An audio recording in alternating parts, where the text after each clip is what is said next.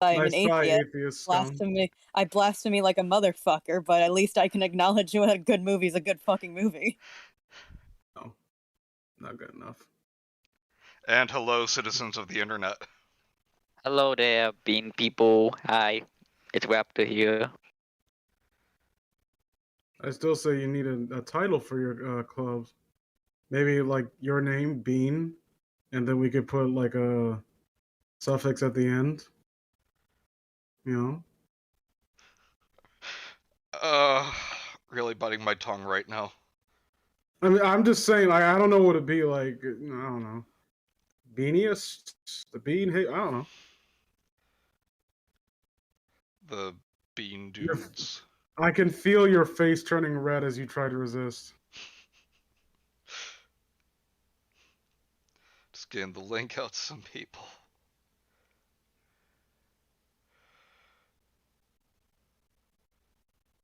Can I make a complaint real quick before we begin? Yeah. It will If we said no, would it matter? It will be quickly ignored, but go ahead. So Knuckles claims that he doesn't, unlike Sonic, he does not chuckle in his theme song.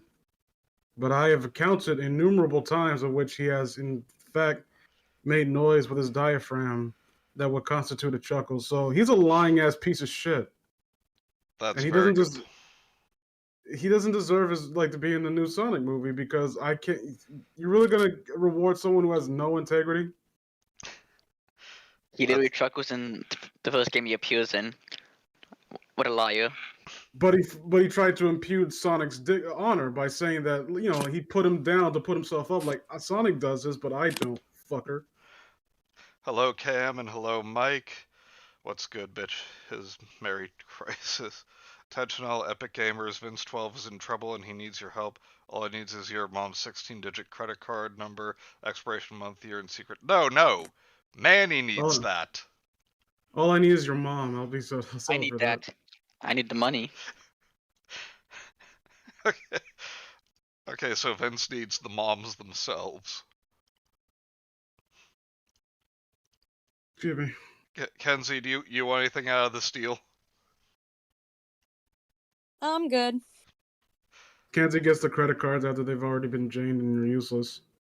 She collects the plastic. I don't resort to thievery like you heathens. I actually have money. You're an atheist. You have nothing. You have nothing but your literal contempt for the God that does exist. Because you pretend that he doesn't. Because that's what atheism is. Anyway, Merry Christmas, everyone who's actually bothered to show up on time. I'm not saying that anyone who hasn't shown up on time is a dirty Santa denier who's going to get nothing but coal under their science mystery, but I'm not saying that. Shoved directly up their diaphragm from the buttocks. Yes. By Santa himself. And don't worry, he's nice. He'll take the mitten off his hand real quick before he does it. But he's still wearing his wedding ring, so take that for you will. And it's a big ass wedding ring. And this has already gone off the rails. Oh boy.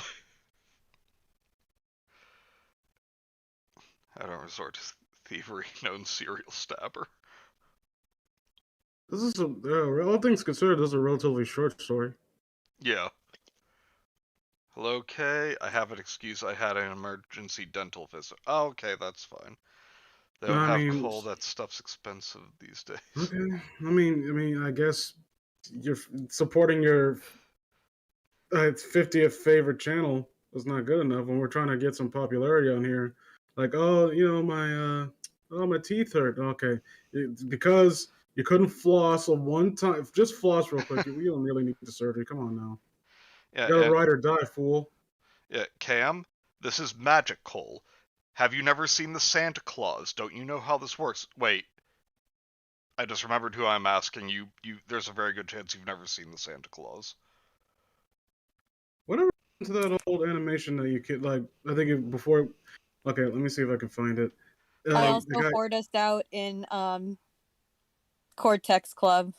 Yeah. Thank you. It was Yukina Joe back when he was called Yukina Joe. Now he's just Joe. He made a little animation about these homeless kids get visited by Santa and they get a lump of coal, but it's what they need because they're cold and they're happy about it.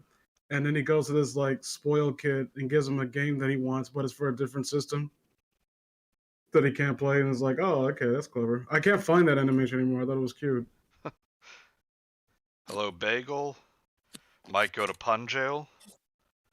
You should see the post I left in Cortex Club. I'll check later. You should do it now. How about you eat these nuts and don't tell me what to do, fuck boy? Oh, that wasn't nice at all. I'm sorry.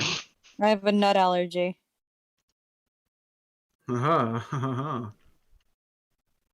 No, I don't really. That's not what she said. I've seen literally Manny every Raptor, Vince, and Santa I Claus read movie. Christmas Carol. Come show us some love, or you'll be visited by 3 ghosts who will call you an asshole. I mean, they already have to. That's how you get loyal followers, right? I mean, to be fair, they already have to worry about that during the fucking holidays when their relatives come over. Alright then, Cam, Nope. you should know how magical coal works. If you've seen literally excuse every now. Santa Claus movie. No excuse. So, Anyway, let's get this party started. We are going to Why be start now? reading A Christmas Carol. We're gonna try and get through the whole thing, but some of us among us think that's not doable. I didn't say it wasn't doable. I just said you're out of your mind. Uh-huh. What else is new? Okay, let me just ask you. Like, do you have a rough estimation of how long this would take? I mean, it's not a completely long book. I mean, at That's least we can in the... definitely get through it. Just whether or not we want to do Gotham High afterwards remains to be seen. Yeah. This is why I should ask in advance when you ask me to come. Yes. Yeah, you'd think you'd learn by now. Also, Kay, I'm glad you're okay. Sorry you had a little emergency dental appointment. I'm glad everything went okay. But yeah, on top of everything though, like at least the version that I have, like, you know, it's not a very long story and the text is pretty big. So I asked for exact time or approximate time, and all you two are doing are giving me you're a vague part of this reassurances. stream, so okay, let's just give midnight as a rough estimate. well, I was gonna say 7, but okay. Well, you were off by an hour. All right. Do you hear that? It's the sound of Vince trying to kill me with his mind. I was about to say something, but it would have been inappropriate. Be right back. My gums are bleeding more than we thought, and I need friends with the nasty shit they gave me. Oh, Oh, shit. I hope the nasty shit helps. Is that like it's not like saline, but it's like salt water to rinse it out? Yeah, probably. I know what you're talking about. Oh, But, that sucks. Shall we do 5 paragraphs each? Yeah, sure. Eh. Give me 1 second. Let me I'll actually get my glasses. Okay. I'll just do my Do I have my characters. gla- Mainly because I hold got on, food. Okay. I have my prescription glasses over here, but the ones closest to me are my prescription sunglasses. Just read until you want to take a break, Manny. Then I'll take over. Okay, that's Okay. terrible. I can't use those for this. The way my screen is, it looks like pitch black. I don't know how to explain it. Like I had to turn a certain angle to actually be able to read the screen with those sunglasses on. Okay, how about this? We'll read until Vince loses his vision completely. I'll blind myself. I thought you were gonna say until he loses consciousness, and I'm like, have you seen his streams? Fuck you. What? You can go for a long time. You have endurance. Try to behave for the holiday. All right. Oh God, Mike, you just described Kay's condition so much. Bone splinter. That, actually sent a cringe up my spine. I think Vince is dropping stuff again. I think he actually lost consciousness. All right. Alright, He's back. so let's get started here. This is Charles Dickens' A Christmas Carol, Stave 1, Marley's Ghost. Marley was dead, to begin with. There is no doubt whatever about that. The register of his burial was signed by the clergyman, the clerk, the undertaker, and the chief mourner. Scrooge signed it, and Scrooge's name was good upon change for anything he chose to put his hand to.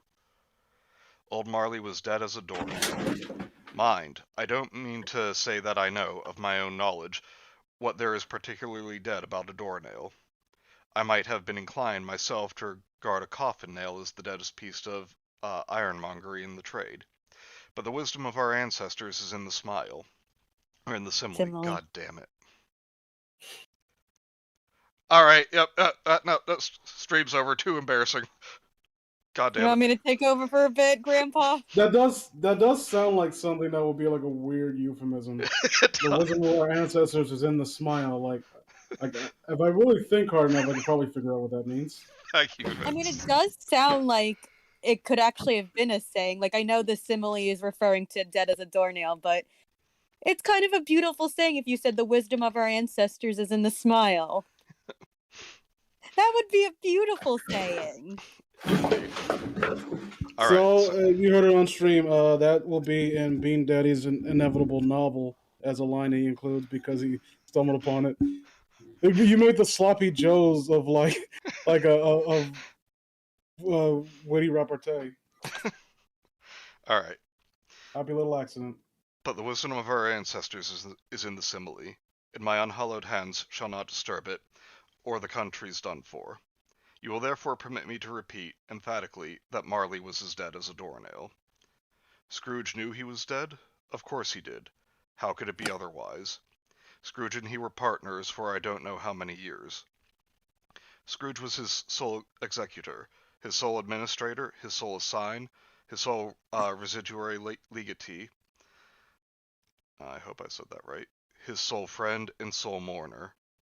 And even Scrooge was not so dreadfully cut up by the sad event, but that he was an excellent man of business on the very day of the funeral, and solemnized it with an undoubted bargain. The mention of Marley's funeral brings me back to the point I started from. There is no doubt that Marley was dead. This must be distinctly understood, or nothing wonderful can come of the story I am going to relate. If I were not perfectly convinced that Hamlet's father died before the play began, there would be nothing more remarkable in his taking a stroll at night, in an easterly wind, upon his own ramparts, than there would be in any other middle-aged gentleman rashly turning out after dark in a breezy spot, say St. Paul's churchyard, for instance, literally to astonish his son's weak mind. Scrooge never painted out old Marley's name. There it stood, years afterwards, above the warehouse door, Scrooge and Marley. The firm was known as Scrooge and Marley. Sometimes people new to the business called Scrooge, and sometimes Marley, but he answered to both names. It was all the same to him. Oh, but he was a tight-fisted hand at the grindstone, Scrooge, a squeezing, wrenching, grasping, scraping, clutching, covetous old sinner. Hard and sharp as flint, from which no steel had ever struck out generous fire.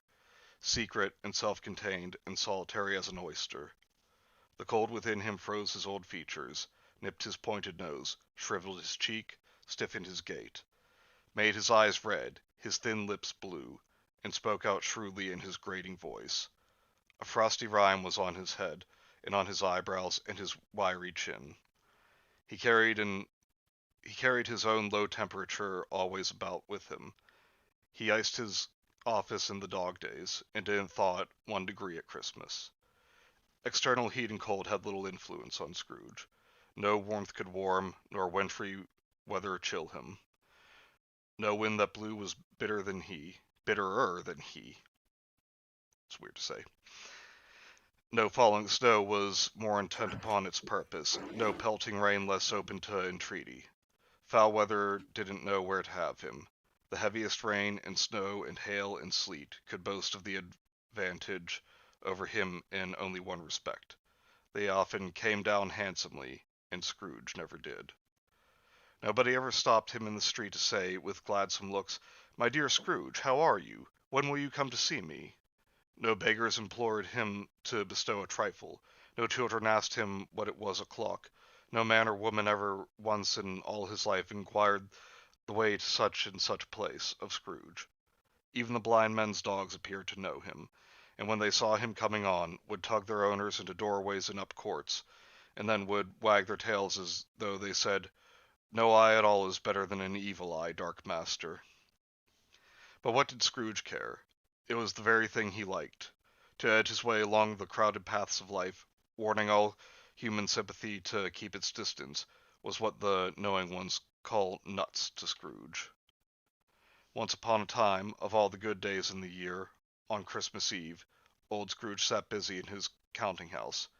It was cold, bleak, biting weather, foggy withal, and he could hear the people in the court outside go wheezing up and down, beating their hands upon their breasts and stamping their feet upon the pavement stones to warm them.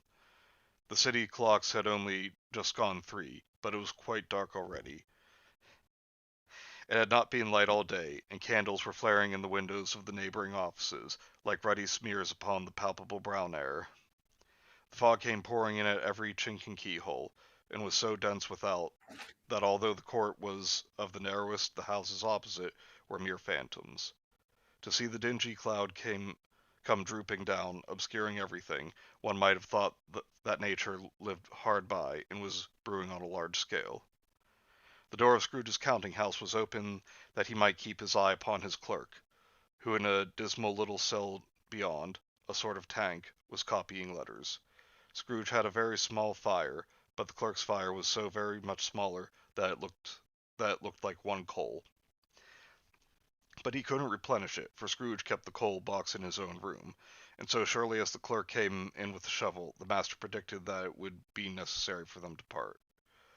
Wherefore the clerk put on his white comforter and tried to warm himself at the candle, in which effort, not being a man of a strong imagination, he failed. Merry Christmas, Uncle! God save you! Cried a cheerful voice. It was the voice of Scrooge's nephew, who came upon him so quickly that this was the first intimation he had of his approach. "Bah!" said Scrooge. "Humbug!" He had so heated himself with rapid walking in the fog and frost, this nephew of Scrooge's, that he was all in a glow. His face was ruddy and handsome, his eyes sparkled, and his breath smoked again. Mr. Humbug, Uncle! Said Scrooge's nephew.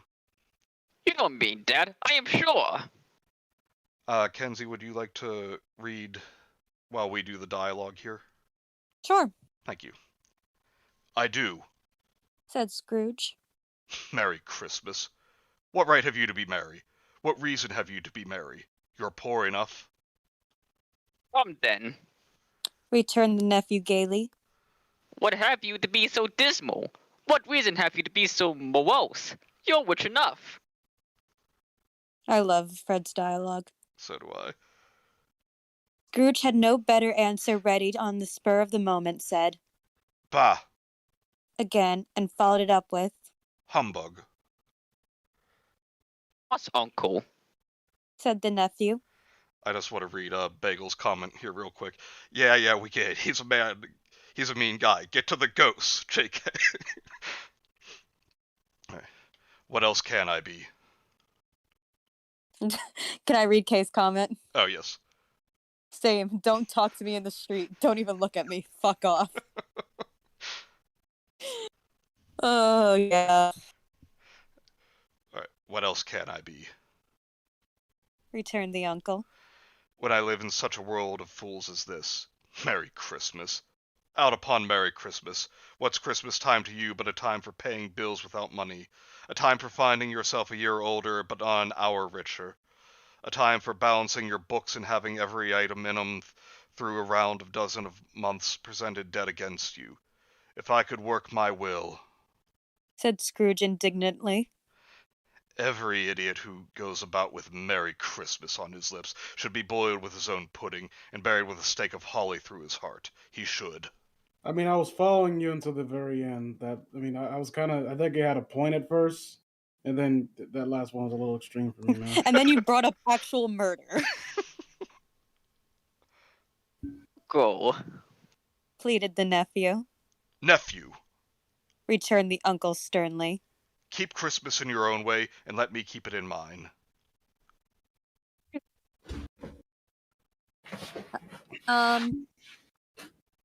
I know you said it, Raptor, but you're coming in and out with me. Yeah, a little bit. Is everyone else hearing him okay? Yeah, In kind of. chat? I heard the first syllable. I just want to make sure that the chat can hear you, Raptor. Okay. I'm just unplaying my mic a little bit. Cool.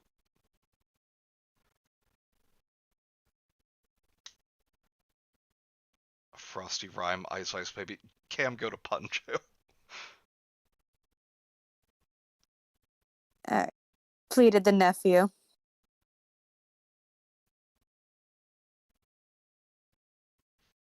Manny. But hang on. you don't keep it. There we go. Let me leave it alone then. Said Scrooge. Much good may it do you. Much good it has ever done you. There are many things I might have derived good, by which I have not profited, dare I say. Returned the nephew. Christmas among the rest. But I am sure I have always thought of Christmas time when it has come around.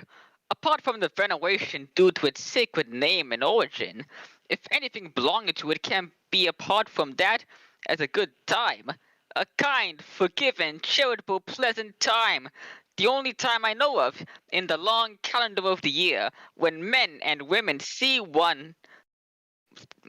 by one consent to open their shut up hearts freely, and to think of people below them as if they really were fellow passengers to the grave, and not another race of creatures bound on others' journey. And therefore, uncle, though it has never put a scrap of gold or silver in my pocket, I believe that it has done me good, and will do me good, and I say, God bless it. The clerk I'm- in the tank. I'm sorry, what? No, I'm kind of being cynical. Like I am enjoying this so far, but the cynical part of my brain is like, this seems like a conversation that you would have had. Like, how many times do these guys have these conversations? I'm curious about that. Like, was this occurring before, like, leading up to the Christmas itself, or is this something that they talk about all year round? I really like to know. Yeah. I mean, Scrooge strikes me as the kind of guy who would complain about all the upcoming holidays, not just Christmas. So we need a. We're gonna run Oh into my this problem God. on Easter. He's gonna be like Easter bah humbug, and Fred's gonna be like, Uncle, did you not learn from Christmas? No, I want that for every holiday now. I want a little same character. Everyone needs a Scrooge like every holiday, like April Fools. Bah. Someone write the fan fiction. That would be so great. Alright, I'm on it. The clerk in the tank involuntarily applauded, becoming immediately sensible of the impropriety. He poked the fire and extinguished the last frail spark forever. Let me hear another sound from you, said Scrooge. and you'll keep your Christmas by losing your situation. You're quite a powerful speaker, sir. He added, turning to his nephew. I wonder you don't go into Parliament. Be angry, uncle? Come, dine with us tomorrow. Scrooge said that he would see him. Yes, indeed he did.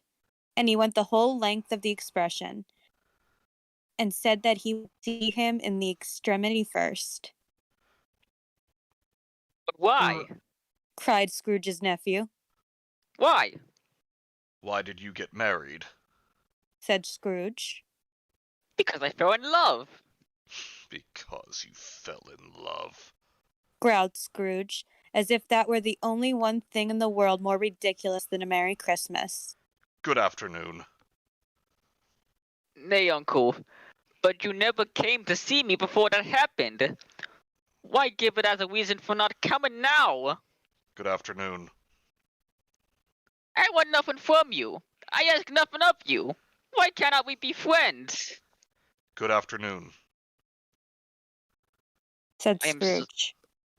I am sorry with all my heart to find you so resolute.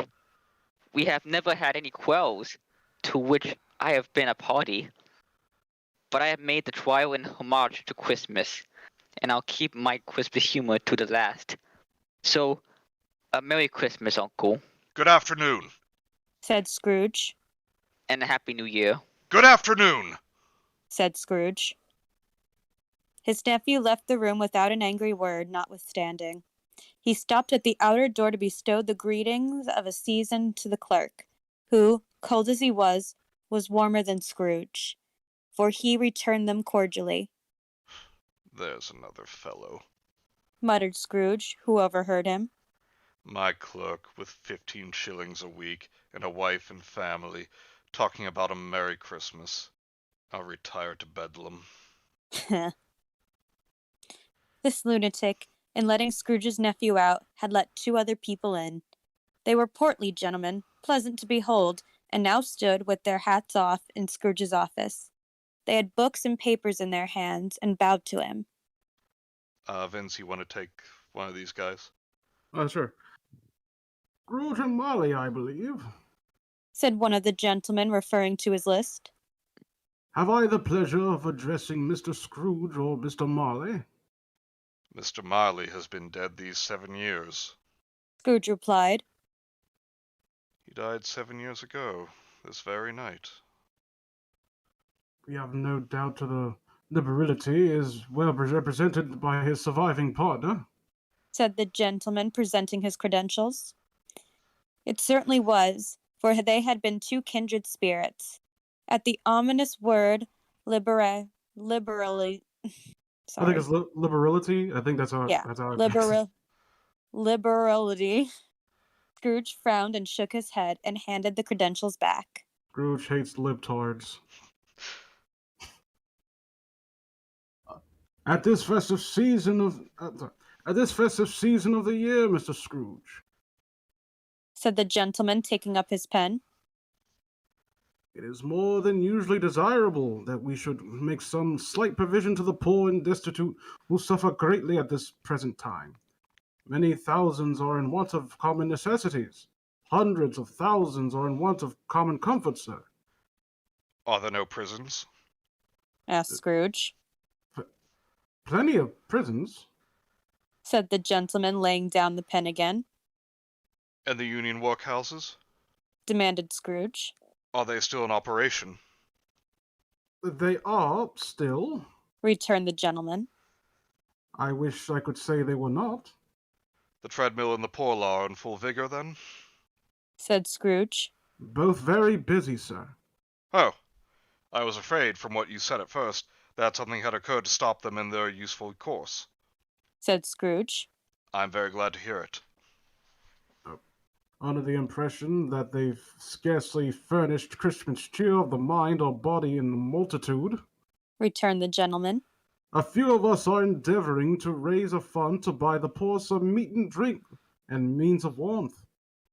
We chose this time because it is a time of all others when want is keenly felt and abundance rejoices. What shall I put you down for? Nothing. Scrooge replied. Oh, you wish to remain anonymous. I wish to be left alone. Said Scrooge. Since you ask me what I wish, gentlemen, that is my answer. I don't make merry myself at Christmas, and I can't afford to make idle people merry. I help to support the establishments I have mentioned. They cost enough. And those who are badly off must go there. We can't go there, and many would rather die.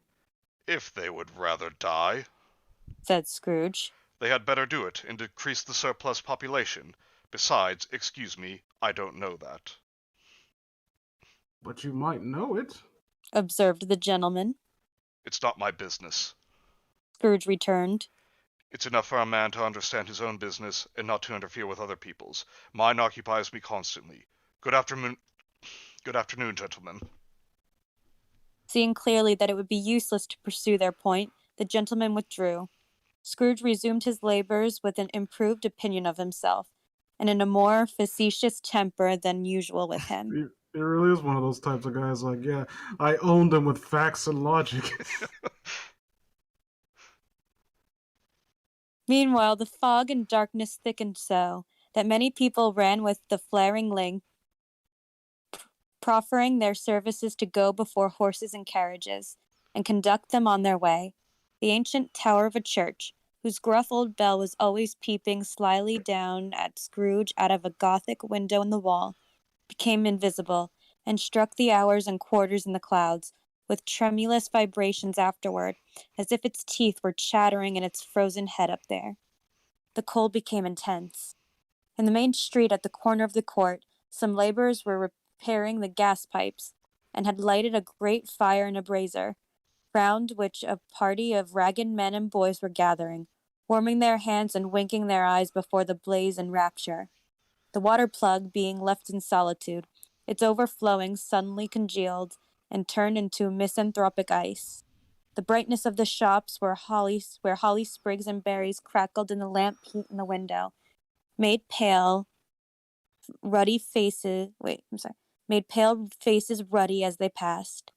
Poulterers' and grocers' trades became a splendid joke, a glorious pageant with which it was next to impossible to believe that such dull principles as bargain and sale had anything to do.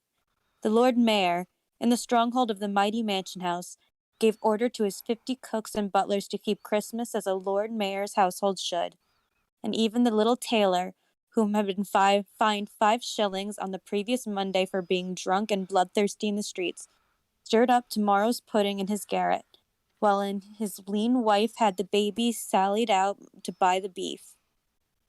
Foggier yet, and colder, piercing, searching, biting cold. If the good Saint Dunstan had but nipped the evil spirit's nose with a touch of such weather as that, instead of using his familiar weapons, then indeed he would have roared to lusty purpose. The owner of one scant young nose, gnawed and mumbled by the hungry cold as bones are gnawed by dogs, stooped down at Scrooge's keyhole to regale him with a Christmas carol.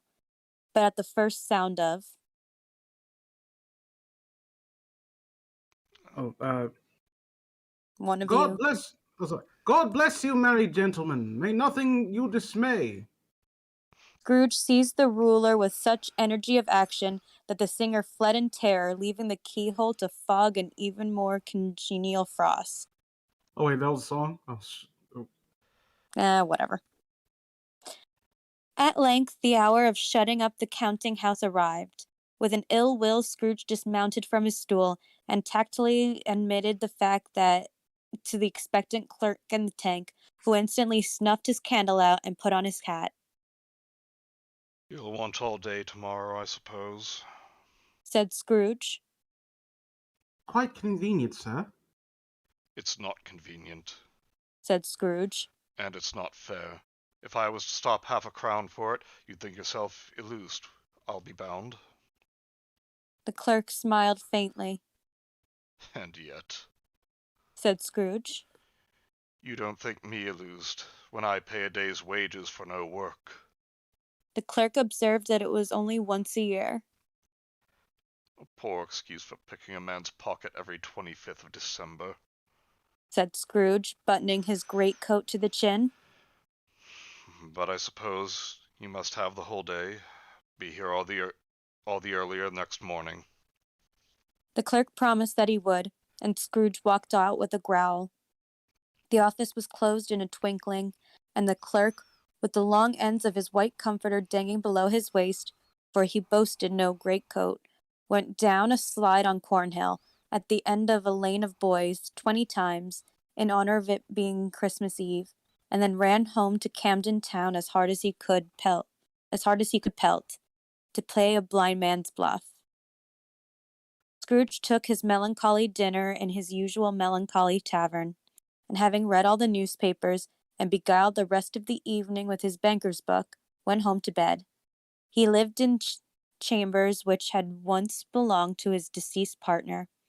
They were a gloomy suite of rooms in a lowering pile of building up a yard where had so little business to be, and that one could scarcely help fancying it must have run there when it was a young house, playing at hide and seek with other houses, and have forgotten the way out again. It was old enough now, and dreary enough, for nobody lived in it but Scrooge, and the other rooms being all let out as offices. The yard was so dark that even Scrooge, who knew its every stone, was fain to grope with his hands. The fog and frost so hung about the black old gateway of the house, and it seemed as if the genius of the weather sat in mournful meditation on the threshold. Do you want to read over for a little bit, Manny? Sure. Since it's not dialogue for a little while. Yeah, just catch up on some comments real quick. New Year's humbug, Valentine's humbug, St. Patrick's Day, that one's alright. Or I'm sorry, that one's aight.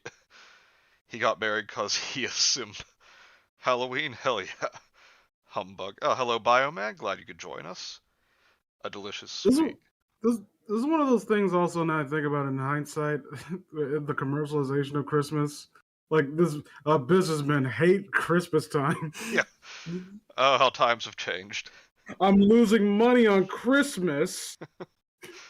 Mind the gap, said Scrooge. Maybe if Scrooge did make merry himself more often, he would be... My... Then, Ayo. Hey, he's old. Come on. perish. And they didn't have Viagra back then. Bell Tower go brr. So Stadler and Waldorf would should be showing up soon. Oh, I wish. I fucking love that tune. We're Marley, Marley and and Marley, avarice avarice and greed. Greed. Now, it is a fact that there was nothing at all particular about the knocker on the door, except that it was very large. Sorry, I can't help but think of Young Frankenstein. This is cold beans, Manny. It is also a fact that Scrooge had seen it night and morning during his whole residence in that place. Also, that Scrooge had as little of what is called fancy about him as any man in the city of London, even including, which is a bold word, the corporation, aldermen, and livery. Let it also be borne in mind that Scrooge had not bestowed one thought on Marley since his last mention of his 7 years dead partner that afternoon. And then let any man explain to me, if he can, how it happened that Scrooge, having his key in the lock of the door, saw in the knocker, without its undergoing any intermediate process of change, not a knocker, but Marley's face. Marley's face. It was not in impenetrable shadow as the other objects in the yard were, but had a dismal light about it, like a bad lobster in a dark cellar. It was not angry or ferocious, but looked at Scrooge as Marley used to look, with ghostly spectacles turned up on its ghostly forehead. The hair was curiously stirred, as if by breath or hot air, and, though the eyes were wide open, they were perfectly motionless. That, and its livid color, made it horrible. But its horror seemed to be in spite of the face and beyond its control, rather than a part of its own expression. As Scrooge looked fixedly at this phenomenon, it was a knocker again. To say that he was not startled, or that his blood was not conscious of a terrible sensation to which it had been a stranger from infancy, would be untrue. But he put his hand upon the key he had relinquished, turned it sturdily, walked in, and lighted his candle. He did pause with a moment's irresolution before he shut the door, and he did look cautiously behind it first, as if he half expected to be terrified with the sight of Marley's pigtail sticking out into the hall. But there was nothing on the back of the door except the screws and nuts that held the knocker on, so he said, "Pooh, pooh," and closed it with a bang. Children. Oh, come on, he literally said "poo, pooh." I'm. You think that meant something different back then, or they were just like more overt about it? I don't know. Sorry, I just need some water. My smoothie I made here. Nice. What kind? vegetables and fruits, Excellent. and some guava juice mixed with it. The sound resounded throughout the house like thunder. Every room above, and every cask in the wine merchant cellars below, appeared to have a separate peal of echoes of its own. Scrooge was not a man to be frightened by echoes. He fastened the door and walked across the hall, and up the stairs, slowly too, trimming his candle as he went. You may talk vaguely about driving a coach and six up a good old flight of stairs, or through a bad young Act of Parliament, but I mean to say you might have got a hearse up that staircase, and taken it broadwise, with the splinter bar towards the wall, and the door towards the balustrades, and done it easily. There was plenty of width for that, and room to spare, which is perhaps the reason why Scrooge thought he saw a locomotive hearse going on before him in the gloom. Half a dozen gas lamps out of the street wouldn't have lighted the entry too well, so you may suppose that it was pretty dark with Scrooge's dip. Up Scrooge went, not caring a button for that. Darkness is cheap, and Scrooge liked it. But before he shut his heavy door, he walked through his rooms to see that all was right. He had just enough recollection of the face to desire to do that. Sitting room, bedroom, lumber room, all as they should be. Nobody under the table, nobody under the sofa. A small fire in the grate, spoon and basin ready, and the little saucepan of gruel. Scrooge had a cold in his head upon the hob. Is that what gruel's for? Yeah, apparently it helped with it. Nobody under the bed, nobody in the closet, nobody in his dressing gown, which was hanging up in a suspicious altitude against the wall. Lumber room as usual. Old fire guard, old shoes, 2 fish baskets, washing stand on 3 legs, and a poker. Quite satisfied, he closed his door, and locked himself in. Double-locked himself in, which was not his custom. Thus secured against surprise, he took off his cravat, put on his dressing gown and slippers, and his nightcap, and sat down before the fire to take his gruel. It was a very low fire indeed, nothing on such a bitter night. He was obliged to sit close to it, and brood over it, before he could extract the last sensation of warmth from such a handful of fuel. The fireplace was an old one, built by some Dutch merchant long ago, and paved all around with quaint Dutch tiles, designed to illustrate the scriptures. There were Cains and Abels, Pharaoh's daughters, queens of Sheba, angelic messengers descending through the air on clouds like feather beds, Abraham's, Belshazzar's, apostles putting off to sea in butter boats, hundreds of figures to attract his thoughts, and that face of Marley, 7 years dead, came like an ancient prophet's rod, and swallowed up the whole. If each smooth tile had been a blank at first, with power to shape some picture on its surface from the disjointed fragments of his thoughts, there would have been a copy of old Marley's head on every one. Humbug, said Scrooge, and walked across the room. After several turns, he sat down again.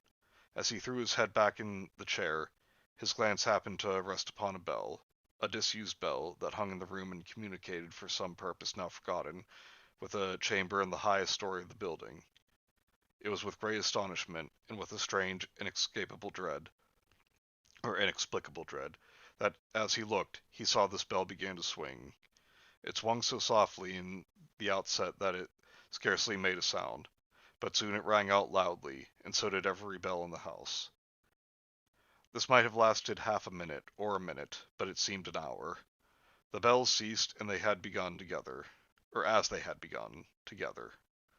They were succeeded by a clanking noise deep down below, as if some person were dragging a heavy chain over the casks in the wine merchant's cellar. Scrooge then remembered to have heard that ghosts in haunted houses were described as dragging chains. Do you want me to take over reading since the dialogue's beginning again? Yes, please. The cellar door flew open with a booming sound, and then he heard the noise much louder, on the floors below, then coming up the stairs, then coming straight towards his door. It's humbug still, said I won't believe it. His color changed, though, when without a pause, came on through the heavy door and passed into the room before his eyes. Upon its coming in, the dying flame leaped up, as though it cried, "I know him! Marley's ghost!" and fell again. The same face, the very same face. Marley in his pigtail, usual waistcoat, tights, and boots. The tassels on the latter bristling, like his pigtail, and his coat skirts, and the hair upon his head. The chain he drew was clasped about his middle. It was long, and wound about him like a tail, and it was made, for Scrooge observed it closely, of cash boxes, keys, padlocks, ledgers, deeds, and heavy purses wrought in steel. His body was transparent, so that Scrooge, observing him, and looking through his waistcoat, could see the 2 buttons on his coat behind him. Scrooge had often heard it said that Marley had no bowels, but he had never believed it until now. No, nor did he believe it even now, though he looked the phantom through and through, and saw it standing before him, though he felt the chilling influence of its death-cold eyes, and marked the very texture of the folded kerchief bound about its head and chin, which wrapper he had not observed before, he was still incredulous, and fought against his senses. "How now? Said Scrooge, caustic and cold as ever. What do you want with me?" Marley's Well- voice. Oh, I'm sorry. Who's Marley again? It was the Raptor, right? Yeah. Okay, make sure. Marley's voice. No doubt about it. "Who are you?" Ask me who I was. "Who were you then?" Said Scrooge, raising his voice. "You're particular for a shade." He was going to say to a shade, but substitute this as more appropriate. I was your partner, Jacob Marley. Can you sit down?" Asked Scrooge, looking doubtfully at him. I can. "Do it then." I love this. Scrooge asked the question because he didn't know whether a ghost so transparent might find himself in a condition to take a chair, and felt that in the event of its being impossible, it might involve the necessity of an embarrassing explanation. But the ghost sat down on the opposite side of the fireplace, as if he were quite used to it. Like, I'm sorry, go on. No, go ahead, Vince. No, it's just I love the mundanity of the tone of this. I'm not being facetious. I really do. Oh yeah. Like I just Yeah, don't like- want, I don't want to avoid an awkward situation just in case he sinks through the chair. Yeah. It's like, Uh. who are you? What do you think? Can you sit? Yes. Fucking Okay. bet? Yeah. You don't believe me. Observed the ghost. I don't. Said Scrooge. Evidence would you have of my reality beyond that of your senses? I don't know. Said Scrooge. Why do you doubt your senses? Because. Said Scrooge. I love this line, by the way. A This is little- one line I remember from the story. Oh yeah. Yeah. A little thing affects them. A slight disorder of the stomach can make stomach makes them cheats. You may be an undigested bit of beef, a blot of mustard, a crumb of cheese, a fragment of an underdone potato.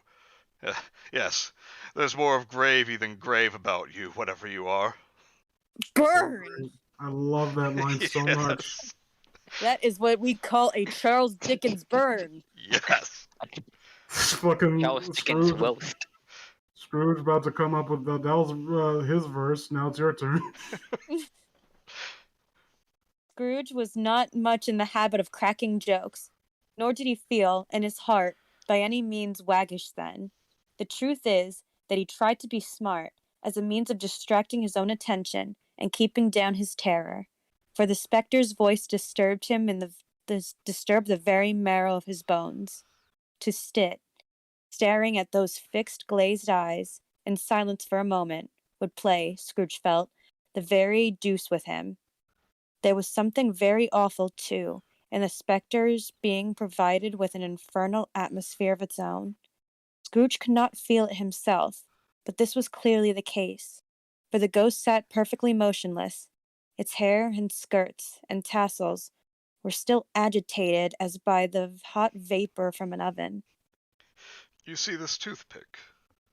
Said Scrooge, returning quickly to the charge, for the reason just assigned, and wishing, though it were only for a second, to divert the vision's stony gaze from himself. I do. Replied the ghost. You are not looking at it. Said Scrooge. See it. Said the ghost. Notwithstanding. Well, Returned Scrooge. I have but to swallow this, and be for the rest of my days persecuted by a legion of goblins, all of my own creation. Humbug, I tell you. Humbug. That'll be a really interesting, twist on that. Yeah. He gets That'd be visited one by way to- ghosts, he gets visited by goblins. That would have been a different story. Just like Wouldn't have been as effective. he and Marley both look over to the stairway, they just hear, down, down to Goblin Town. No, it's just David Bowie and his huge package. It's the Goblin King. You just hear, why do I hear the magic dance in the distance? And it gets louder and louder. And the magic that there's a- spell do use. There's a man in a raggedy-looking armor with a glowing red eye coming towards me. I don't know what's going on. No, it's the Goblin King from The Hobbit dressed as Bowie's Goblin King. Wait, are you talking about Oh, the God. good Hobbit or the shitty one? The Good Hobbit. Okay. That's not nearly as titillating. So why are you dressed as David Bowie? He doesn't even exist yet in this universe. And shut up, soldiers! This plan is foolproof. I will trick the hoppers into thinking I am Goblin King Okay, let's... Okay, yeah, this joke's over. One more thing. Now you mentioned David Bowie. just imagine Ghost of Christmas, whatever, visiting Scrooge, and Scrooge can't listen to a single thing because he's too busy. He's like, why the fuck is his dick just right there in my face? Like he just, like David Bowie's like, he comes in as the ghost of Christmas present. He's like, completely come, I straight want to face. show you your nephew. And he's like, Scrooge, I'm sorry, are you wearing a cup? What is that? I'm just gonna stand up. No, you stay sitting down. I'll stand. Okay, sorry. He's just fondling his weird crystal ball. Could you stop that? Either that or it's the bug-eyed goblin creature associated with Pro Jared. What a weird movie. What a weird, great movie. At this, the spirit raised a frightful cry and shook its chain with such a dismal and appalling noise that Scrooge held on tight to his chair to save himself from falling in a swoon. Weird, that's what I feel whenever I see David Bowie dressed as the Goblin King. Sorry. But how much greater was his horror when the phantom, taking off the bandage round its head, as if it were too warm to wear indoors, its lower jaw dropped down upon its breast. Scrooge fell upon his knees and clasped his hands before his face. Mercy, He said, dreadful apparition, why do you trouble me? Man of the worldly mind, replied the ghost. do you believe in me or not? I do. Said Scrooge. I must. But why do spirits walk the earth? And why do they come to me? It is required of every man The ghost returned. that the spirit within him should walk abroad amongst his fellow men and travel far and wide. And if that spirit goes not forth in life, it is condemned to do so after death. It is doomed to wander through the world. Oh, woe is me, and witness what it cannot share, but what might have shared on earth, and turn it to happiness. Again the spectre raised a cry and shook its chain and wrung its shadowy hands. You are fettered.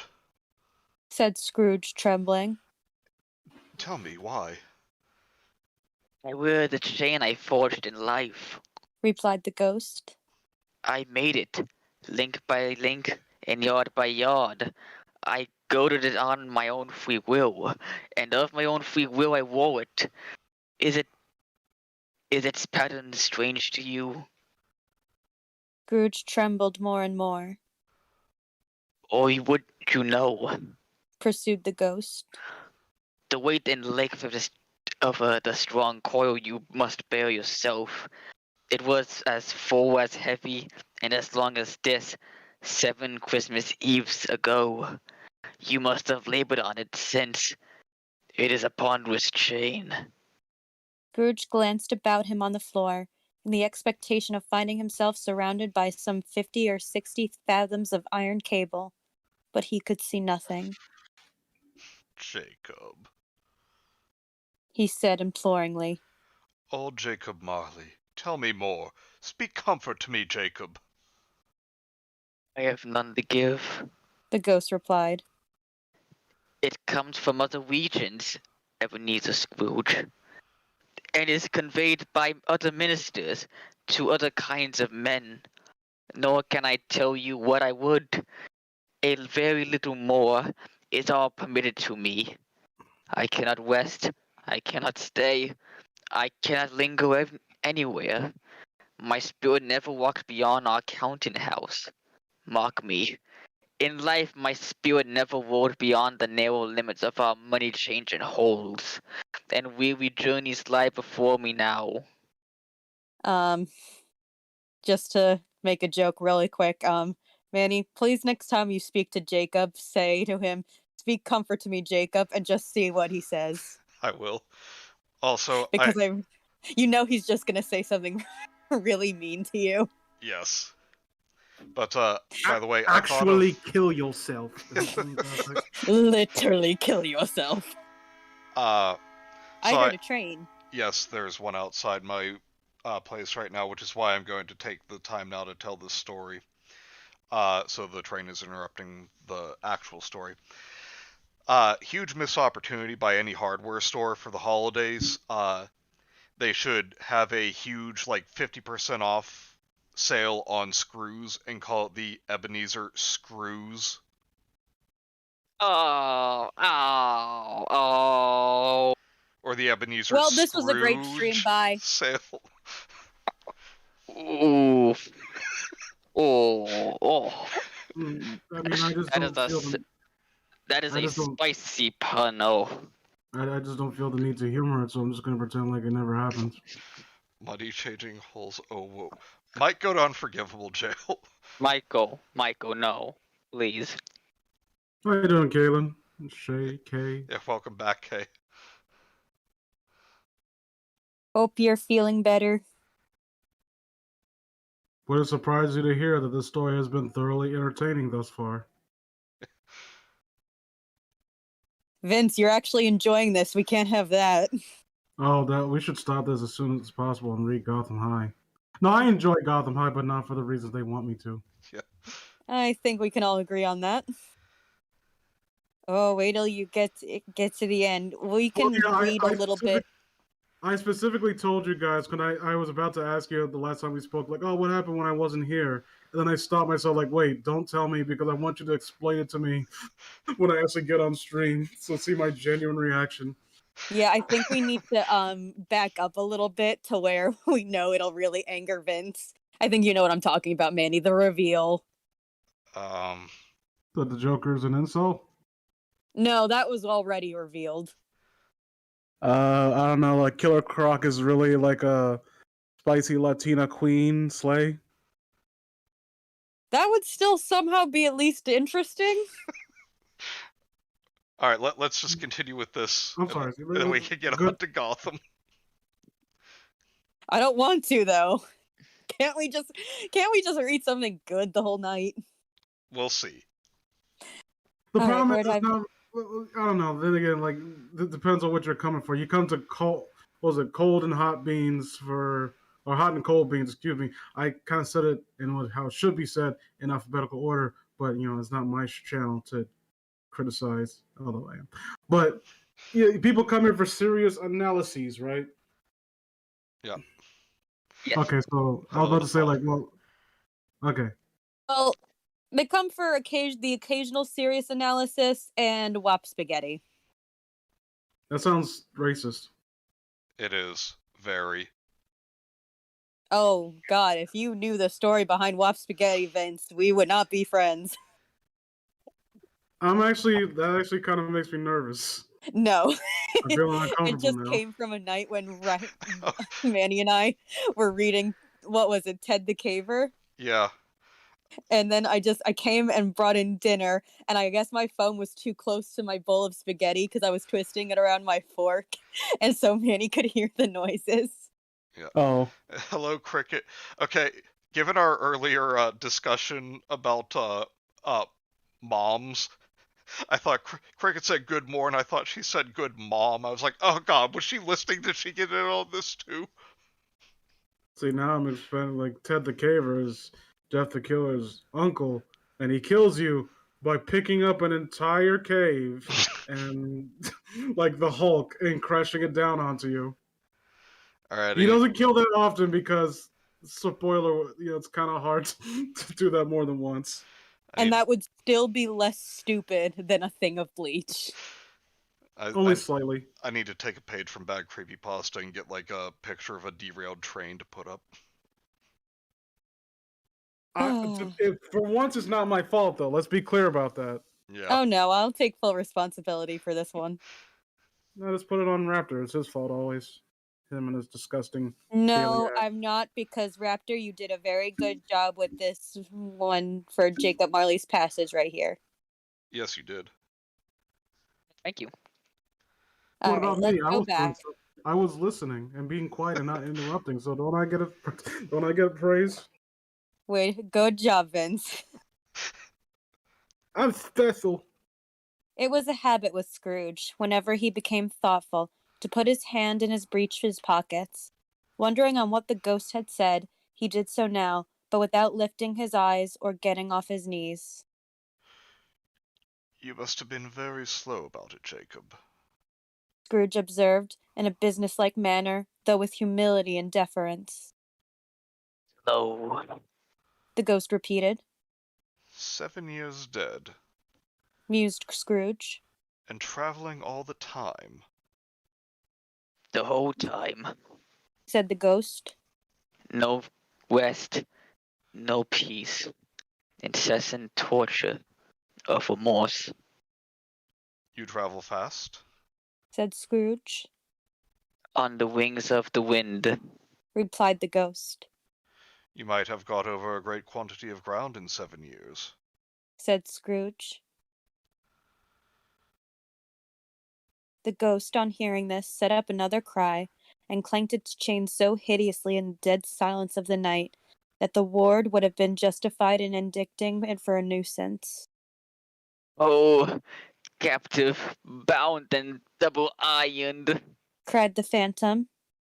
Not to know that ages of incessant labor by immortal creatures for this earth must pass into eternity before the good of which is susceptible to is all developed. Not to know that any Christian spirit working kindly in its little sphere, whatever it may be, will find its mortal life too short for its vast means of usefulness. Not to know that no space of regret can make amends for one's life missed opportunities. Yet such was I. Oh, such was I. But you were always a good man of business, Jacob. Faltered Scrooge, who now begun to apply this to himself. Business. Okay.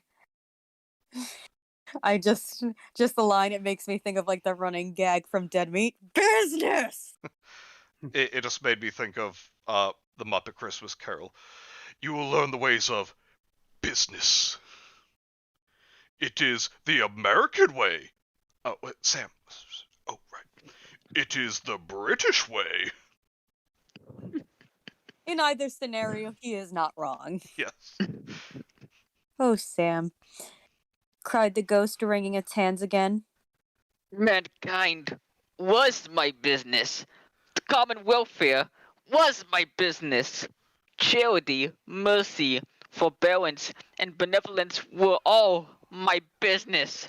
The dealings of my trade were but a drop of water in the comprehensive ocean of my business. It held up its chains at arm's length, as if that were the cause of its unavailing grief, and flung it heavily upon the ground again. At this time of the rolling year, The spectre said. I suffer the most. Why did I walk through crowds of fellow beings with my eyes turned down, and never raise them to that blessed star which led the wise men to the poor abode? Were there no poor homes to which its light would have conducted me? Scrooge was very much dismayed to hear the spectre going on at this rate, and began to quake exceedingly. Hear me. Cried the ghost. My time is nearly gone. I will. Said Scrooge. But don't be hard upon me. Don't be flowery, Jacob. Hang Pray. on, my dad's on the phone. Okay. So is he saying basically give it to me as it is? Don't be too harsh. Don't try to pretty it up. Yeah. Yeah, he said just give it to me straight, Doc. Yeah. I don't know, the fact that he started out, don't be too rough with me, man. Calm down. Also, but don't be too easy on me. I do, actually some actual commentary I want to make is, like, I like how it always refers to Jacob as it rather than he. Like, it Oh. makes it feel all the creepier. Oh, Mm-hmm. I never noticed that. Maybe because I need to stop You sleeping. see, and we've become a lot more tolerant to ghosts in the modern days. Back then, they were very... I mean, It was kind a of different sacrifice. time for ghosts back then. Look, I'm not saying that Scrooge made him sit in on the worst chair for a reason, but you know, he didn't want to mess up his other chairs for for corporeal beings. It's not a personal thing. Like, I got plenty of friends that are ghosts. Scrooge says. The sexism at the time was so rampant that women's rights were put off so they could get ghosts' rights first. What are you talking about? Like, I would rather employ a woman than a ghost. Ugh. What about a ghost woman? Like, That's a whole nother bag that we got to get into. I really hope there aren't any ghosts listening to this right now, because it'd probably be really upsetting. Oh, we'd be so fucked if That is we were going to be spectralist. so canceled by ghosts. Again, I gotta get the ghost of fucking Teddy Roosevelt in my room, just like smoking a cigar, like, oh, you got something to say, tough guy? Like, I don't know if you've ever been on the ghost side of Twitter, but it is a mess. What? It says something where my first thought is, that's a real thing. Because it sounds like it'd be a real thing, because you fuckers introduced me to those fucking hucksters that, like, oh, I can speak to dead people. Yeah. By the way, give me $50. Well, I mean, I'm sure there's the ghost side of Twitter is probably just paranormal investigators who insist what they're doing isn't bullshit. I don't paranormal investigators don't piss me off as much as mediums do. Yeah. Oh, I don't think so either, because at the very least they're trying to prove something with, as far as I know, without charging. And they go out to places and whatnot and actually get involved to some degree. Yeah. They're not trying to prey upon someone's grief. Mike says, hashtag canceled by ghosts. I'm going to be visited by 3 spirits on Christmas. Rum, whiskey, and vodka. Go to pun jail. That's a good one, though. Okay, Mike, I'm sending you to pun jail. But I'll admit, that's one of your more clever ones. I want some whiskey right now. I kind of liked that. What was I gonna say? It's being canceled by ghosts feels like the inverse of how it really go. Like people who get canceled despite being dead. And now it's like those dead people are like, the tables have turned. Okay, I'm back. Don't worry, The guys. problem with ghosts is just that they're so easily triggered. I watched The Exorcist uncanceled. Don't worry, guys. We can just gather up all the ghosts and push them somewhere else. Oh, wait, what's that? It sounds like a woman doing a Chills impression suggesting to make the ghosts their own island. My friend brings a Ouija board at a slumber party to play with. I'm canceled. I mean, we've seen the fucking like The Shining, and like these guys, like, I mean, look, I think that they just have a problematic culture because the first thing they do without receiving new guests is like, okay, we want you to kill your family. Like, I don't know. I just think there's something wrong. This is something up. They're not accommodating to anyone. I'm not saying we should build an invisible wall. I watched Ghost Hunters, and somehow that's not canceled. We're gonna build an invisible wall, and Zach Baggins is gonna pay for it. Oh, he should fucking pay for it. Fuck that. He's you know what? I want to see more of Chris Boris doing like paranormal shit. Yes. He's actually funny. What the hell? Is this the ghost of my dead partner, or a test of patience? Yeah, Kenzie's apology video. Yes, I owned a Ouija board. Yes, it was insensitive of me. And for that, I apologize. No, it's gonna be like a pro I Jared apology. made a severe and continuous lapse of judgment in my judgment. I am sorry. I praised The Exorcist as one of the greatest horror movies ever. It's Oh, gonna be Eli, no, how am I it's gonna handle all this paranormal hate from the paranormal haters? No, it's gonna be like the pro Jared apology. Yes, I used a Ouija board, and I'm not sorry. I was a medium, but quarantine weight gain has me more at a large. Ha. Okay, Mike. Hey. Now you can really that one. Yeah, go to pun jail. Hey guys, what do you call us? A psychic little person who's escaped from prison? A midget? No, a A small, small medium at large. Oh, I get what I said. I've heard it. I found. I'm sorry. I couldn't even hear the fucking like punchline. I was laughing at after the like. What do you call it? Like a you just said little person, like a midget. No, what's that of like contempt? Okay, now Raptor's getting canceled. I mean, the midget community. Oh my god! You ever see BTS stands? They're worse. They're 5 feet shorter. It's like, hey, what do you call a black man in a suit sitting in a tree? It's like a Negro. Like, no, what the fuck? What? Yeah, dude. What the was fuck, your man? punchline, Vince? I wasn't that. What the fuck? And as Mike said, he and I and hopefully Gemma will be doing a stream watching Chris Bohr's ghost hunting show. Oh, am I not invited to this shebang? Why am I never invited? That was one of Mike's requests that he paid for quite some time ago. It's just getting Gemma free for the time that Mike is free. All right, Mike. Fuck you. All right. Thanks for not inviting me. Let's continue. All right, Raptor. It is your line. How is it that? How is it that I appear before you in a shape that you can see? I may not tell. I have sat invisible beside you many and many a day. It was not an agreeable idea. Scrooge shivered and wiped the perspiration from his brow. That is no light part of my penance. Pursued the ghost. I am here tonight to warn you that you may have yet a chance and hope of escaping my fate. A chance and hope of procuring Ebenezer. You were always a good friend to me. Said Scrooge. Thank you. You will be haunted by free spirits. Okay. Oh man, you're such a good guy. You're gonna be fucking haunted, dude. Like, I will fuck you too.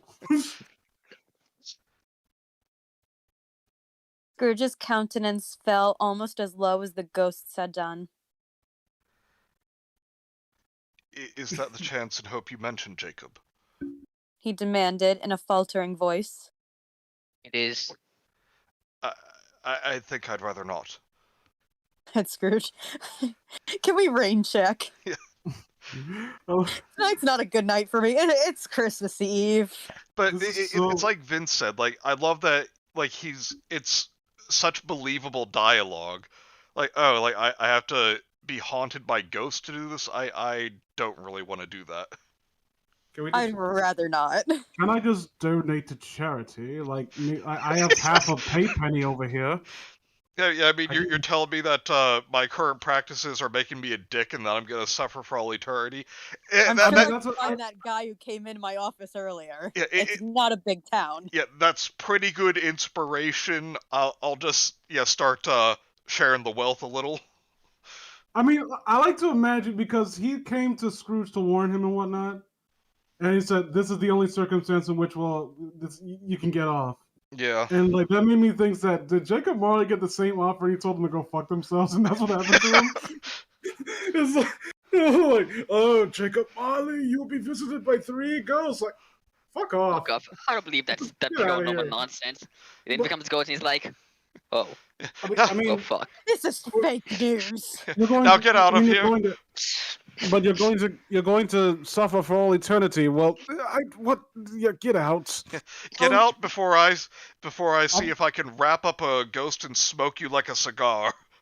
No, but who would have appeared to Jacob? Like, this is some deep lore we're getting into, guys. We could write the prequel. The only one. Fozziewig. I was gonna be like it's like get out of here before I summon the No, wait, constable. it was Like, Like, okay, Fezziwig. it was okay, maybe go, his go. dad, and he's like, "Fuck off, dad." But And then who's maybe it's that? What about Fezziwig. his dad? but Fezziwig's still alive. He is? Yeah. I gotta brush up on my lore, I guess. Yeah, he was retired at the time when Marley died. Okay. Who was? He's dead I at didn't hear. their old boss Fezziwig. What? Oh. We'll get to that. Oh, okay, okay. All right, keep going, Raptor. About Without their their visits, visits, said the ghost. you cannot hope to shun the path I tread. Expect the first tomorrow when the bell tolls 1. Couldn't I take them all at once and have it over with, Jacob? Hinted Scrooge. I love that so much. Expect the He's second like on the trying next to night. negotiate. Well, I love that he's trying to negotiate, but Marley just keeps going like, "Shut the fuck up and listen to me." This is how it goes. We have a schedule. Yes, but okay. How about I take one for 3 hours, another for We 3 are hours? on an itinerary, Ebenezer. No, he doesn't even I say have, that. like, He just 5 like other people to get to tonight. he just like looks at him sternly and like smacks him with part of the chain. As I was saying. No, Expect like Scrooge is trying to like negotiate and like expect the third night, and Scrooge tried to talk, and he speaks in louder. Expect the third upon the last stroke, like just talking over him. But Jacob, look, if you don't just shut up and let me explain this, I'm going to hit you with my shoe. Expect the second one on the next night at the same hour.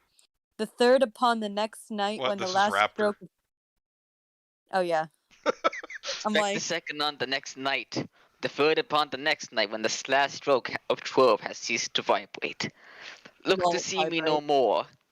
And look that, for your own sake, you remember what has passed between us. when it had said these words, the spectre took its wrapper from the table and bound it round its head again, as before. Scrooge knew this by the smart sound of its teeth. By the smart sound its teeth made when the jaws were brought together by the bandage. He ventured to raise his eyes again and found his supernatural visitor confronting him in an erect attitude, with its chains wound over and about its arm. The apparition walked backward from him, and at every step it took, the window raised itself a little, so that when the spectre reached it, it was wide open. It beckoned Scrooge to approach, which he did. When they were within 2 paces of each other, Marley's ghost held up its hand, warning him to come no nearer. Scrooge stopped. I don't know why, but that that image of him just holding his hand up, like something silently communicated between them, and Scrooge immediately understanding that kind of that got to me for some reason I can't explain. Yeah, I agree. Not so much in obedience, but in surprise and fear, for on the raising of the hand, he became sensible of confused noises in the air, incoherent sounds of lamentation and regret, wailings inexpressibly sorrowful and self-accusatory. The spectre, after listening for a moment, joined in the mournful dirge, and floated out upon the bleak dark night. Scrooge followed to the window, desperate in his curiosity. He looked out. The air was filled with phantoms, wandering hither and thither in restless haste, and moaning as they went. Every one of them wore change like Marley's ghost. Some few, they might be guilty governments, were linked together. None were free. Many had been personally known to Scrooge in their lives. He had been quite familiar with one old ghost, in a white waistcoat, with a monstrous iron safe attached to its ankle, who cried Piteously. piteously as he being unable to assist a wretched woman with an infant, whom it saw below, upon a doorstep. The misery with them all was, clearly, that they sought to interfere for good in human matters, and had lost the power forever. Whether these creatures faded into the mist, or mist enshrouded them, he could not tell. But they and their spirit voices faded together, and the light became as it had been when he walked home. Scrooge closed the window, and examined the door by which the ghost had entered. It was double locked, as he locked it within his own hands, and the bolts were undisturbed. He tried to say, Humbug. but stopped at the first syllable. And being, from the emotion he had undergone, or the fatigues of the day, or his glimpse of the invisible world, or the dull conversation of the ghost, or the lateness of the hour, much in need of repose, went straight to bed, without undressing, and fell asleep upon the instant. And that was Okay, so Stave that was 1. Yep. Stave 1. Okay, and I gotta say, like especially with what you mentioned, Vince, about Scrooge understanding Marley just from him raising his hand. Like you look at how well this is written, like how eerie and believable this is. But then Excuse me, I need a bathroom break. sure, but then you take like someone who would write a story like this today, a fucking creepy pasta. It's like, oh, and the ghost, took out a katana and said, "Go to sleep," and then the And then people he of the fucked me because he always wanted to date me because we always loved me forever. And then Jacob Marley cried hyper-realistic tears and ripped his face off because he is dead and spooky.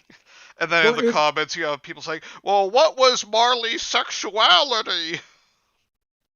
Well, it's one. I think that's something that kind of gets lost on a fair amount of young writers, especially in this day and age. Is some things can be inferred with descriptions of body language rather than outright explain someone's motives or mindset.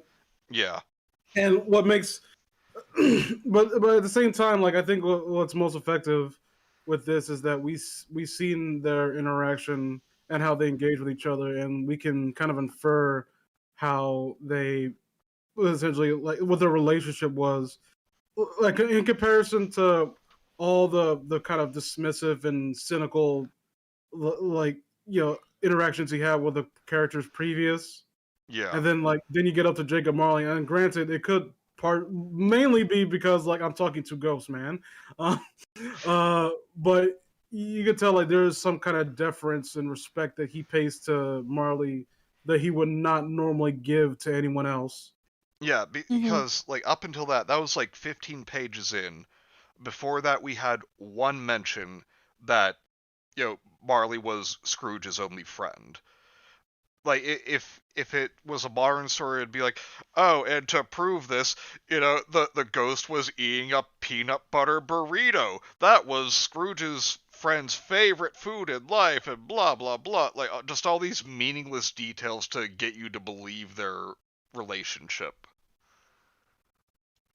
I do find like I had a point I was thinking about, and then I immediately lost it.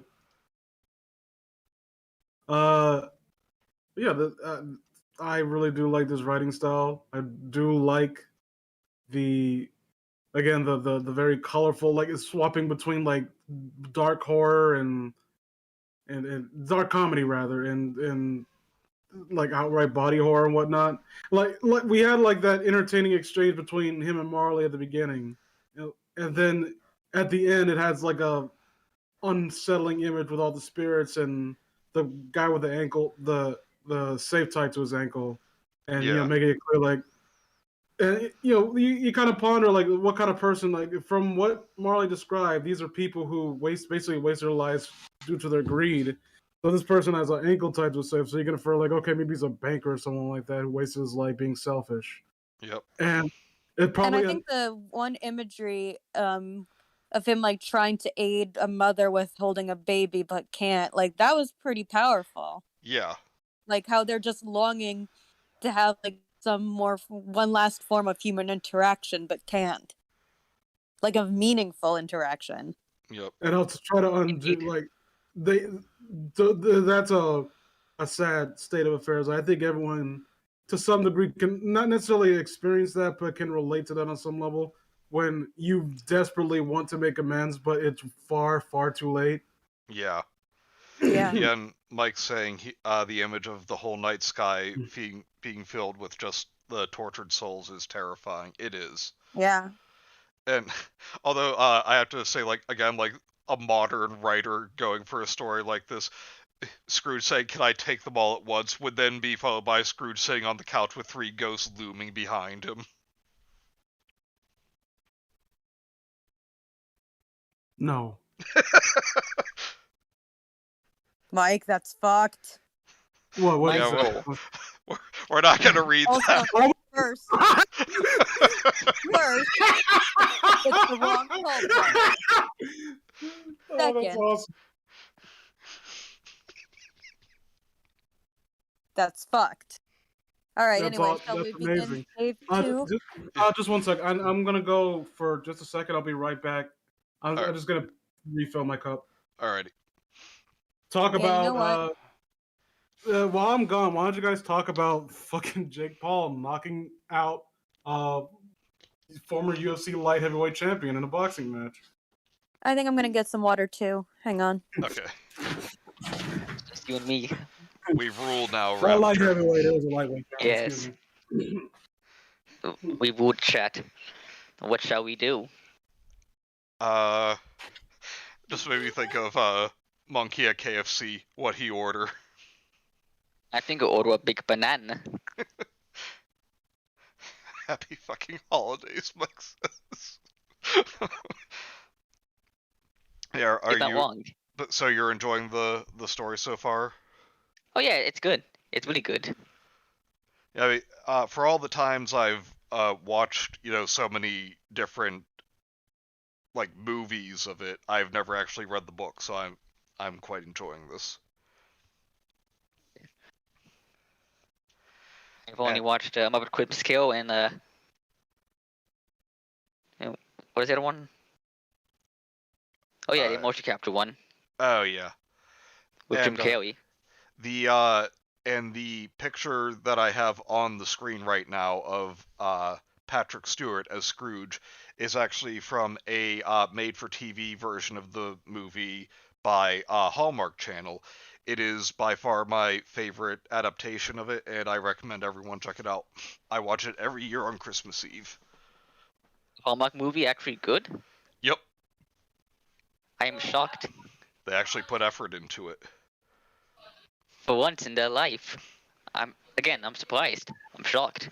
I'm trying to think. Actually, this year will be the 20th year in a row that I've watched that movie on Christmas Eve. Record. Man, and going down the Beanhaven Christmas list, towel, VCR, towel. Hey, where'd you get my list? Maybe fuck, but it's also funny. Yes. Sorry, I forgot motion cap. The motion cap one existed. Yeah. That was okay, I guess. I didn't really care much for the changes made. Yeah, and I just don't think Scrooge is really a part for Jim Carrey. Not bad, but you don't sound too mean. Okay, now to see if Cricket's still here and paying attention. But now Jim Carrey as the Riddler. What a role! I'm sorry, Cricket. Please don't hate me. You know I would never say that seriously. She was brainwashed by Jim Carrey's agent. He's in the room I'll right say now. it. I don't think that Jim Carrey as the Riddler was that bad. Hold on. Ooh. Just Ooh. remove Kenzie from the call here. Like, I don't think it was a great movie, but like I was entertained. Are you not entertained? It's quite the streak I've got going. Yeah. Like, I think we can all agree it was not as bad as Batman and Robin. No. Batman Realm was the funny bad. All right. Later, Kay. Oh, I disagree. I don't think it was funny at all. You didn't even. All right. So now All right, we are I'm on. back. We are now on stave 2, the first of the 3 spirits. Oh, bye, Kay. Okay. When Scrooge awoke, it was so dark that looking out of bed, he could scarcely distinguish the transparent window from the opaque walls of his chamber. He was endeavoring to pierce the darkness with his ferret eyes, when the chimes of a neighboring church struck the 4 quarters. So he listened for the hour. To his great astonishment, the heavy bell went on from 6 to 7, and from 7 to 8, and regularly up to 12, then stopped. 12. It was past 2 when he went to bed. The clock was wrong. An icicle must have got into the works. 12. He touched the spring of his repeater to correct this most preposterous clock. Its rapid little pulse beat 12, and stopped. Why, it isn't possible, said Scrooge, that I can have slept through a whole day and far into another night. It isn't possible that anything has happened to the sun, and this is 12 at noon. The idea being an alarming one, he scrambled out of bed and groped his way to the window. He was obliged to rub the frost off with the sleeve of his dressing gown before he could see anything, and could see very little then. All he could make out was that it was still very foggy and extremely cold, and that there was no noise of people running to and fro and making a great stir, as there unquestionably would have been if night had beaten off bright day and taken possession of the world. This was a great relief, because 3 days after sight of the first exchange paid to Mr. Ebenezer Scrooge or his order, and so forth, would have become a mere United States security if there were no days to count by. Scrooge went to bed again, and thought, and thought, and thought it over and over, and could make nothing of it. The more he thought, the more perplexed he was, and the more he endeavored not to think, the more he thought. Marley's ghost bothered him exceedingly. Every time he resolved within himself, after mature inquiry, that it was all a dream, his mind flew back again, like a strong spring released, to its first position, and presented the same problem to be worked all through. Was it a dream or not? Scrooge lay in this state until the chime had gone 3 quarters more, when he remembered, on a sudden, that the ghost had warned him of a visitation when the bell tolled 1. He resolved to lie awake until the hour passed, and, considering that he could no longer go to sleep than go to heaven, this was perhaps the wisest resolution in his power. The quarter was so long that he was more than once convinced he must have sunk into a doze unconsciously, and missed the clock. At length, it broke I must upon... interrupt the story for a brief minute to announce some important news. Okay. I got chocolate. Belgian Oh. chocolate. Oh. At length, it broke upon his listening ear. Ding dong. A quarter past, said Scrooge, counting. Ding dong. Half past, said Scrooge. Ding dong. A quarter to it, said Scrooge. Ding dong. The hour itself, said Scrooge triumphantly, and nothing else. He spoke before the hour bell sounded, which it now did with a deep, dull, hollow, melancholy 1. Light flashed up in the room upon the instant, and the curtains of his bed were drawn. The curtains of his bed were drawn aside, I tell you, by a hand. Not the curtains at his feet, nor the curtains at his back, but those to which his face was addressed. The curtains of his bed were drawn aside, and Scrooge, starting up into a half-recumbent attitude, found himself face to face with the unearthly visitor who drew them. As close to it as I am now to you, and I am standing in the spirit of at your elbow. It was a strange figure, like a child, yet not so like a child as like an old man, viewed through some supernatural medium, which gave him the appearance of having receded from the view, and being diminished to a child's proportions. Its hair, which hung about its neck and down its back, was white as if with age, and yet the face had not a wrinkle in it, and the tenderest bloom was on the skin. The arms were very long and muscular, the hands the same, as if its hold were of uncommon strength. Its legs and feet, most delicately formed, were, like those upper members, bare. It wore a tunic of the purest white, and round its waist was bound a lustrous belt, the sheen of which was beautiful. It held a branch of fresh green holly in its hand, and, in singular contradiction of that wintry emblem, had its dress trimmed with summer flowers. But the strangest thing about it was, that from the crown of its head there sprung a bright clear jet of light, by which all this was visible, and which was doubtless the occasion of its using, in its duller moments, a great extinguisher for a cap, which it now held under its arm.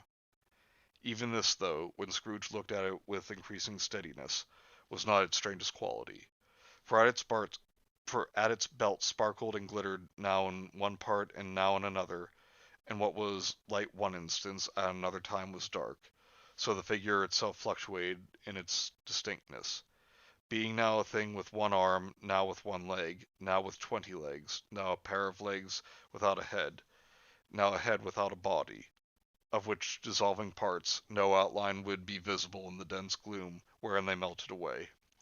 And in the very wonder of this, it would be itself again, distinct and clear as ever. Are you the spirit, sir, whose coming was foretold to me? Should we have asked Vince Scrooge. read a little bit while we do the dialogue? Yeah, Vince, you good for that? Sure. Asked Scrooge. I am. The voice was soft and gentle, singularly low, as if instead being close to him, it were at a distance. Who and what are you? Scrooge demanded. I am the ghost of Christmas past. Long past? Inquired Scrooge, observant of his dwarfish stature, excuse me. No, your past. Perhaps Scrooge could not have told anybody why, if anybody could have asked him, but he had a special desire to see the spirit in its cap, and begged him to be covered. What? Exclaimed the ghost. Would you so soon put out, with worldly hands, the light I give? It is not enough that you are one of those whose passions made this cap, and force me through whole trains of years to wear it upon my brow. Scrooge reverently disclaimed all intention to offend, or any knowledge of having wilfully bonneted the spirit at any period of his life. He then made bold to inquire what business brought him there. Your welfare. Said the ghost. Scrooge expressed himself much obliged, but could not help sorry could not help thinking a night of unbroken rest would be more conducive to that end. The spirit must have heard him thinking, for it said immediately, Your reclamation, then. Take heed. it put out its strong hand as it spoke, and grasped him gently by the arm. Rise, and walk with me. It would have been in vain for Scrooge to plead that the weather and the hour were not adapted to pedestrian purposes. That bed was warm, and the thermometer a long way below freezing. That he was clad in lightly but slippers and freezing gown and cap, and that he had a coat upon that time. The grasp, though gentle as a woman's hand, was not to be resisted. He rose, but finding that the spirit made towards the window, clasped his robe in supplication. I am mortal. Scrooge remonstrated. Yeah. And liable to fall. Bear but a touch of my hand there. Said the spirit, laying it upon its heart. And you shall be upheld in more than this. Oh, shit. Accidentally hit my microphone, sorry about that. As the words were spoken, they passed through the wall and stood upon the open country road, with fields on either hand. The city had entirely vanished. Not a vestige of it was to be seen. The darkness and the mist had vanished with it, for it was a clear, cold winter day, and the snow upon the ground, with snow upon the ground, Good heaven. said Scrooge, clasping his hands together as he looked about him. I was bred in this place. I was a boy here. The spirit gazed upon him mildly. Its gentle touch, though it had been light and instantaneous, appeared still present to the old man's sense of feeling. He was conscious of a thousand odors floating through the air, each one connected through thousands of thoughts and hopes and joys and cares long, long forgotten, Your lip is trembling. said the ghost. And what is that upon your cheek? Scrooge muttered, with an unusual catching in his voice, that it was a pimple, and he begged the ghost to lead him where he would. You recollect the way. Inquired the spirit. Remember it. Cried Scrooge with fervor. I could walk it blindfold. Strange to have forgotten it for so many years. Observed the ghost. Let us go on. They walked along the road, Scrooge recognizing every gate and post and tree, until a little market town appeared in the distance, with its bridge and church and winding river. Some shaggy ponies now were seen trotting towards them with the boys upon their backs, who called other boys in country gigs and carts, driven by farmers. All these boys were in great spirits, and shouted to each other, until the broad fields were so full of merry music that the crisp air laughed to hear it, These are but shadows of the things that have been. said the ghost. They have no consciousness of us. The jocund? Yeah. I've never seen that word before.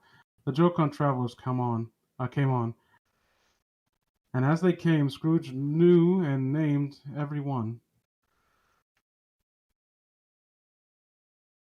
Manny, What? I think, is this your line? That's a dialogue line, yeah. Hang on. I don't have a dialogue line here. Wait, who is this? I think that no. What? What is this?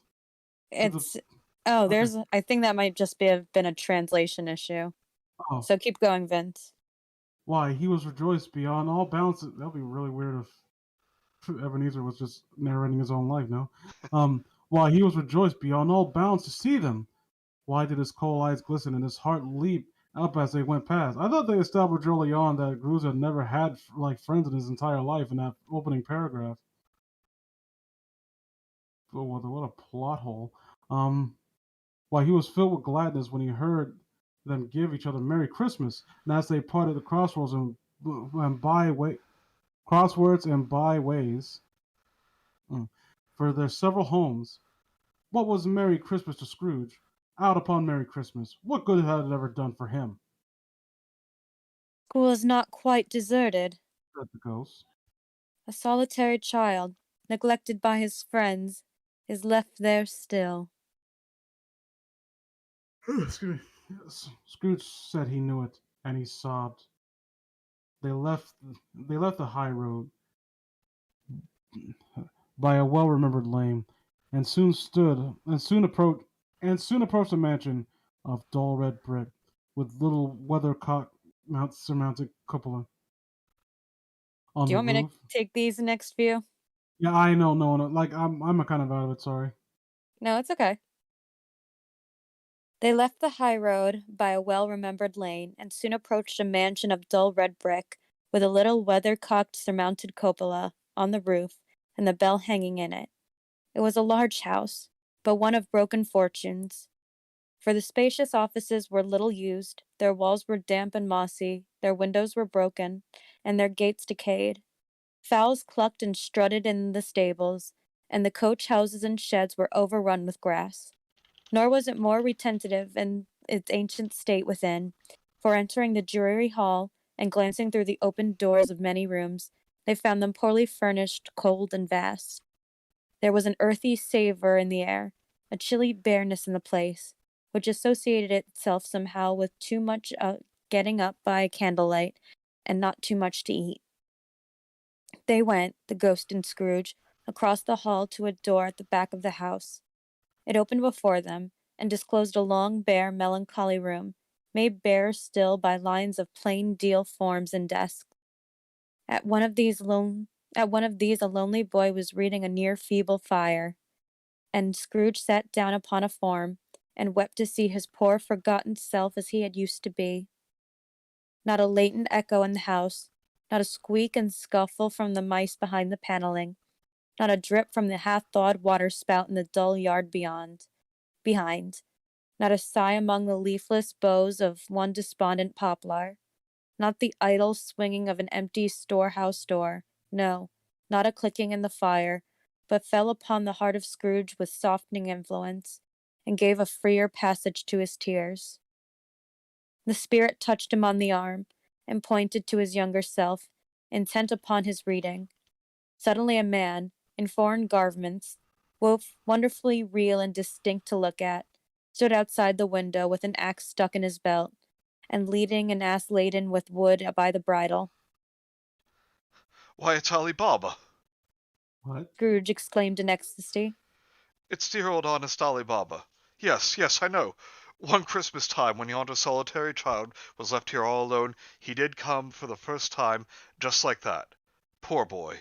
And Valentine. Said Scrooge. And his wild brother Orson. There they go. And what's his name, who was put down in his drawers, asleep, at the gate of Damascus. Don't you see him?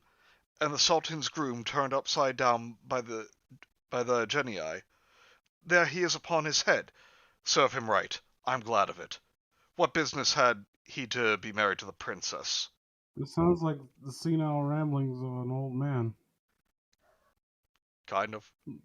But I don't know. Okay, is okay. He's a man in foreign garments, so I guess this is being said in earnest. Never mind.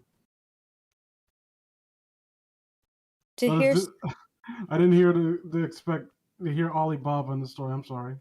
yeah, I Yeah, don't remember ever seeing these in the Christmas plays. I think it's implying that when he was left alone, he had like all the like fictional stories to read. Yeah, like it's obviously like he's obviously reading like a tale of a or like a 1001 Nights or something. Yeah. Okay. In I this thought it, case, I thought he It's was like just to come going to life senile. because the memories, I guess. Yeah, Yeah. no. Trying to be profound. the implication that he was reading in this particular instance 1001 Nights. Okay. So I remember when Alibaba went to my school. That's what it sounded like to me. I like Mike here. The schoolmaster comes in. Scrooge, what the fuck are you talking about? I remember when we drugged Jesus up to the cross. Yeah, so he's that old. To hear Scrooge expending all the earnestness of his nature on such subjects, in a most extraordinary voice between laughing and crying, and to see his heightened and excited face, would have been a surprise to his business friends in the city indeed. There's the parrot. Cried Scrooge. Green body and yellow tail, with a thing like a lettuce growing out of the top of its head. There he is. Poor Robin Crusoe, he called him when he came home again after sailing round the island. Poor Robin Crusoe. Where have you been, Robin Crusoe? The man thought he was dreaming, but he wasn't. It was the parrot, you know. There goes Friday, running for his life to the little creek. Halloa, hoop, halloo. And then, with rapidity of transition very foreign to his usual character, he said, in pity for his former self, Poor boy. and cried again. I wish. Scrooge muttered, putting his hand in his pocket and looking about him, after drying his eyes with his cuff. But it's too late now. What is the matter? Asked the spirit. Nothing. Said Scrooge. Nothing. There was a boy singing a Christmas carol at my door last night. I should like to have given him something. That's all. The ghost smiled thoughtfully and waved its hand, saying as it did so, "Let us see another Christmas." Hmm. Scrooge's former self grew larger at the words, and the room became a little darker and more dirty. The panels shrunk and the windows cracked. Fragments of plaster fell out of the ceiling, and the naked laths were shown instead. But how all this was brought about, Scrooge knew no more than you do. He only knew that it was quite correct, that everything had happened so, and that there he was, alone again, when all the other boys had gone home for the jolly holidays. He was not reading now, but walking up and down despairingly. Scrooge looked at the ghost, and with a mournful shaking of his head, glanced anxiously towards the door. Here, I want someone take over because I'll have to be the sister. Yeah. It opened, and a little girl, much younger than the boy, came darting in, and putting her arms about his neck, and often kissing him, addressed him as her Dear, dear brother. I have come home to bring you home, dear brother. said the child, clapping her tiny hands and bending down to laugh. To bring you home, home, home. Home, little Fan?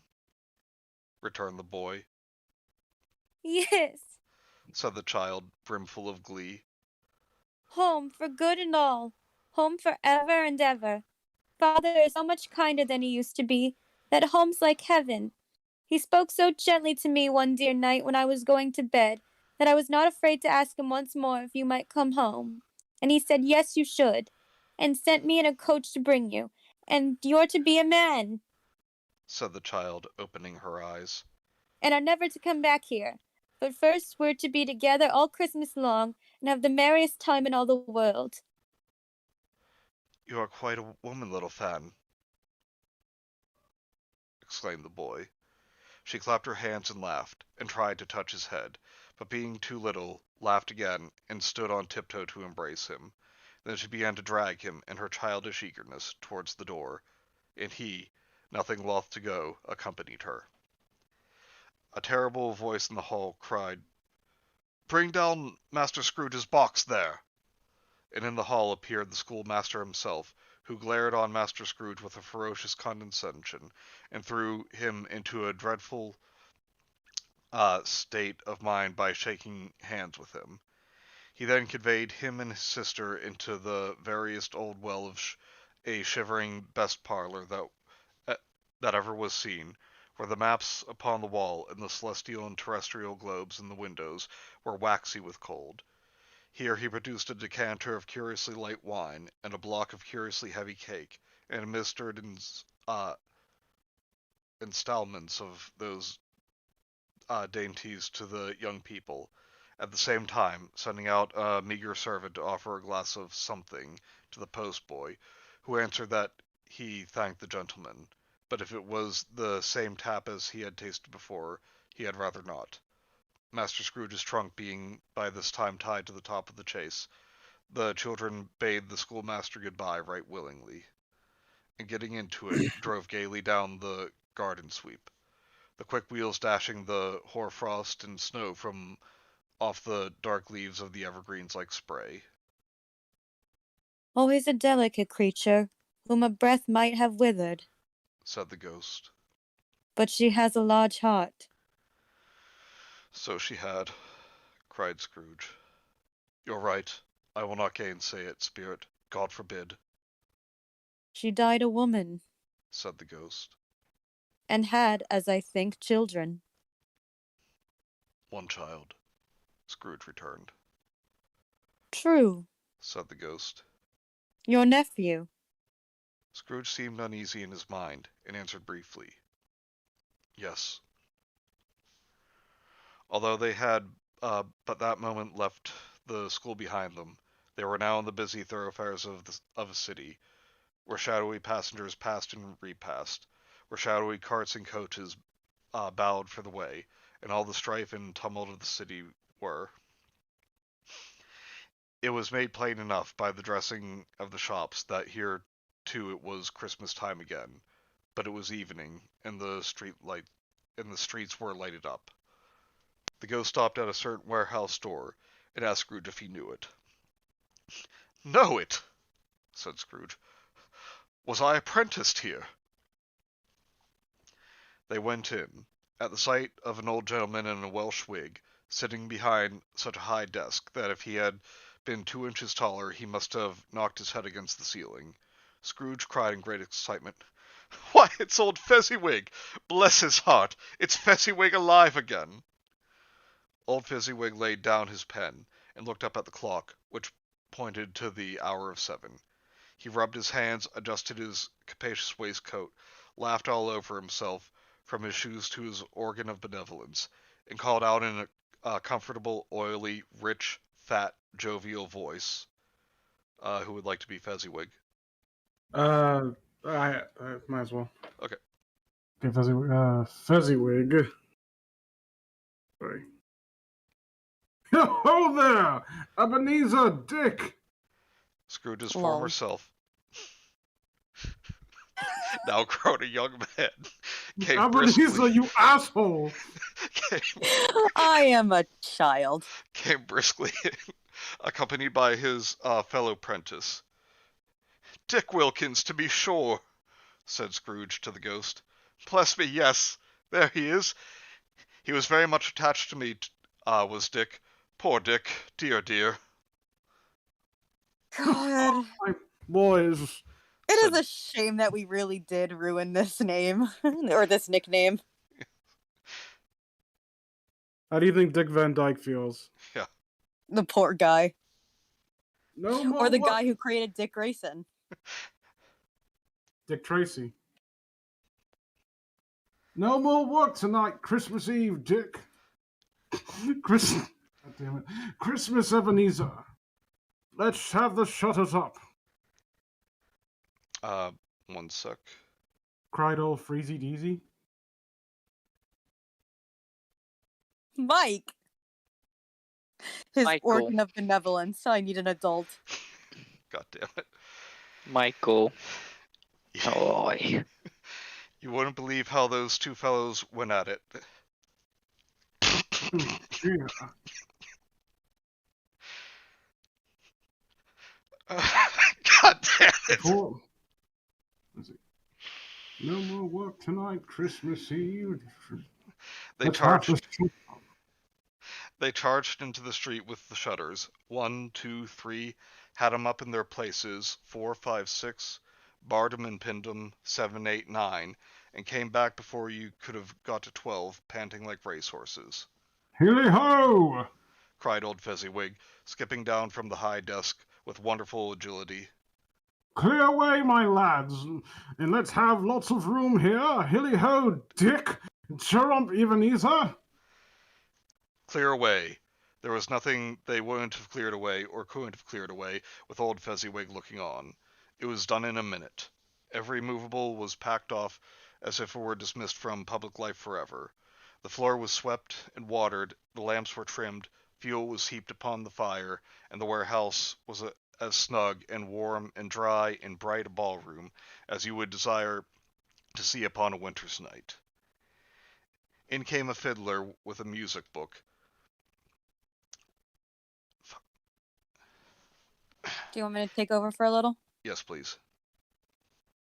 In came a fiddler with a music book, and went up to the lofty desk and made an orchestra of it, and tuned like 50 stomach aches. In came Mrs. Fezziwig, one vast substantial smile. In came the 3 Miss Fezziwigs, beaming and lovable. In came the 6 young followers whose hearts they broke. In came all the young men and women employed in the business. In came the housemaid with her cousin the baker. In came the cook with her brother's particular friend, the milkman. Was that a gay joke? Was that a gay? Is Dickens progressive? I don't know. Who knows? In came the boy from over the way who was suspected of not I don't having call board him enough from Dickens his for nothing. master, trying to hide himself behind the girl from next door but one, who was proved to have had her ears pulled by her mistress. In they all came, one after another, some shyly, some boldly, some gracefully, some awkwardly, some pushing, some pulling. In they all came, anyhow and everyhow. Anyway, away they all went, 20 couple at once, hands half round and back again the other way, down the middle and up again, round and round in various stages of affectionate grouping. Old top couple always turning up in the wrong place. New top couple starting off again as soon as they got there. All top couples at last, and not a bottom one to help them. When this result was brought about, old Fezziwig, clapping his hands to stop the dance, cried out, Well done! and the fiddler plunged his hot face into a pot of porter, especially provided for that purpose. But scorning rest upon his reappearance, he instantly began again, though there were no dancers yet, as if the other fiddler had been carried home, exhausted on a shutter, and he were a brand new man resolved to beat him out of sight or perish. I just want to take the moment to say, is it implying that he just had like a bowl of beer right there to shove his head into? God, they knew how to party back then. Well, it's not, from the way it's described, like him and his peculiar friend. Yeah. The particular friend, excuse me. And then, like, it sounds. Okay, let's not dance around. It sounds like an old-fashioned, like, swinger party. Yeah. Like, I'm expecting like a bowl of keys. Like, but they didn't have, they didn't have cars back then. So I guess Well, I mean, like the everyone, fact that top couples have been repeatedly used hasn't helped. the reins, like they take the reins off their horses and the carriages and put them in the bowl. There were more dances, and Thank there you, were Mike. Mike agrees that this is an orgy scene. Michael. If you say you didn't get the same feeling, you're a fucking liar. all of you grow up. Read some old. You, no, you read some started I'm it. not literature. thinking that. Mike says, "Where the fuck's my beer bowl? What the fuck?" Well, Mike, get yourself one for Christmas. Now you got me imagining fucking young Scrooge, like with that fiddler with a bowl. Chug, chug, chug, chug. This just makes me like think of Futurama, only instead of hedonism bought its Fezziwig. His shop blows up. Oh, there were bodies everywhere, bodies all around me. It was gruesome. And then the explosion happened. There were more dances, and there were forfeits, and more dances, and there was cake, and there was. What is that? Negus. Yeah, I'm not saying that. What? And there was a great piece of cold roast, and there was a great piece of cold boiled, and there were mince pies and plenty of beer. But the great effect of the evening came after the roast and boiled, when the fiddler, an artful dog, mind, the sort of man who knew his business better than you or I could have told it to him, struck up Sir Roger de Coverley. Then old Fezziwig stood out to dance with Mrs. Fezziwig. Top couple too, with a good stiff piece of work cut out for them. 3 or 4 and 20 pair of partners, people who were not to be trifled with, people who would dance and had no notion of walking. But if they had been twice as many, 4 times, old Fezziwig would have been a match for them, and so would Mrs. Fezziwig. As to her, she was worthy to be his partner in every sense of the term. If that's not high praise, tell me higher, and I'll use it. That's cute. Oh. A positive light appeared to issue from Fezziwig's calves. They shone in every part of the dance like moons. You couldn't have predicted at any given time what would become of them next. And when old Fezziwig and Mrs. Fezziwig had gone all through the dance, advance and retire, hold hands with your partner, bow and curtsy, corkscrew, thread the needle, and back again to your place, Fezziwig cut so deftly that he appeared to wink with his legs, and came upon his feet again without a stagger. When the clock struck 11, this domestic ball broke up. Mr. and Mrs. Fezziwig took their stations, one on either side of the door, and shaking hands with every person individually as he or she went out, wished him or her Merry Christmas. When everybody had retired but the 2 prentices, they did the same to them, and thus the cheerful voices died away, and the lads were left to their beds, which were under a counter in the back shop. During this whole time, Scrooge has acted like a man out of his wits. His heart and soul were in the scene, and with his former self.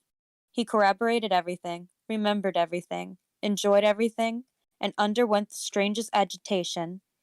It was not until now, when the bright faces of his former self and Dick were turned from them, that he remembered the ghost, and became conscious that it was looking full upon him, while the light upon its head burnt very clear.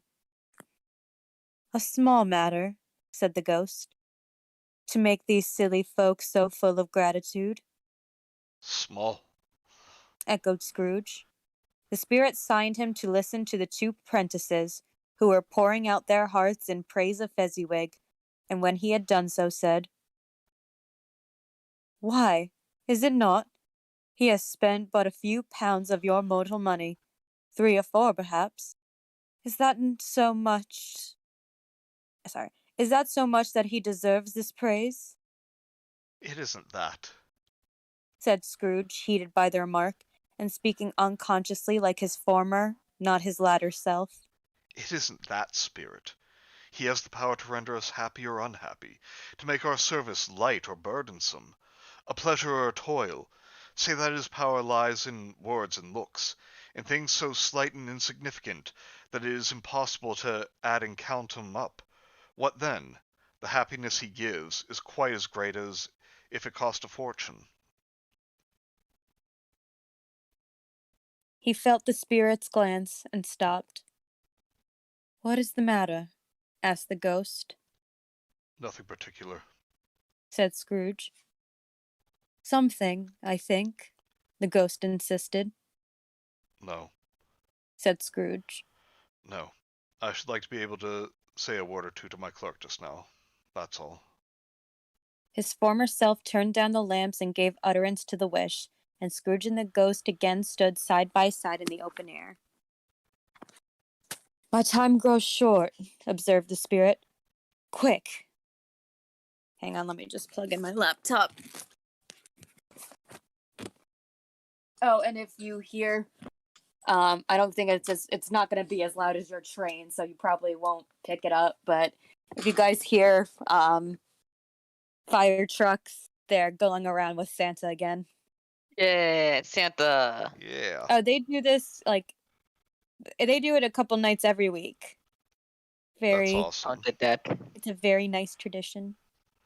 I wish my town did that. But I live in the middle of nowhere, so it's not a lot of people there. Hmm. This was not addressed to Scrooge or to anyone whom he could see, but it produced an immediate effect. For again Scrooge saw himself. He was older now, a man in the prime of life.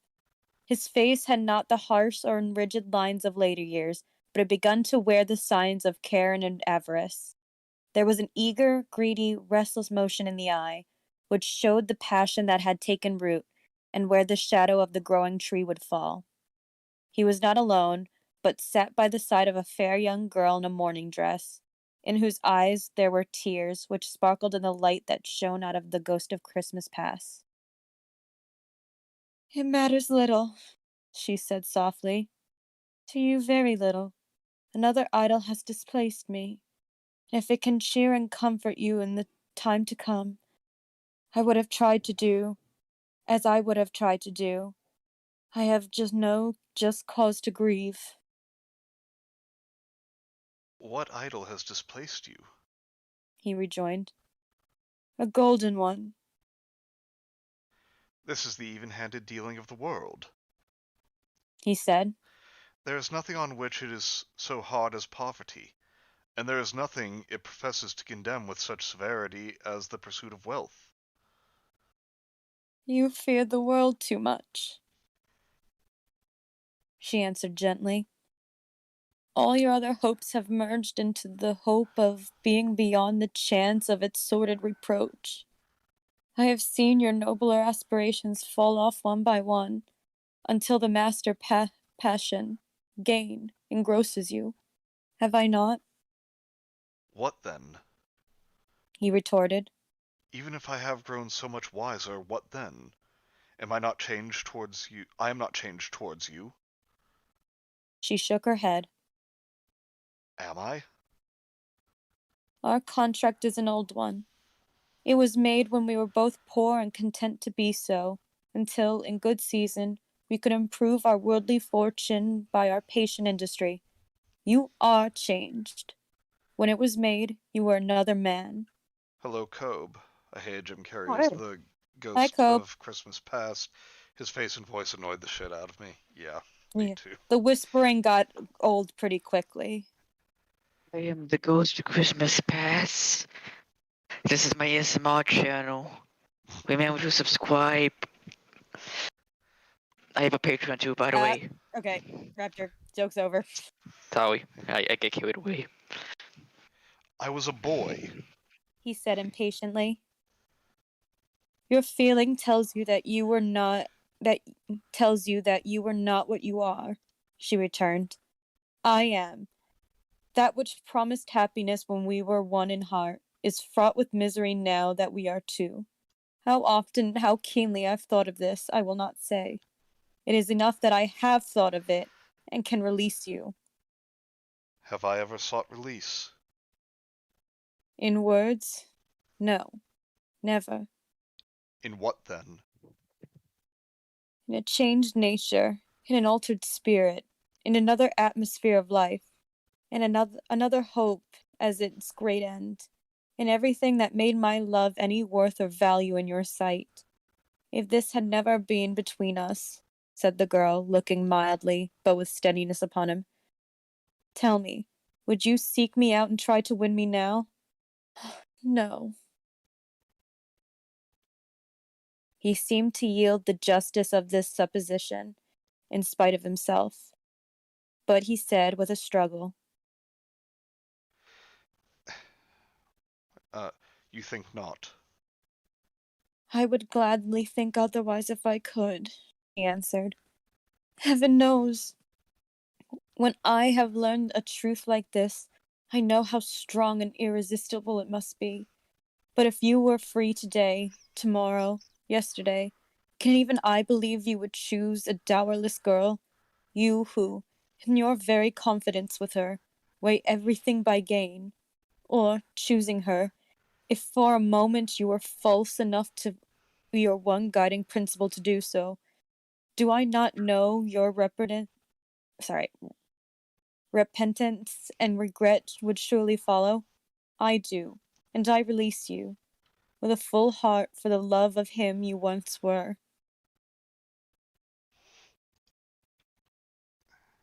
He was about to speak, but with her head turned from him, she resumed. You may, the memory of what is past half makes me hope you will, have pain in this. A very, very brief time, and you will dismiss the recollection of it, gladly, as an unprofitable dream, from which it happened well that you awoke. May you be happy in the life you have chosen. She left him, and they parted. Spirit, Said Scrooge. show me no more. Conduct me home. Why do you delight to torture me? One shadow more, exclaimed the ghost. No more. Cried Scrooge. No more. I don't wish to see it. Show me no more. But the relentless ghost pinioned him in both of his arms, and forced him to observe what happened next. They were in another scene and place, a room, not very large or handsome, but full of comfort. Near to the winter's fire sat a beautiful young girl, so like the last that Scrooge believed it was the same, until he saw her, now a comely matron, sitting opposite her daughter. The noise in this room was perfectly tumultuous, for there were more children there than Scrooge in his agitated state of mind could count, and, unlike the celebrated herd in the poem, they were not 40 children conducting themselves like one, but every child was conducting itself like 40. The consequences were uproarious beyond belief, but no one seemed to care. On the contrary, the mother and daughter laughed heartily, and enjoyed it very much, and the latter, soon beginning to mingle in the sport, got pillaged by the young brigands more ruthlessly. What would I had not have to give? I'm sorry. What would I not have given to be one of them? Though I never could have been so rude, no. I wouldn't for the wealth of all the world have crushed the braided hair and torn it down, and for the precious little shoe, I wouldn't have plucked it off, God bless my soul, to save my life. As to measuring her waist in sport as they did, bold young brood, I couldn't have done it. I should have expected my arm to have grown round it for punishment, and never come straight again. And yet I should have dearly liked, I own, to have touched her lips, to have questioned her that she might have opened them, to have looked upon the lashes of her downcast eyes, and never raised a blush, to have let loose waves of her hair, an inch of which would have be a keepsake beyond price. In short, I should have liked, I do confess, to have had the lightest license of a child, and yet been man enough to know its value. Do you want to take over for a little bit? Yes. I'm Why sorry. are you laughing? Because when the line have I ever saw it release, Cope said pooping. We are children. But now a knocking at the door was heard, and such a rush immediately ensued that she, with laughing face and plundered dress, was borne towards it, the center of a flushed and boisterous group, just in time to greet the father, who came home attended by a man laden with Christmas toys and presents. Then the shouting and the struggling, and the onslaught that was made of the defenseless porter, the scaling him with chairs for ladders to dive into his pockets, despoil him of brown paper parcels, hold on tight by his cravat, hug him around his neck, pommel his back, and kick his legs in irrepressible affection. The shouts of wonder and delight with which the development of every package was received. The terrible announcement that the baby had been taken in the act of putting a doll's frying pan into his mouth, and was more than suspected of having swallowed a fictitious turkey, glued on a wooden platter. The immense relief of finding this false alarm. The joy and gratitude and ecstasy. They are all indescribable alike. It is enough that by degrees the children and their emotions got out of the parlor, and by one stair at a time, up to the top of the house, where they went to bed, and so subsided. And now Scrooge looked on more attentively than ever, when the master of the house, having his daughter leaning fondly on him, sat down with her and her mother at his own fireside, and when he thought that such another creature, quite as graceful and as full of promise, might have called him father, and been a springtime in the haggard winter of his life, his sight grew very dim indeed. Who wants to be this guy? Oh, Said the I don't know. husband. I'm kind of trying to think of voices to use. Sorry. Yeah, no problem. I saw an old friend of yours Well- this afternoon. Well, it's her name is Belle, so you can be the beast. I'm gonna Try to elbow put- you in the throat. But I knew the moment you decided to hone in on that, you didn't even have to finish that sentence. I knew exactly what you were gonna say. Am I really so predictable? Yes. A sailor emerges from a boat and asks if you're simping. But I am pimping. Who was it? Guess. How can I? Tut, I don't know. She added in the same breath, laughing as she laughed. Mr. Scrooge. Mr. Scrooge was. I passed his office window, and as it was not shut up, he had a candle inside. I could scarcely help seeing him. His partners lie upon the point of death, I hear, and here he sat alone, quite alone in the world, I do believe. Spirit, said Scrooge in a broken voice, remove me from this place. I told you these were shadows of things that have been. Said the ghost. That they are what they are. Do not blame me. Remove me, Scrooge exclaimed. I cannot bear it.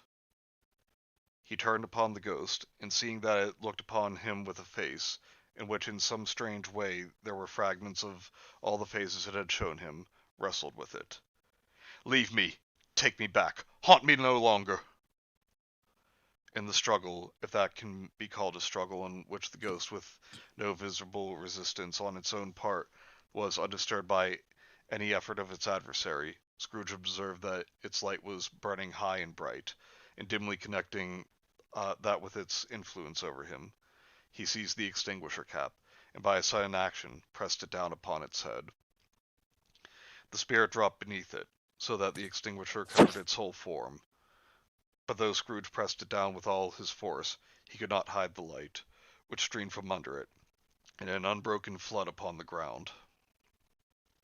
He was conscious of being exhausted, and overcome by an irresistible drowsiness, and, further, of being in his own bedroom. He gave the cap a parting squeeze, in which his hand relaxed, and had barely time to reel to bed before he sank into a heavy sleep. And that was the Ghost of Christmas Past. I do like it doesn't outright say, but it seems like there's an implication like where Scrooge couldn't take the moment that really broke him to where he like basically begged for consistently to go back to his room was the moment where I don't know, being reminded of a time where his partner was on death's door and having Yeah. that talk about like that. Despite being so standoffish at first, he seems to really get irked by that. Like he cared about morally more than he would care to admit. Exactly. And it also probably, in a way, probably like gives him a little sense of guilt. Like he probably kept his Nothing to office the help. way he kept it with Bob Cratchit, like very cold, and didn't want to put more coal in the fire because that was a waste of money. So maybe in a certain way he feels implicit in making his condition even worse. Yeah.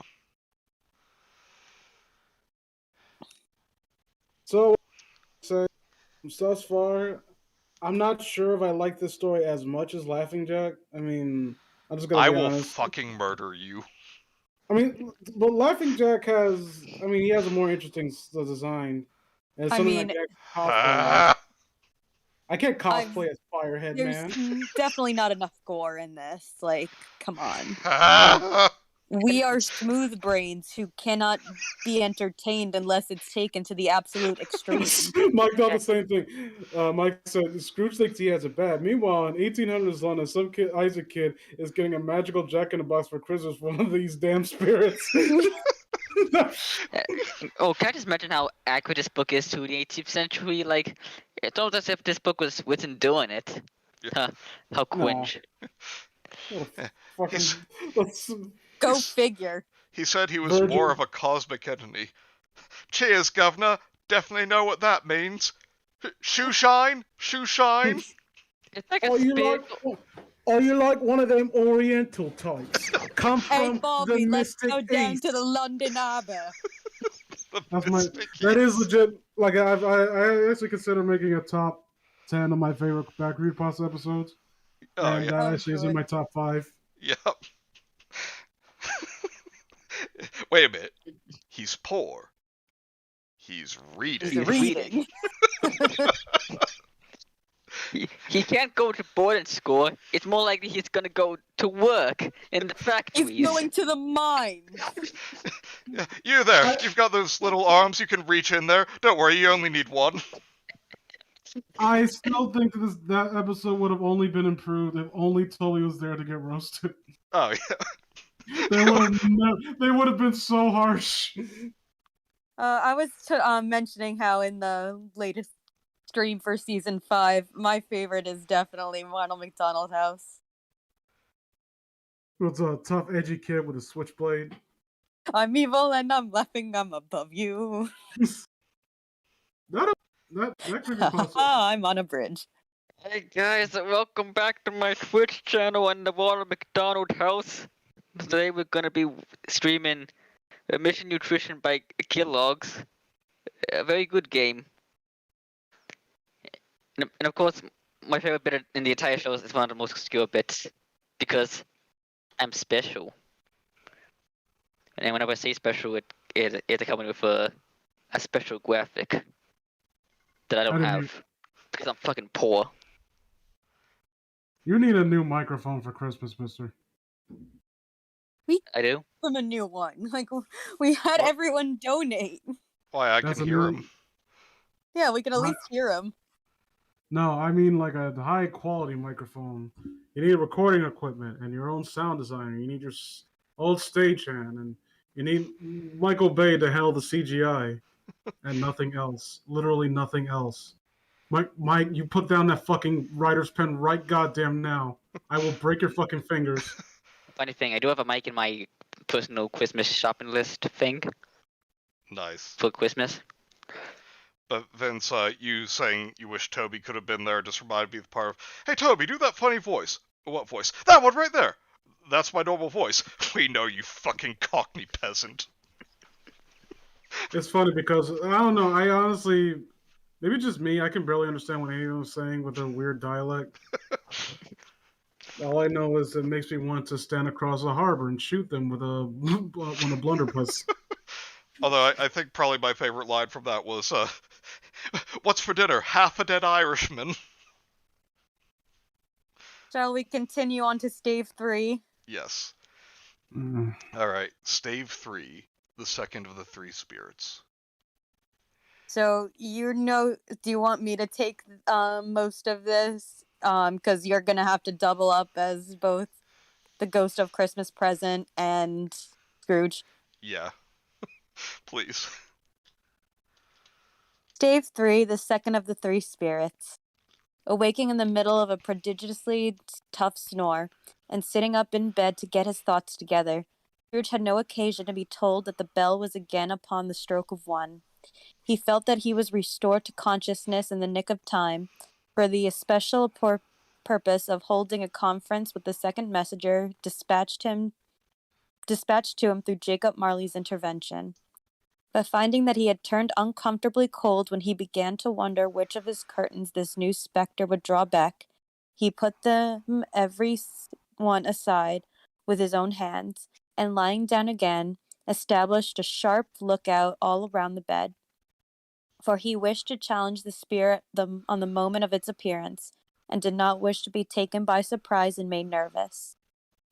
Gentlemen of the free and easy sort, who plume themselves on being acquainted with a move or two, and being usually equal to the time of day, express the wide range of their capacity for adventure by observing that they are good for anything from pitch and toss to manslaughter, between which opposite extremes, no doubt, there lies a tolerably wide and comprehensive range of subjects. Without venturing for Scrooge quite as hardly as this, I don't mind calling on you to believe that he was ready for a good broad field of strange appearances, and that nothing between a baby and a rhinoceros would have astonished him very much. That's funny. Yeah. Now, being prepared for almost anything, he was not by any means prepared for nothing, and consequently, when the bell struck 1 and no shape appeared, he was taken with a violent fit of trembling. 5 minutes, 10 minutes, a quarter of an hour went by, and yet nothing came. All this time he lay upon his bed, the very core and center a blaze of ruddy light, which streamed upon it when the clock proclaimed the hour, and which, being only light, was more alarming than a dozen ghosts, and he was powerless to make out what it meant, or what it would be at. And he was sometimes apprehensive that he might be that very moment an interesting case of spontaneous combustion, without having the consolation of knowing it. That would be one hell of a different story. He just explodes. Oh Someone make that alternate animation. no, I'll sue. It hurts my feelings. At last, however, he began to think, as you or I would have thought at first, for it is always the person not in the predicament who knows what ought to have been done in it, and would unquestionably have done it too. At last, I say, he began to think that the source and secret of this ghostly light might be in the adjoining room, from whence, on further tracing, it seemed to shine. This idea taking full possession of his mind, he got up and softly shuffled in his slippers to the door. The moment Scrooge's hand was on the lock, a strange voice called him by his name and bade him enter. He obeyed. It was his own room. There was no doubt about that. But it had undergone a surprising transformation. The walls and ceiling were so hung with living green that it looked like a perfect grove, from every part of which bright gleaming berries glistened. The crisp leaves of holly, mistletoe, and ivy reflected back the light, as if so many little mirrors had been scattered there, and such a mighty blaze went roaring in the chimney, as that dull petrification of a hearth had never known in Scrooge's time, or Marley's, or for many and many a winter season gone. Heaped up upon the floor to form a kind of throne were turkeys, geese, game, poultry, brawn, great joints of meat, suckling pigs, long wreaths of sausage, mince pies, plum puddings, barrels of oysters, red-hot chestnuts, cherry-cheeked apples, juicy oranges, luscious pears, immense 12th cakes. I am hungry. Yeah. And seething bowls of punch that made the chamber dim with their delicious steam. Like, I'm not kidding, like, that actually worked up an appetite, Yeah. and I can hear, like I can, like, smell the cooking downstairs. I think I can already tell what it's gonna be. It's gonna be spaghetti, and I'm gonna have to bring it up here as we read. I like I like how the ghost went all this effort to cook all this stuff, and Scrooge isn't gonna get to have any of it. And not even that, he's just sitting on it. That's right. This is my chair, bitch. I won't go anywhere unless I have a 5-course meal underneath me. It's very comfortable. Ghost, you're so wasteful. You call it wasteful? Well, he's gonna go out in the streets anyway, and the filthy urchins are going to get it. What, does this look wasteful to you? No, it looks like the back of your head. That's right! Now don't speak up again, boy! Are you supposed to teach other people a lesson? I mean, you know, What do you... teach. Boy, teach I'll teach you the same lesson I taught your mother last night when she talked back. Your teachers teach you not to smoke, and do you see this pipe in my hand? I'm at home. I'm not teaching anyone. I'm off the clock. You're quite a rude for a spectre. Okay, let's continue before we ruin the Ghost of Christmas Present even more. In easy state upon this couch there sat a jolly giant, glorious to see. Oh, it's Toby. Who bore a glowing... You have to give him Toby's voice now. No, give him Andre the Giant's voice. Who bore a glowing torch, in shape not unlike Plenty's horn, and held it up, high up, to shed its light on Scrooge as he came peeping around the door. Who let the Cocoa Pops open? They're gonna get soggy! Read it. I mean, I'm not doing Toby's voice, though. Alright. Come in! I'm gonna give Tiny Tim his voice. No. But like in a child's way. How I'd imagine Toby sounded as a kid. Come in. Exclaimed the ghost. Come in and know me better, man. Scrooge entered timidly and hung his head before the spirit. He was not the dogged Scrooge he had been, and though its eyes were clear and kind, he did not like to meet them. I am the Ghost of Christmas Present, said the spirit. Look upon me. Scrooge reverently did so. It was clothed in one simple deep green robe, or mantle, bordered with white fur. This garment hung so loosely on the figure that its capacious breast was bare, as if disdaining to be warded or concealed by any artifice. It sounds like this dude's literally about to flash through, like, oh, look upon me. Its feet, observable beneath the ample folds of the garment, were also bare, and on its head it wore no other covering than a holly wreath set here and there with shining icicles. Its dark brown curls were long and free as its genial face, its sparkling eye, its open hand, its cheery voice, its unconstrained demeanor, and its joyful air. Girded round its middle was an antique scabbard, but no sword was in it, and the ancient sheath was eaten up with rust. You have never seen the like of me before, exclaimed the spirit. Never. Scrooge made answer to it. Have never walked forth with the younger members of my family, meaning, for I am very young, my elder brothers born in these later years? Bless you. Sorry, I sneezed. Pursued the phantom. I don't think I have, said Scrooge. I am afraid I have not. Have you had many brothers, Spirit? More than 1,800. Your poor mother, said the ghost, A tremendous family to provide for. muttered Scrooge. The ghost of Christmas present rose. Spirit, Scrooge said submissively, calling him senpai. conduct me where you will. I went forth last night on compulsion, and I learnt a lesson which is working now. Tonight, if you have aught to teach me, let me profit by it.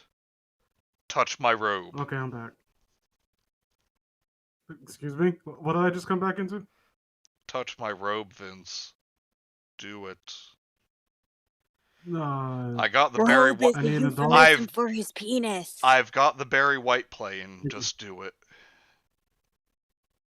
Mike says, Thank you for this ruining is my my meat chair. Wop Spaghetti 2, A Christmas Miracle. Ghost of Christmas Pimpin'. Those bare ghost feet. Ghost Doge bursts in.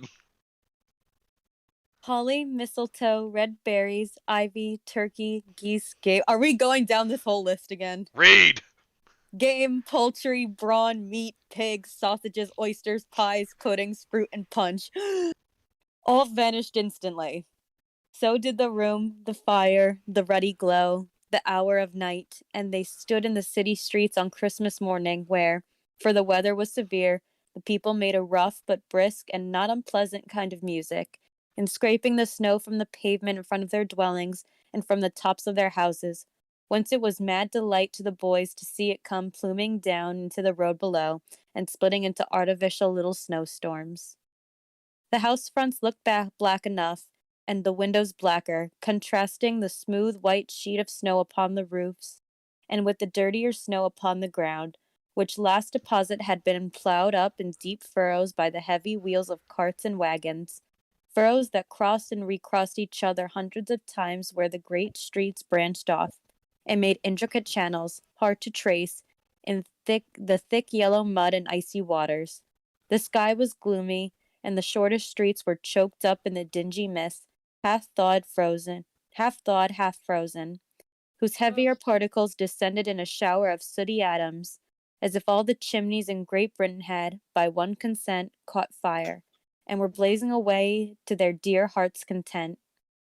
There was nothing very cheerful in the climate or the town, and yet there was an air of cheerfulness abroad that the clearest summer air and brightest summer sun might have endeavored to diffuse in vain.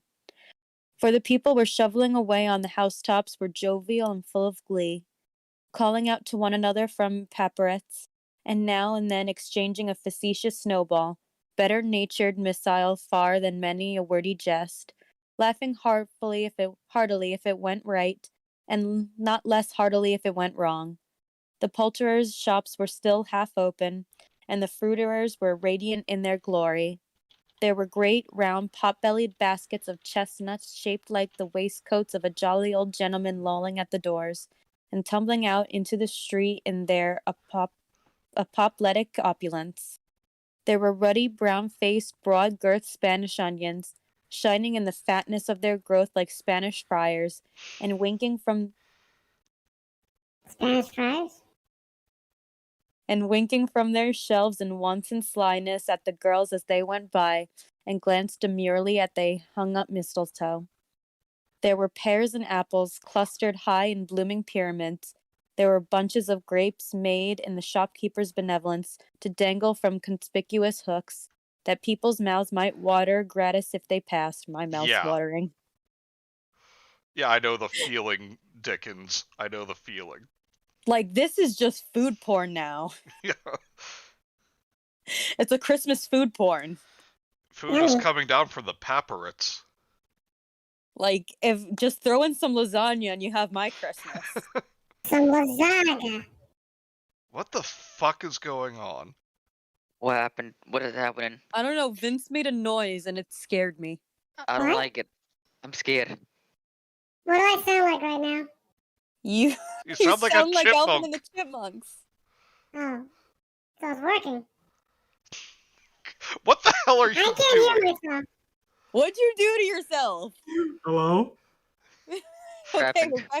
we're back to normal, Vince. Okay, yeah, your balls literally- dropped again. I'm sorry, what was that? God damn. Okay, you're making fun of the way I pronounce something. No, How no, is no, it no. pronounced? Parapets. Parapet. you know- Okay, I've know- never seen that word before. Just act like I'm not here right now. We have been. No wonder Rizzo kept eating all those jelly beans exactly. All right, where'd I leave off?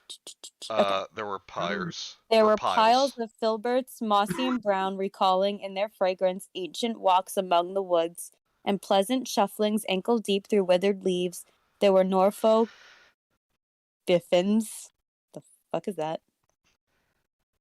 Squab and swarthy, setting off the yellow of the oranges and lemons, and, in the great compactness of their juicy persons, urgently entreating and beseeching to be carried home in paper bags and eaten after dinner.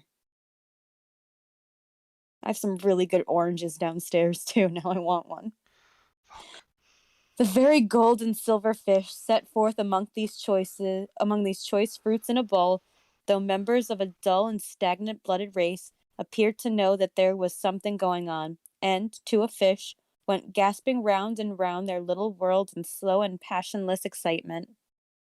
The grocers, oh, the grocers, nearly closed, with perhaps 2 shutters down or one, but through those gaps such glimpses.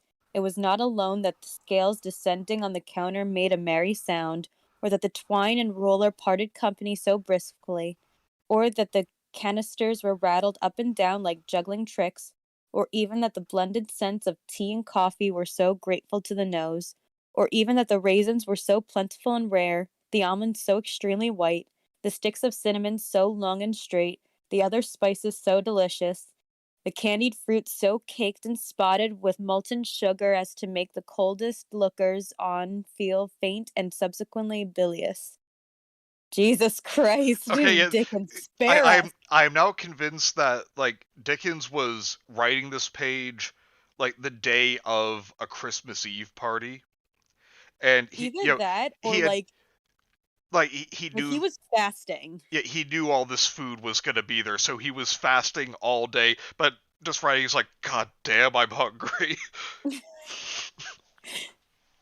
Like he was just like maybe outside his house, like he's like right across from a grocer, and like he's just like looking at all this, and he's just like, oh.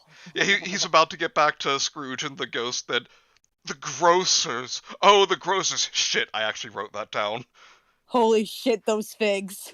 It's in the middle of the page. I can't erase it. I gotta keep going. And when he looks back, he's like, wait a minute, this actually sounds baller. Nor was it no that one's gonna call me out. I'm Charles fucking Dickens. Do you have any Nor was idea it- how many Christmas stories I've written? I am the god of Christmas. No one's gonna ever call me out on this. Okay, everyone, I want you to picture Rich Evans dressed as Charles Dickens. I am Charles motherfucking Dickens, cocksucker. Mike. No. What? Vince, you sound like someone Creeps McPasta wants to DM. Michael. Oh, Michael. Allegedly. Oh. No more allegedly. Nor was it that the figs were moist and pulpy, or that the French plums blushed in the modest tartness from their highly decorated boxes, or that everything was good to eat and in its Christmas dress. Sexy. Yeah, no shit, it sounds good to eat, Dickens. Stop, spare us. Okay, hang on.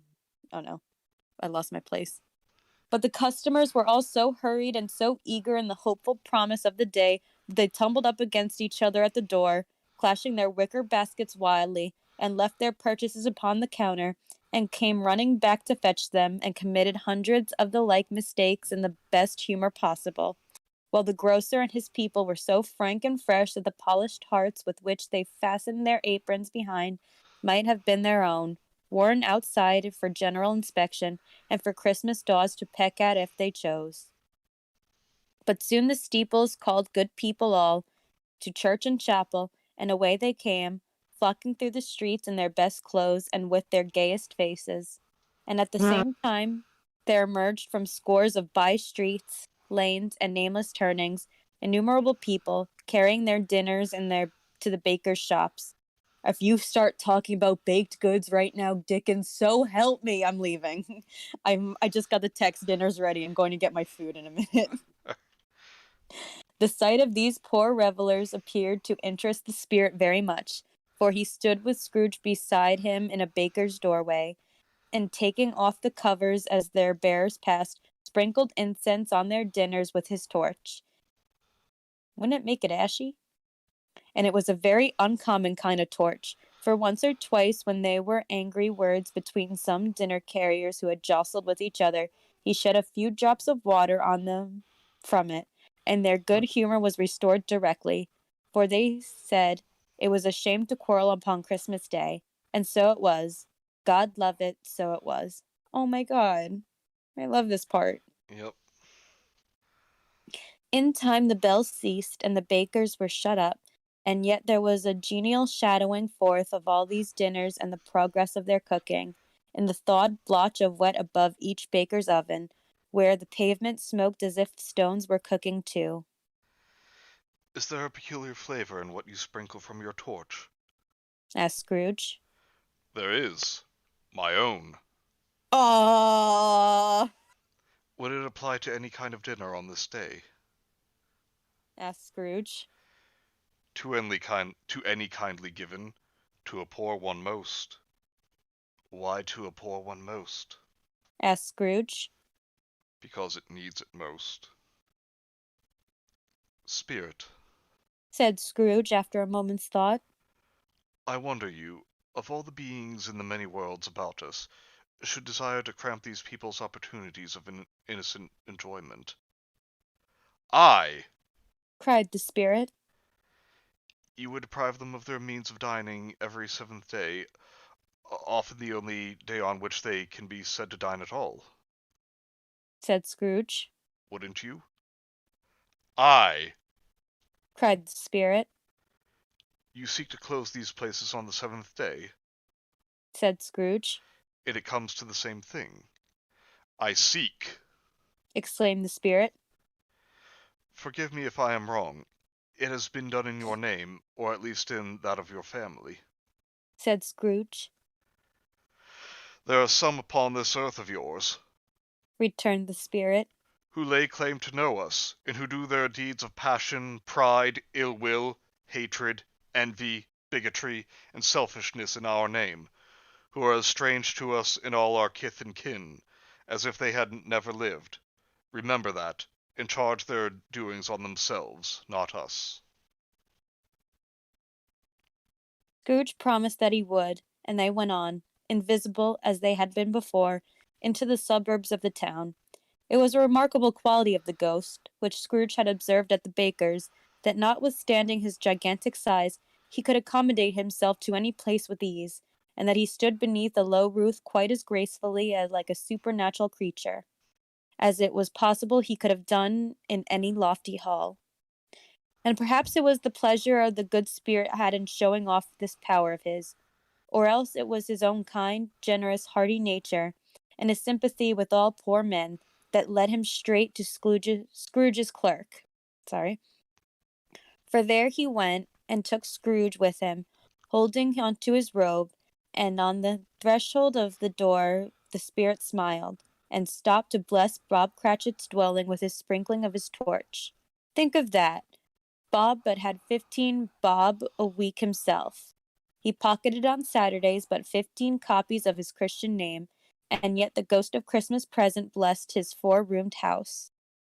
Then uprose Mrs. Cratchit, Cratchit's wife, dressed out but poorly in a twice-turned gown, but brave in ribbons, which are cheap and made a goodly show for 6 pence. She laid the cloth, assisted by Belinda Cratchit, second of her daughters, also brave in ribbons, while Master Peter Cratchit plugged a fork into the saucepan of potatoes, and getting the corners of his monstrous shirt collar, Bob's private property, conferred upon his son and heir in honor of the day, into his mouth, rejoiced to find himself so gallantly attired, and yearned to show his linen in the fashionable parks. And now 2 smaller Cratchits, boy and girl, came tearing in, screaming that outside the baker's they had smelt the goose and known it for their own, and basking in luxurious thoughts of sage and onion, these young Cratchits danced about the table and exalted Master Peter Cratchit to the skies, while he, not proud, although his collar nearly choked him, blew the fire, until the slow potatoes bubbling up knocked loudly at the saucepan to be let out and peeled. "What has ever got your precious father, then?" said Mrs. Cratchit, "and your brother Tiny Tim, and Martha wasn't as late last Christmas by half an hour." "Here's Martha, mother," said a girl, appearing as she spoke. Someone else can be the two younger. Well, I can be one. Martha, mother? "Here's Martha, mother," cried the two young Cratchits. "Hurrah! Hurrah! You're such It's a such goose, a goose, Martha." Martha.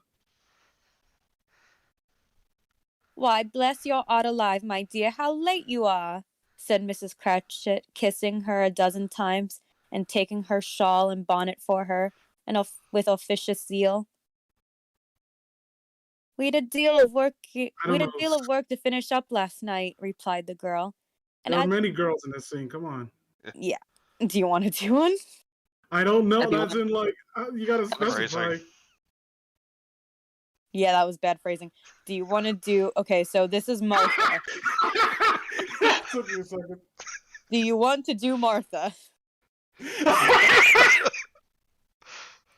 How do you know that name? Martha's a bit young. She's working. That's not saying much for the time, though. No. It's like, no, It was you're legal for not the going to time. school. You're going to work. It was legal for the time. What's wrong with it? She has like 5 jobs. Like she's 5. Yeah. Wait, it was legal for the time. Okay, Kenzie, does she look 12, but is she actually 5,000 years old? Yeah, I know you're referencing something, but I can't remember what you're referencing. Okay, sorry. Go. I don't know what happened. I have no idea what happened. Sorry. So am I voicing all these girls or not? Yes, yeah, voice them all. Yes, you do you, fam. Wait, but I'm voicing Tiny Tim too, so someone else has to read. I'll voice Tiny Tim. I'll read. No, I'm voicing I'm Tiny stealing Tim. that role from you. I already called it, but someone else has Call to these read. nuts. I will read. All right, Thank you. That'd be one of the boys. Yes, you can be Peter. You already Yay. won. "We'd a deal of work to finish up last night. Replied the girl. I had to clear away this morning, mother." "Well, never mind so long as you are come." Said Mrs. Cratchit. That sounded so weird. And I swear I read it correctly. Said Mrs. Cratchit. "Sit you down before the fire, my dear, and have a warm. Lord bless you." Okay, this is both Kenzie and Vince at the same time. No, there's father coming." Cry the two young Cratchits, who were everywhere at once. "Hide, Yes. Martha, hide." Hide, Martha. Superman's coming. So Martha hid herself, and in came little Bob, the father. Are you all right?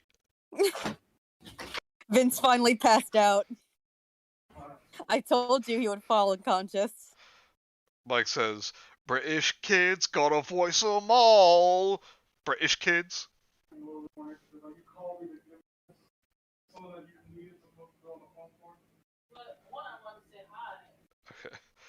Okay. The father, with at least 3 feet of comforter exclusive of the fringe, hanging down before him, in his threadbare clothes darned up and brushed, to look seasonable, and Tiny Tim upon his shoulder. Alas for Tiny Tim, he bore a little crutch, and had his limbs supported by an iron frame. The yellow, and it's orange. It's an orange hat, yes. And you know that if you really cared.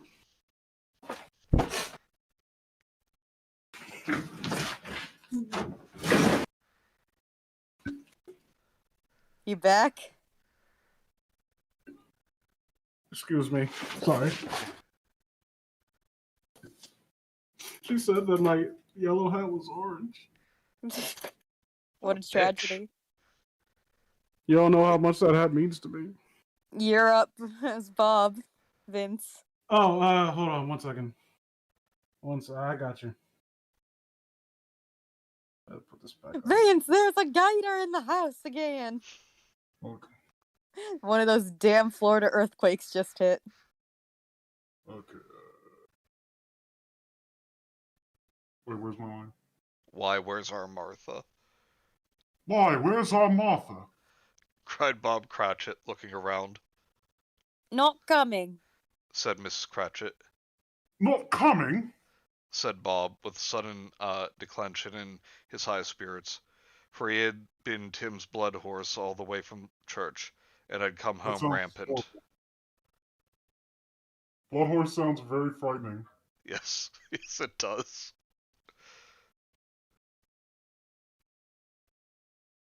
Vince. I think he's trying to find like a different sound effect. What? Oh, I literally zoned out. I'm sorry. Oh. Like, oh, what? Okay, I should have excused myself before walking away. Like, I'm out of sorts. Like, where are we right now? Not coming coming. home. No, I read that. No, not Oh. coming Not upon coming Christmas. upon Christmas Day. Martha didn't like to see him disappointed, if it were only in joke. So she came out prematurely from behind the closet door and ran into his arms, while the two young Cratchits hustled Tiny Tim and bore him off into the wash house, that he might She hear... She came out of the closet prematurely, so it was like I wanted to build up to it, but yeah. Long story short, this is my truth, and I want a divorce. that he might hear the pudding singing in the copper. What? The pudding boiling in a pot. That's sounds like a very interesting analogy for something, though. And Mike is correct. You sound exactly like South Park Satan. I felt literally the reason why my voice is high pitched earlier on, because as you guys were reading, I'm like, let me install like a voice changer and see if I can help my reading. We noticed. Oh, really? What did I sound like earlier? Earlier you sounded like a chipmunk. What do I sound like now? Because I can't hear myself. Like South Park Satan. Up there in the so much room where babies burp and flowers bloom. It's like scary. Like that is really accurate. I am Bob Cratchit. This is wholesome Bob Cratchit voice. The best character. And how did little Tim behave? Asked Mrs. Cratchit, when she had rallied Bob on his credulity, and Bob had hugged his daughter to his heart's content. Good as gold. Said Bob. And better. Somehow it gets thoughtful sitting by himself so much, and thinks the strangest things you've ever heard. He told me, coming home, that he hoped the people saw him in the church because he was a cripple. It was the 1870s. That word still flew back then. It's not the word. It's that I hope people see me in church because I'm crippled. Like, it might be pleasant to them to remember upon Christmas Day who made lame beggars walk and blind men see. Bob's voice was tremulous when he told them this, and trembled more when he said that Tiny Tim was growing strong and hearty. His active little crutch was heard upon the floor, and back came Tiny Tim before another word was spoken, escorted by his brother and sister to his stool before the fire, and while Bob, turning up his cuffs, as if, poor fellow, they were capable of being made more shabby, compounded some hot mixture in a jug with gin and lemons. Oh, hold on, I think that's Gemma at the door. And stirred it round and put it on the hob to simmer. Master Pete and the two ubiquitous young Cratchits went to fetch the goose, with which they soon returned in high procession. Such a bustle ensued that you might have thought a goose the rarest of all birds, a feathered phenomenon to which a black swan was a matter of course, And in truth, it was something very like it in that house. Mrs. Cratchit made the gravy, ready beforehand in a little saucepan, hissing hot. Master Peter mashed the potatoes with incredible vigor. God damn it. Miss Belinda sweetened up the applesauce. Martha dusted the hot plates. Bob took Tiny Tim beside him in a tiny corner at the table, and the two young Cratchits set chairs for everybody, not forgetting themselves, and mounting guard upon their posts, crammed spoons into their mouths, lest they should shriek for goose before their turn came to be helped. I am going to excuse myself real quick. I'm going to go and get my dinner. Alrighty. Fair enough. At last the dishes were set on, and grace was said. It was succeeded by a breathless pause, as Mrs. Cratchit, looking slowly all around the carving knife, prepared to plunge it in the breast. But when she did, and when the long-expected gush of stuffing issued forth, one murmur of delight arose all round the board, and even Tiny Tim, excited by the two young Cratchits, beat on the table with the handle of his knife, and feebly cried hurrah. Hurrah. There never was such a goose. Bob said he didn't believe there ever was such a goose cooked. Its tenderness and flavor, size and cheapness, were the themes of universal admiration. Eked out by applesauce and mashed potatoes, it was a sufficient dinner for the whole family. Indeed, as Mrs. Cratchit said with great delight, surveying one small atom of a bone upon the dish, they had ate it all at last. Yet everyone had enough, and the youngest Cratchit in particular, were steeped in sage and onion to the eyebrows. But now, the plates being changed by Miss Belinda, Mrs. Cratchit left the room alone, too nervous to bear witness, to take the pudding up and bring it in. Suppose it should not be done enough. Suppose it should break in turning out. Suppose somebody should have got over the wall of the backyard and stolen it while they were merry with the goose. A supposition at which the two young Cratchits became livid. All sorts of horrors were supposed. Hullo! A great deal of steam. The pudding was out of the copper. A smell like a washing day. That's a good thing? Yes. Yeah, like I don't know, when your food smells like, oh, this delicious pudding smells like my dry cleaning.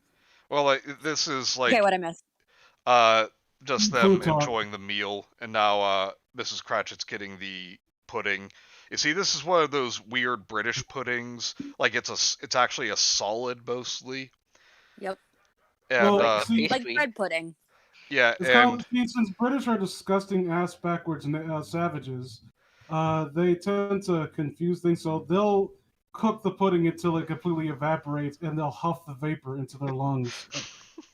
and it's actually shaped like a Giga Pudding, Raptor's favorite commercial. I have pasta. No, Nice. no. Lies. Putty putty. Lies. And they wrap it in a cloth and boil it. So, and because they're poor, they have to use the same copper kettle that they use to boil their clothes. Yeah. Well, I mean, look, Jacob, you're one of the good ones, so you're really cool. Don't come into Britain next year. I have sun-dried tomato pasta with chicken. No one Nice. cares. Literally no one cares. Not even the people that made it. It's very good. A smell like a washing day. That was the cloth. A smell like an eating house and a pastry cook's next door to each other, with a laundress's next door to that. That was the pudding. In half a minute Mrs. Cratchit entered, flushed but smiling proudly, with the pudding, like a speckled cannonball, so hard and firm, blazing in half a quartern of ignited brandy. Yeah. Fun And- night.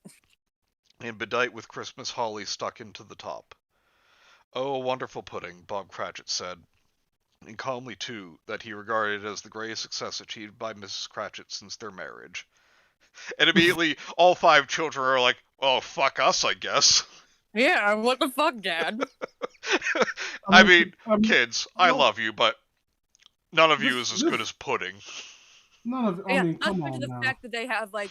So wait, there's 3 daughters. No, there's 6 of them, Oh and shit. so the fact that I think maybe the youngest 2 are twins. So either way, if they're not, that means Mrs. Cratchit has gone through 5 or 6 births without dying Yeah. in the 1800s. I think that's the biggest achievement in their marriage. Yeah, well, again, this pudding is simply divine. Okay, as much as I hate the franchise, it reminds me though of a song that Riverdale? what? No. Riverdale? It reminds me of a song that Kay played one time from a Harry Potter fan band Mm-hmm. that had a Oh, line that was about Rupert Grint's character that had a line, why did your parents have so many kids if they were poor? why didn't your parents have so many kids if they weren't poor? They Checkmate, do idiot. answer that, though. It's because of how badly Mrs. Weasley wanted a girl, but they kept having boys. Jesus That's Christ, that's is is fucked. that is that true? Is I that a don't think joke like or they ever really said it indirectly, but like that? like I think Ginny's at some point referred to as like, like Molly's like long awaited girl or something. Oh my That's god, that's actually kind of horrible. it is. Oh, Ron, you're my bronze medal. A what bit? You heard me, Mike. A Harry Potter fan band. I'm having a word with her. Oh, and he also says, "You're really gonna tease the pasta for 2 hours and not do the wap spaghetti, the wap spaghettiquel?" Like, Easy Well, something. here's the Jesus thing. Christ. I can't really recreate the noise because it's a different pasta shape, so I can't just twirl it around my fork and make a weird noise. Damn. It's like the weird corkscrew kind of shaped pasta. Ah, nice. All It's right. good though. I mean, it has to be whole wheat because cholesterol, but it's very good. All right. Mrs. If you Cratchit eat said my ear, I'm gonna carve you up real nice. Mrs. Cratchit said that now the weight was off her mind, she would confess she had her doubts about the quantity of flour. Everybody had something to say about it, but nobody said or thought it was at all a small pudding for a large family. It would have I been did. flat heresy to do so. Any Cratchit would have blushed to hint at such a thing. Aw. At last the dinner was all done. The cloth was cleared, the hearth swept, and the fire made up. The compound in the jug being tested and considered perfect, apples and oranges were put upon the table, and a shovelful of chestnuts on the fire. Then all the Cratchit family drew round the hearth in what Bob Cratchit called a circle, meaning half of one. And at Bob Cratchit's elbow stood the family's display of glass, 2 tumblers and a custard cup with a handle. These held the hot stuff from the jug, however, as well as golden goblets would have done. And Bob served it out with beaming looks, while the chestnuts on the fire sputtered and cracked noisily. Then Bob proposed, A Merry Christmas to us all, my dears. God bless us. And now you're echoing, so now Yeah. you're God. Yeah, I was gonna say, God bless. He might as well have said, "Me bless us." Oops. I accidentally put on effect. My bad.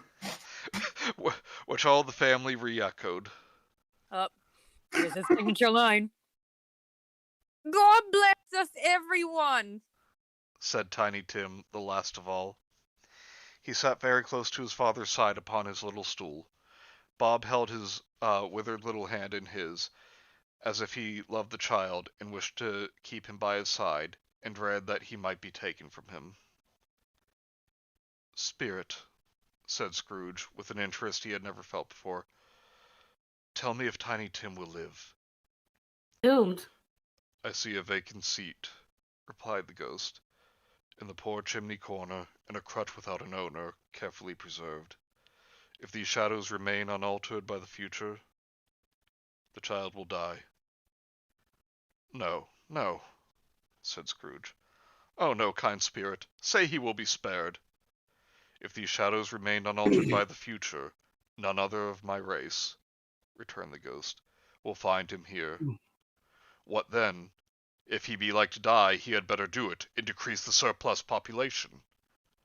Uh-oh. Scrooge hung his head to hear his own words quoted by the spirit, and was overcome with penitence and grief. Mm.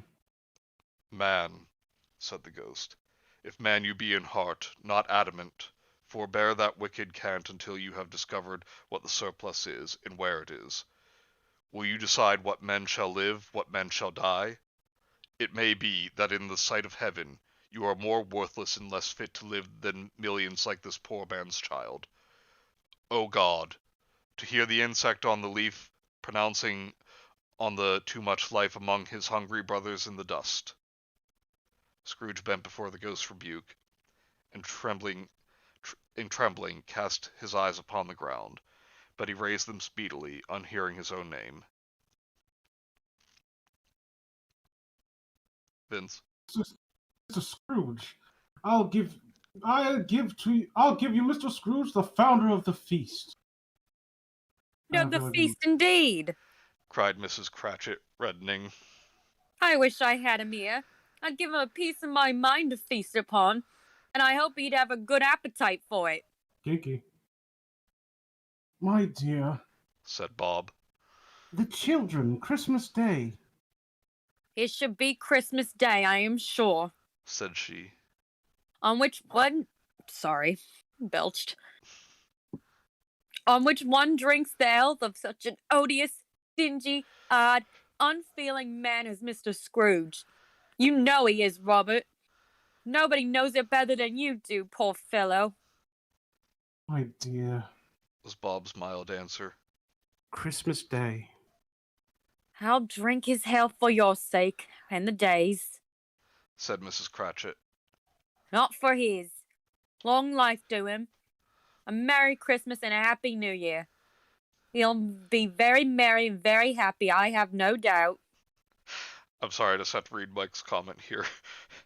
Merry Christmas, look upon me in despair.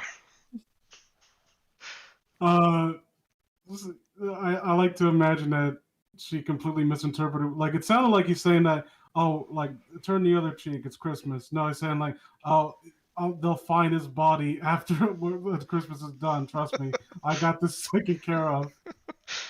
Like, he's like trying to wink and try to like blink in Morse code. The children drank the toast after her. It was the first of their proceedings which had no heartiness. Tiny Tim drank it last of all, but he didn't care twopence for it.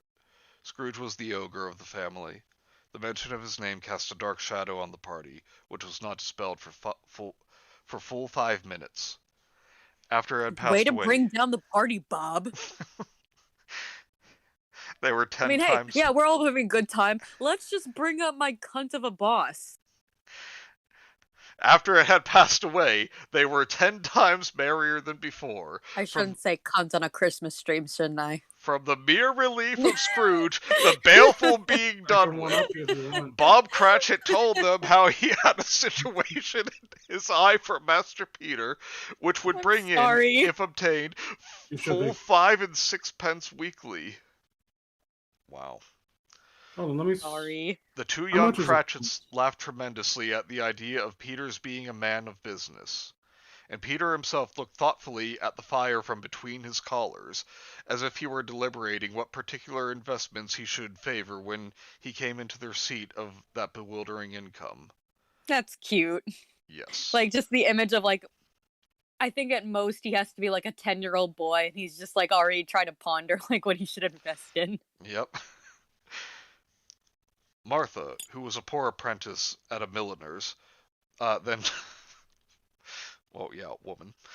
told them what kind of work she had to do, and how many hours she worked at a stretch, and how she meant to lie abed tomorrow morning for a good long rest. Tomorrow being a holiday she passed at home. Also how she had seen a countess and a lord some days before, and how the lord was much about as tall as Peter, at which Peter pulled up his collar so high that he couldn't have seen his head if you had been there. Aww. All this time the chestnuts in the jug went round and by they had a song about a lost child traveling in the snow from Tiny Tim, who had a plaintive little voice, and sang it very well indeed. Aww. There was nothing of high mark in this. They were not a handsome family. They were not well dressed. Their shoes were far from being waterproof. Their clothes were scanty, and Peter might have known, and very likely did, the inside of a pawnbroker's. But they were happy, grateful, pleased with one another, and contented with the time. And when they faded, and looked happier yet in the bright sprinklings of the Spirit's torch at parting, Scrooge had his eye upon them, and especially on Tiny Tim, until the last. By this time it was getting dark, and snowing pretty heavily.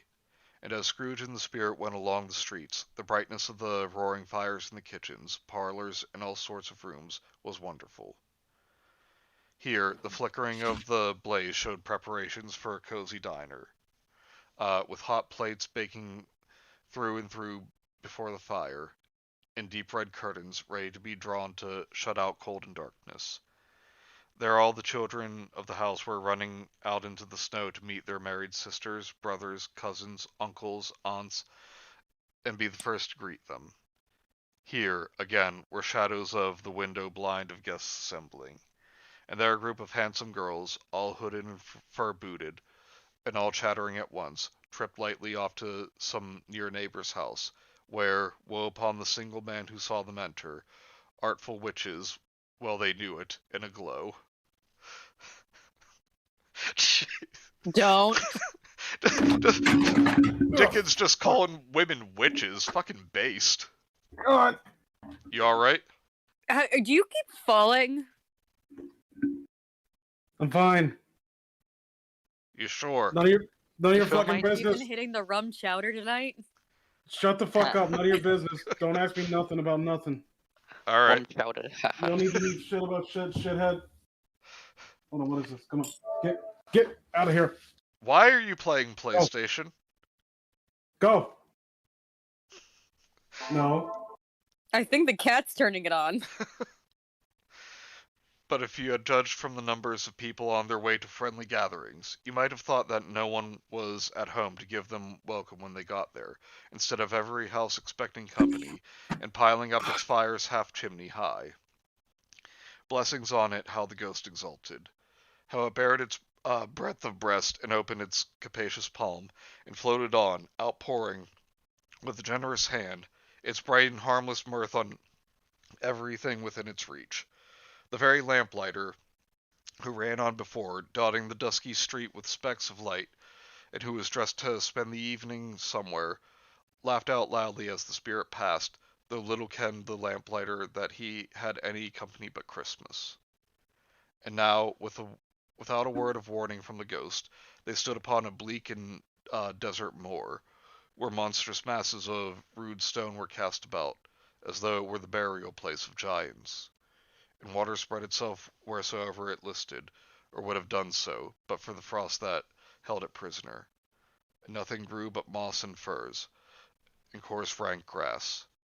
Down in the west the setting sun had left a streak of fiery red, which glared upon the desolation for an instant, like a sullen eye, and frowning lower, lower, lower yet, was lost in the thick gloom of darkest night. "What place is this?" asked Scrooge. "A place where miners live, who labor in the bowels of the earth," returned the Spirit. "But they know me. See." Do you want me to take over for a little bit now that now that we're out of the Cratchit's house? Yes, please. A light shone from the window of a hut, and swiftly they advanced towards it. Passing through the wall of mud and stone, they found a cheerful company assembled around a glowing fire. An old man and woman, with their child and their children's children, and another gentleman beyond that, all decked out gaily in their holiday attire. The old man, in a voice that seldom rose above the howling of the wind upon the barren waste, was singing them a Christmas song, and it had been a very old song when he was a boy, and from time to time they all joined in the chorus. So surely as they raised their voices, the old man got quite blithe and loud, and so surely they stopped, his vigor sank again. The spirit did not tarry here, but bade Scrooge hold his robe, and passing on above the moor, sped whither? Not to sea, to sea. To Scrooge's horror, looking back, he saw the last of the land, a frightful range of rocks behind them, and his ears were deafened by the thundering of the water, as it rolled and roared and raged among the dreadful caverns it had worn, and fiercely tried to undermine the earth. Built upon a dismal reef of sunken rocks, some league or so from shore, on which the waters chafed and dashed, the wild year through, there stood a solitary lighthouse. Great heaps of seaweed clung to its base, and storm birds, born of the wind one might suppose, as seaweed of the water, rose and fell about it like the waves they skimmed. But even here, two men who watched the light had made a fire and were drinking turpentine mixed with honey as they were talking about the light that somehow had been magical powers. For some reason, one just shouted out "monkey pump." Monkey pump? And one keeps jacking off to a statue of like a little wooden mermaid. It's really weird. What the fuck am I listening to? I'm describing the plot of the lighthouse. Keep And I reading, would you just like fucking to weirdos. take a moment to anyone listening to the future. You have probably guessed by now, but we are not getting to Gotham High this evening. Having a Merry Christmas, that's all that matters. Good. Okay, my mic not picking up my voice too well, but good. We'll get to it next week. Yes. Oh my god, no. What? Just keep reading. A place where miners live. JC the hyena has entered the chat. It's gonna get worse. That through the loophole in the thick stone wall shed out a ray of brightness on the awful sea. Damn it! Joining their horny hands over the rough table at which they said, "This is the lighthouse." They wished each other Merry Christmas in their can of grog, and one of them, the elder too, with his face all damaged and scarred with hard weather, as the figurehead of an old ship might be, struck up a sturdy song that was like a gale in itself. Vince, have you seen The Lighthouse? No. Okay, so that's why you didn't get the reference. I just hear this like weird shit being said, and like all these, and I'm thinking that's I'm having a stroke. See The Lighthouse. It's a very good movie. No, Jacob likes it. I don't like Jacob. I hate that nigga. Again, the ghost sped on. That fucker Above- screwed me out of royalties. Every time he uses the big Jane Lebowski, I'm supposed to get paid for it. Above the black and heaving sea, on, until, being far away, as he told Scrooge, from any shore, they lighted on a ship. They stood beside the helmsman at the wheel, the lookout in the bow, and the officers who had the watch. Dark, ghostly figures in their several stations, but every man among them hummed a Christmas tune, or had a Christmas thought, or spoke below his breath to his companion of some bygone Christmas day, with homeward hopes belonging to it. And every man on board, waking or sleeping, good or bad, had a kinder word for another that day than on any other day in that year, and had shared to some extent in the festivities, and had remembered those he cared for at a distance, and had known that they had delighted to remember him. It was a great surprise to Scrooge, while listening to the moaning of the wind, and thinking what a solemn thing it was to move on through the lonely darkness over an unknown abyss, whose depths were secrets as profound as death. It was a great surprise to Scrooge, while thus engaged, to hear a hearty laugh. It was a much greater surprise to Scrooge to recognize it as his own nephew's, and to find himself in a bright, dry, gleaming room, with the spirit standing smiling by his side, and looking at the same nephew with approving affability. Ha ha! This is This raptor. Oh, sorry. why do we keep getting Russian bots? I don't know. There's another one. I got They're it. fucking everywhere. They're like Continue. ants. Oh, sorry. Does this mean we've made it? Ha Laughs No. Scrooge's nephew. Yes. Ha ha ha. If you should happen, by any unlikely chance, to know a man more blessed in a laugh than Scrooge's nephew, all I can say is I should like to know him too. Introduce him to me, and I'll cultivate his acquaintance. It is a fair, even-handed, noble adjustment of things, that while there is an infection and disease and sorrow, there is nothing in the world so irresistibly contagious as laughter and good humor. So true. When Scrooge's nephew laughed in this way, holding his sides, rolling his head, and twisting his face into the most extravagant contortions, Scrooge's niece by marriage laughed as heartily as he, and their assembled friends, being not a bit behindhand, roared out lustily. ha. Ha ha ha. He's he said that Christmas was a humbug, as I live. cried Scrooge's nephew. He believed it too. More shame for him, Fred, said Scrooge's niece indignantly. Bless those women. They never do anything by halves. They were always in earnest. Well, that's a She bit was- of a generalization, Dickens. Jesus.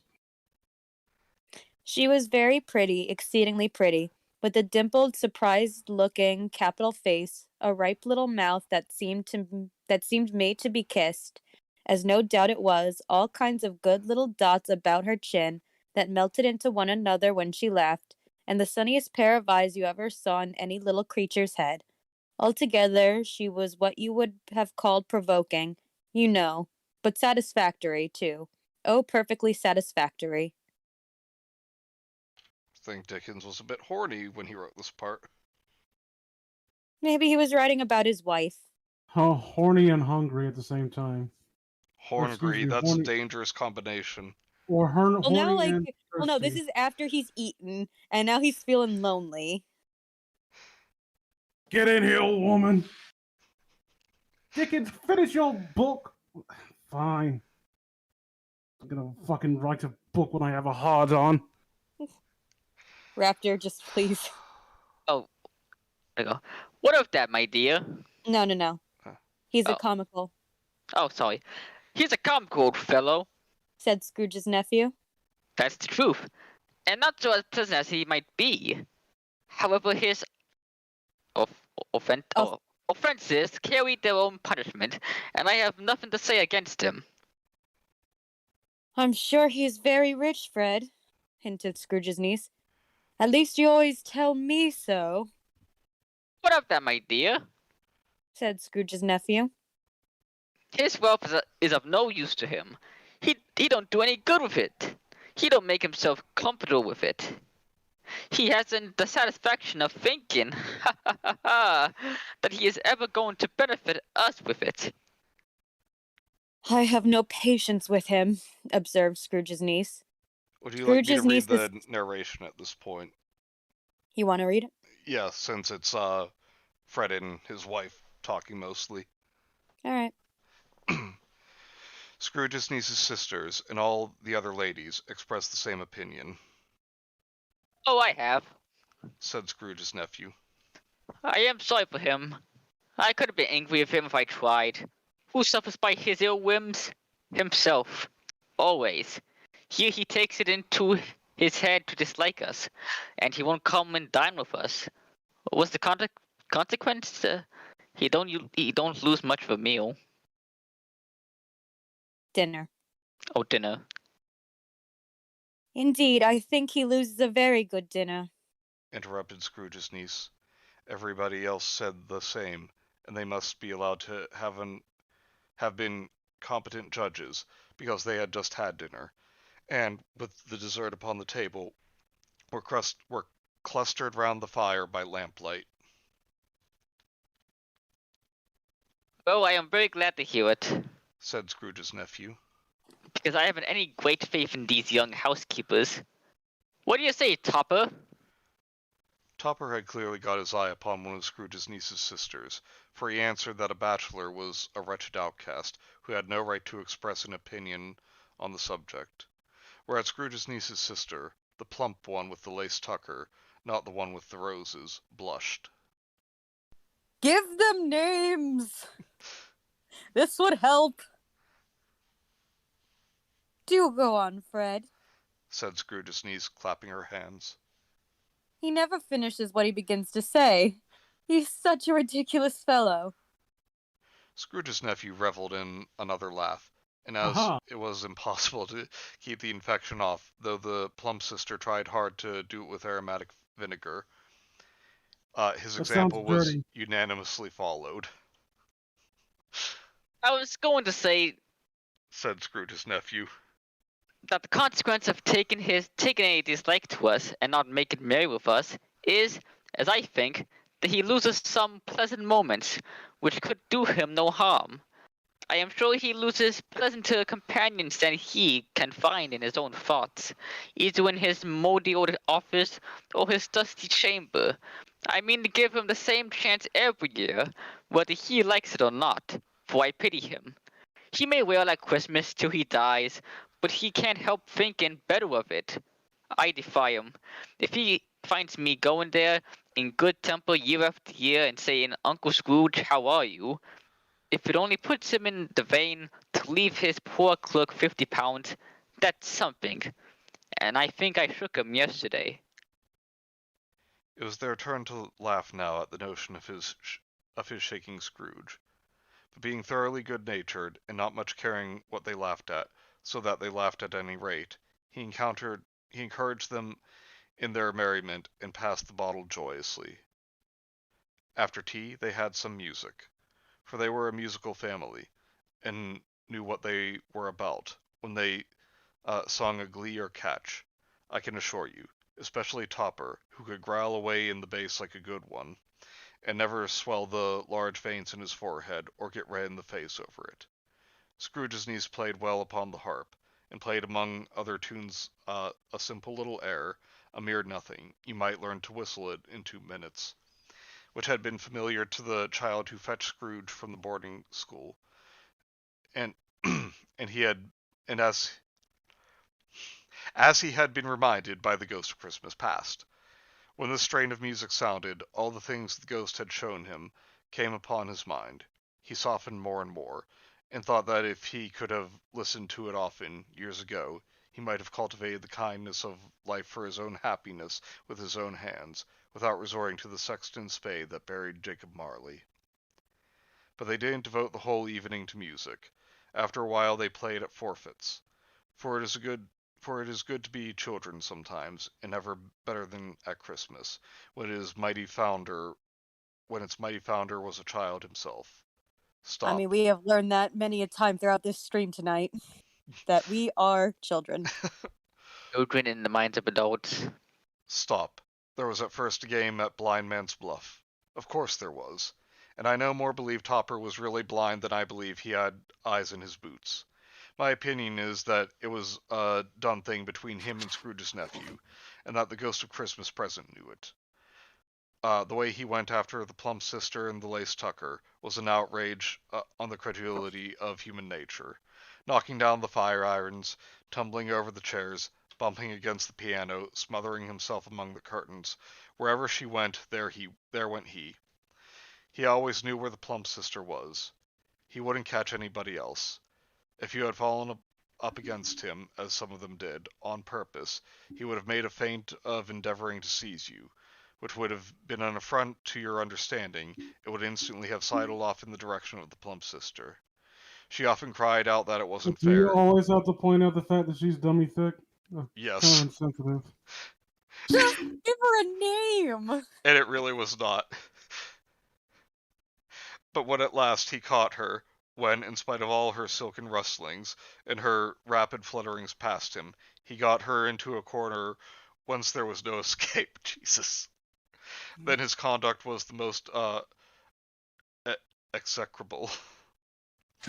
For his pretending not to know her, his pretending that it was unnecessary to touch her headdress, and further to assure himself of her identity by pressing a certain ring upon her finger, and a certain chain about her neck, was vile, monstrous. No doubt she told him her opinion of it, when another blind man being in office, they were so confidential together behind the curtains.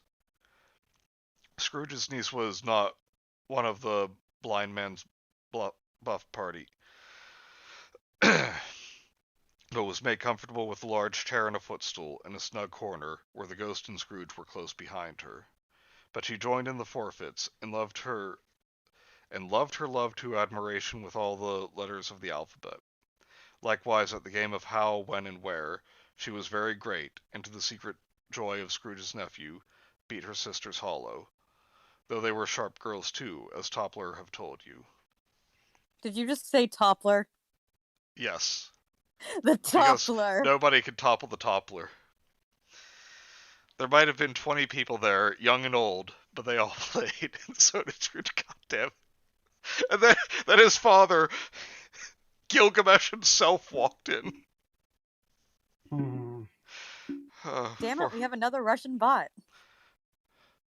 For wholly forgetting They're in the not going to interest interfere with this election. he had in what was going on, that his voice made no sound in their ears, he sometimes came out with his guess quite loud, and very often guessed quite right, too. For the sharpest needle, best Whitechapel, warranted not to cut in the eye, was not sharper than Scrooge, blunt as he took it in his head to be. The ghost was greatly pleased to find him in this mood, and looked upon him with such favor, that he begged like a boy to be allowed to stay until the guest departed. But this the spirit said could not be done. "Here's a new game," said Scrooge. "1 half-hour, spirit, only one." It was a game called Yes and No, where Scrooge's nephew had to think of something, and the rest must find out what.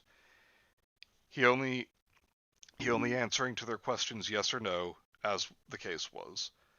The brisk fire of questioning to which he was exposed elicited from him that he was thinking of an animal, a live animal, rather a disagreeable animal, a savage animal, an animal that growled and grunted sometimes, and talked sometimes, and lived in London.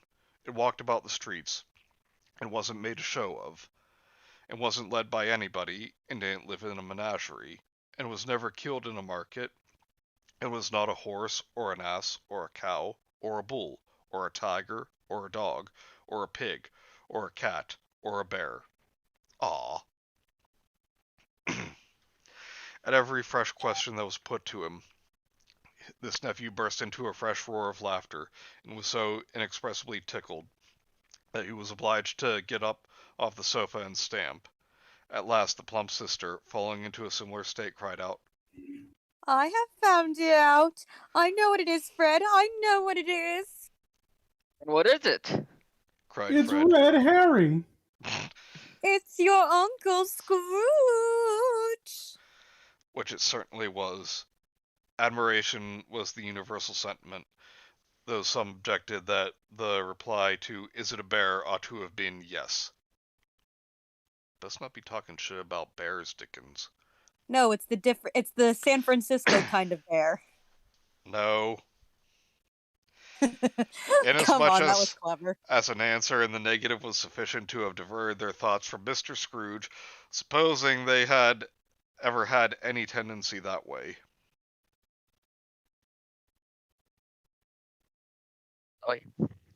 He has given us plenty of merriment, I am sure, Said Fred. and it would be ungrateful not to drink his health. Here was a glass of mulled wine ready to our hand at the moment, and I say, Uncle Scrooge. I'm gonna try mulled wine. Well, Uncle Scrooge. Well, Uncle Scrooge. Well, Uncle Scrooge. Real Uncle Scrooge or some fucking shit, I don't know. Mike says, it's so fun to make fun of him at his expense. It would be really awkward if he was actually here watching this. Could Well, you that's- imagine? Well, you're talking crazy talk. Fuck that old codger. I hope he fucking dies in his sleep and it gets visited by 3 ghosts. Like, that's weirdly specific.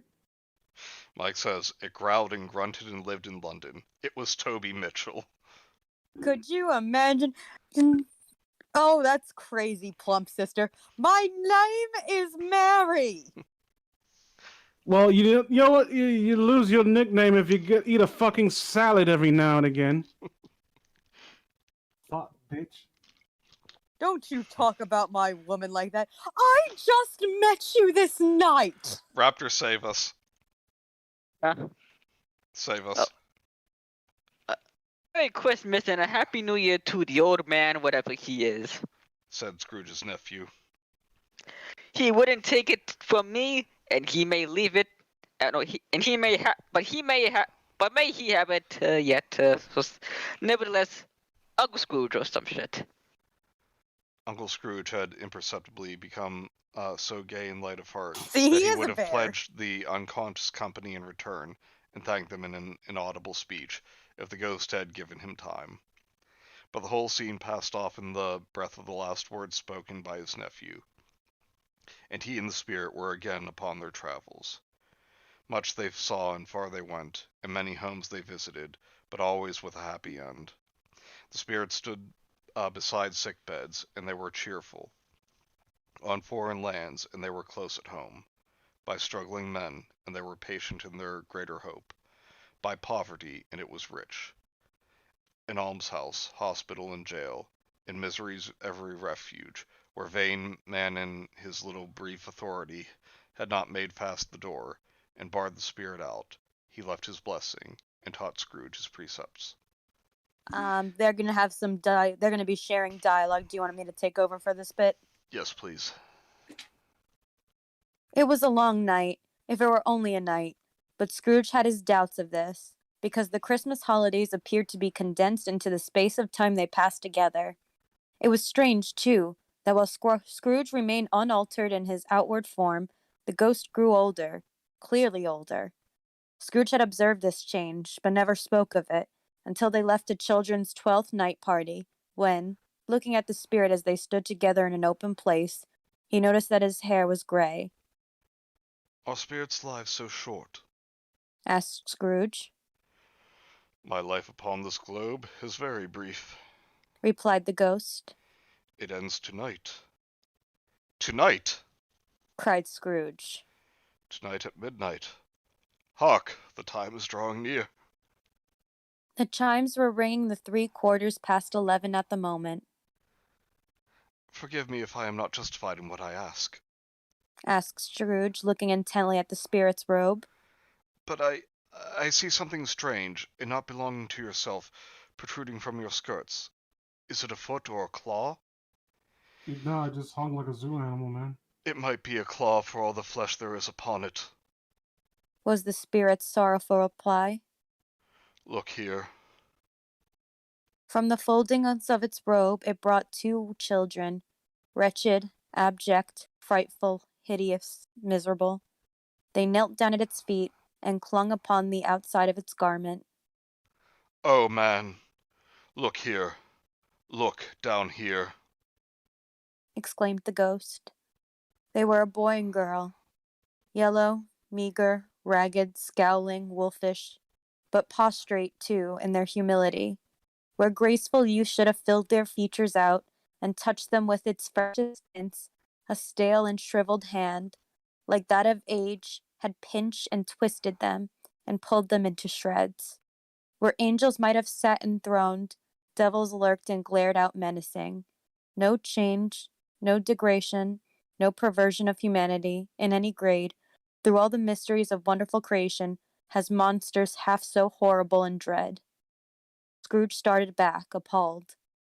Having them shown to him in this way, he tried to say they were fine children, but the words choked themselves, rather than be parties to a lie of such enormous magnitude. Spirit, are they yours? Sorry if you can hear Eli. No problem. I like Scrooge's immediate Right. reaction. Immediate response is, or gut reaction is to try to be polite about it. Yeah. Yeah, like, and Oh. like that wouldn't have been him like at the beginning of this story, but now he's kind of trying to be like, they're great. I can't do this. They are man's, Said the spirit, looking down upon them. and they cling to me, appealing from their fathers.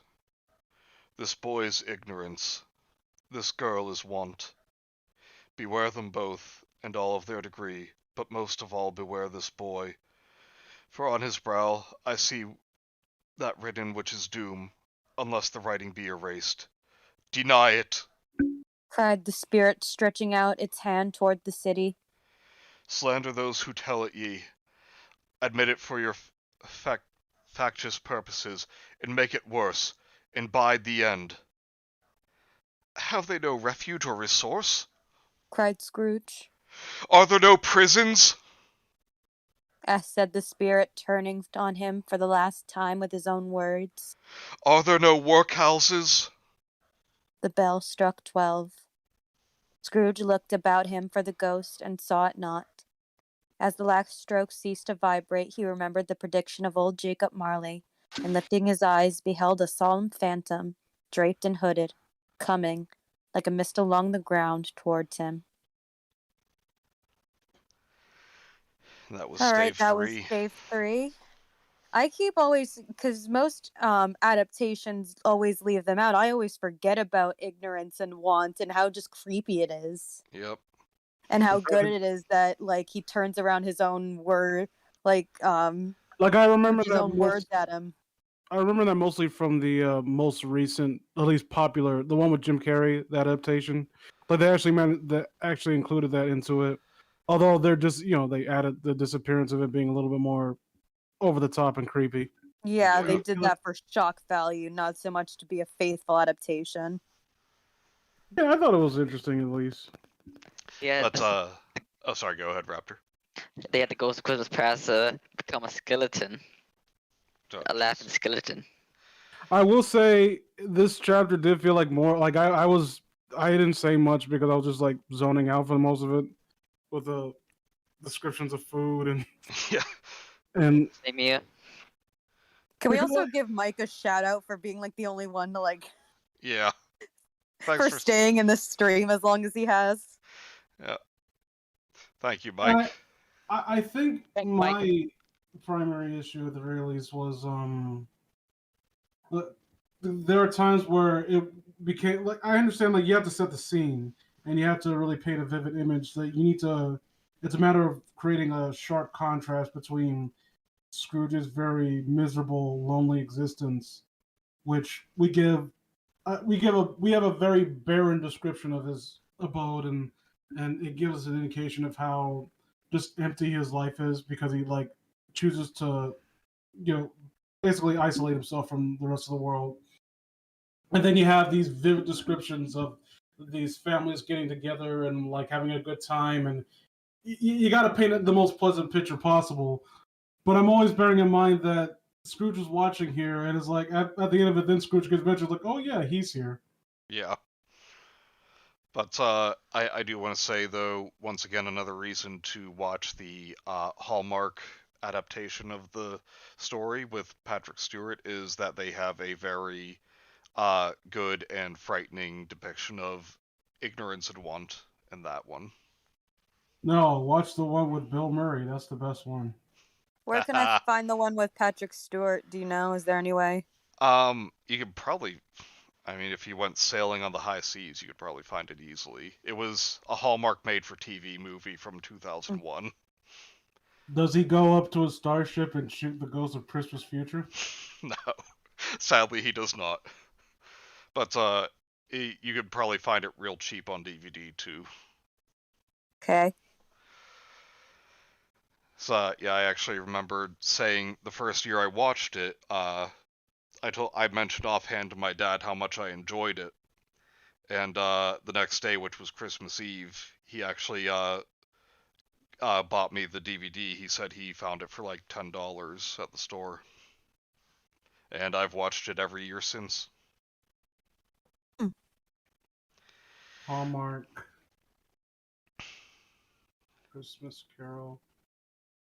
No, not a Christmas Carousel. Patrick Stewart in A Christmas Carol. All right, it's streaming on Peacock, which my grandma has. Maybe I can Cock. convince her. It Maybe is I can upload on convince her YouTube. to. What was it released? Like 2000, 2001, I think. Oh, I think 1999. Oh, No, it 99. says 99. Damn. I found it on Is it- YouTube for free. yeah, I'm about to Oh, it say, is like, on I found YouTube? it too. Nice. Yep. Sick. I'm gonna link it in There chat. you go. Is the quality I don't- good? It's Fine. it's pretty 60p. So not the best, but better enough when I say. Oh, it was on TNT. It does kind of look. I think I did see this once when I was a kid. Then my dad will basically he'd watch TNT religiously. Nice.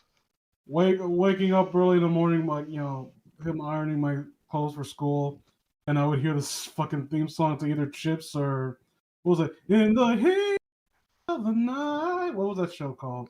Oh, oh, that's gonna bother me. That and Kung Fu Legend continues.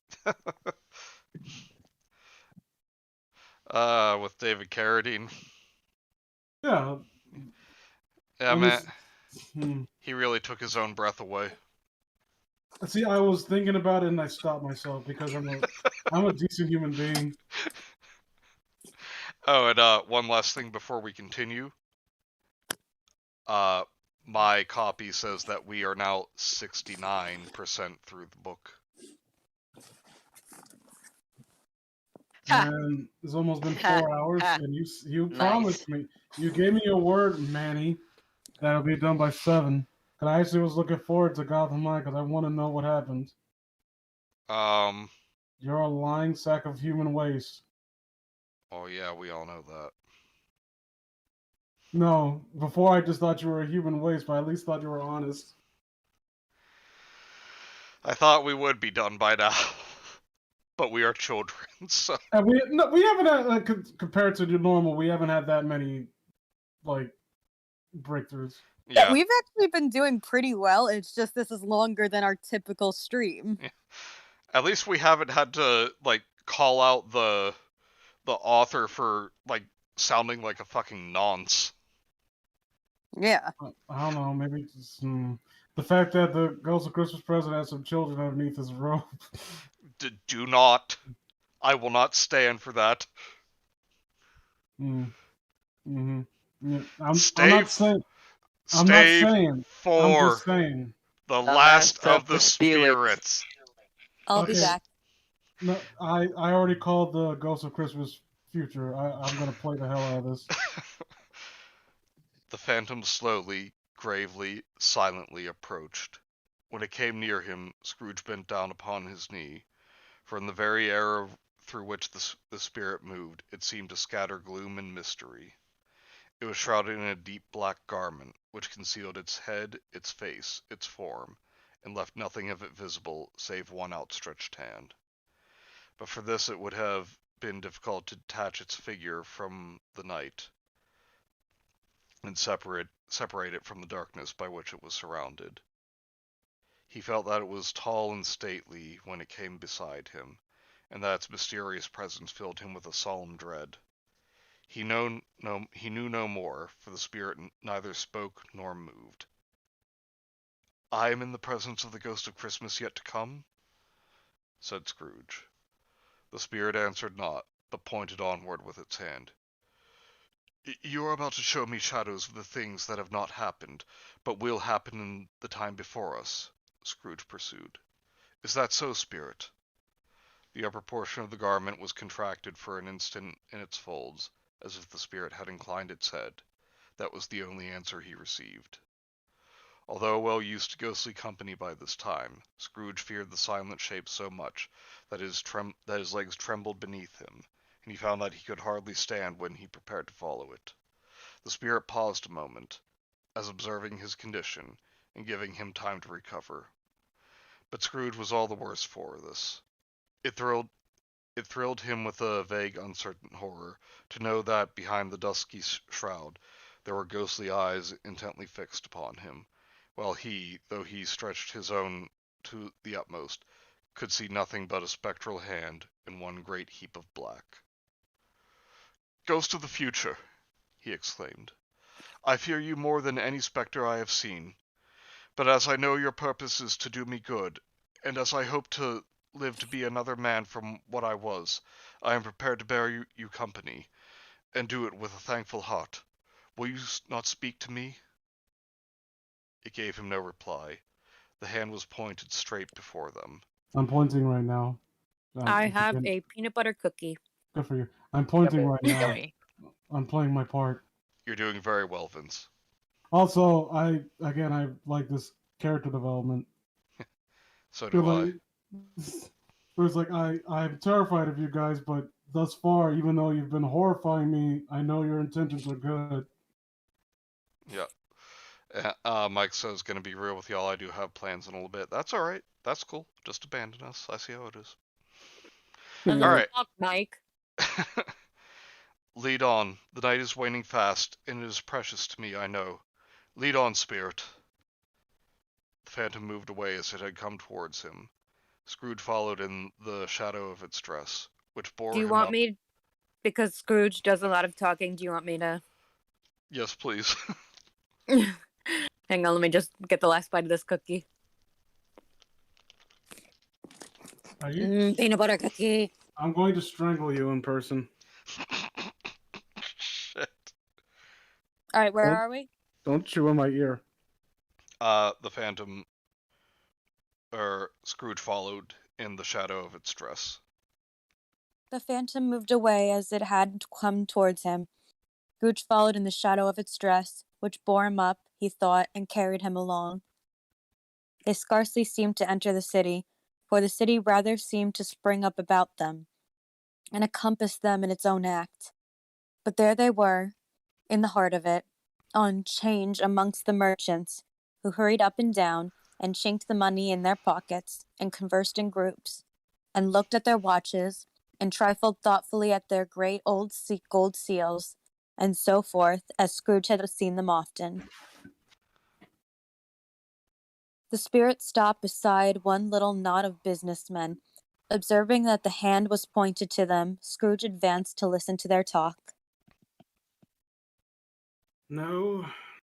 Said a great fat man with a monstrous chin. Fuck you. That is not me. I don't. Fat voice. I don't know much about it either way. Yes. I only know he's dead. Yeah, I was about to say, give it a bit of a cuckoo raving. When did he die? Last night, I believe. Why? What was the matter with him? Asked a third, taking a vast quantity of snuff out of a very large snuff box. I thought What? he'd never die. Oh, God knows. Said the first with a yawn. What has he done with his money? Asked a red-faced gentleman with a pendulous excrescence on the end of his nose that shook like the gills of a... Say it.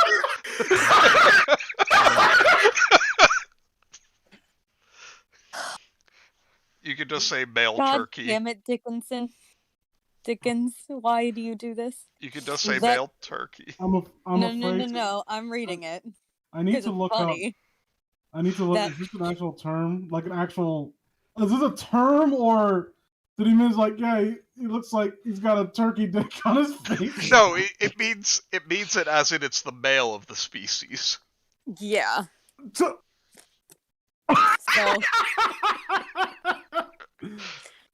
So, an excrescence on the end of his nose that shook like the gills of a turkey cock. Ah! I haven't heard. Said the man with the large chin, yawning again. Left it to his company, perhaps. He hasn't left it to me, that's all I know. The pleasantry was received with a general laugh. It's likely to be a very cheap funeral. Said the same speaker. For upon my life, I don't know anybody to go to it. Suppose we make a party and volunteer.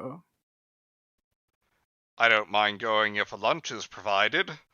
Observed the gentleman with an excrescence on his nose. I need to know what that is. Hang on. With But the I turkey must dick be on his fed nostril. if I make one.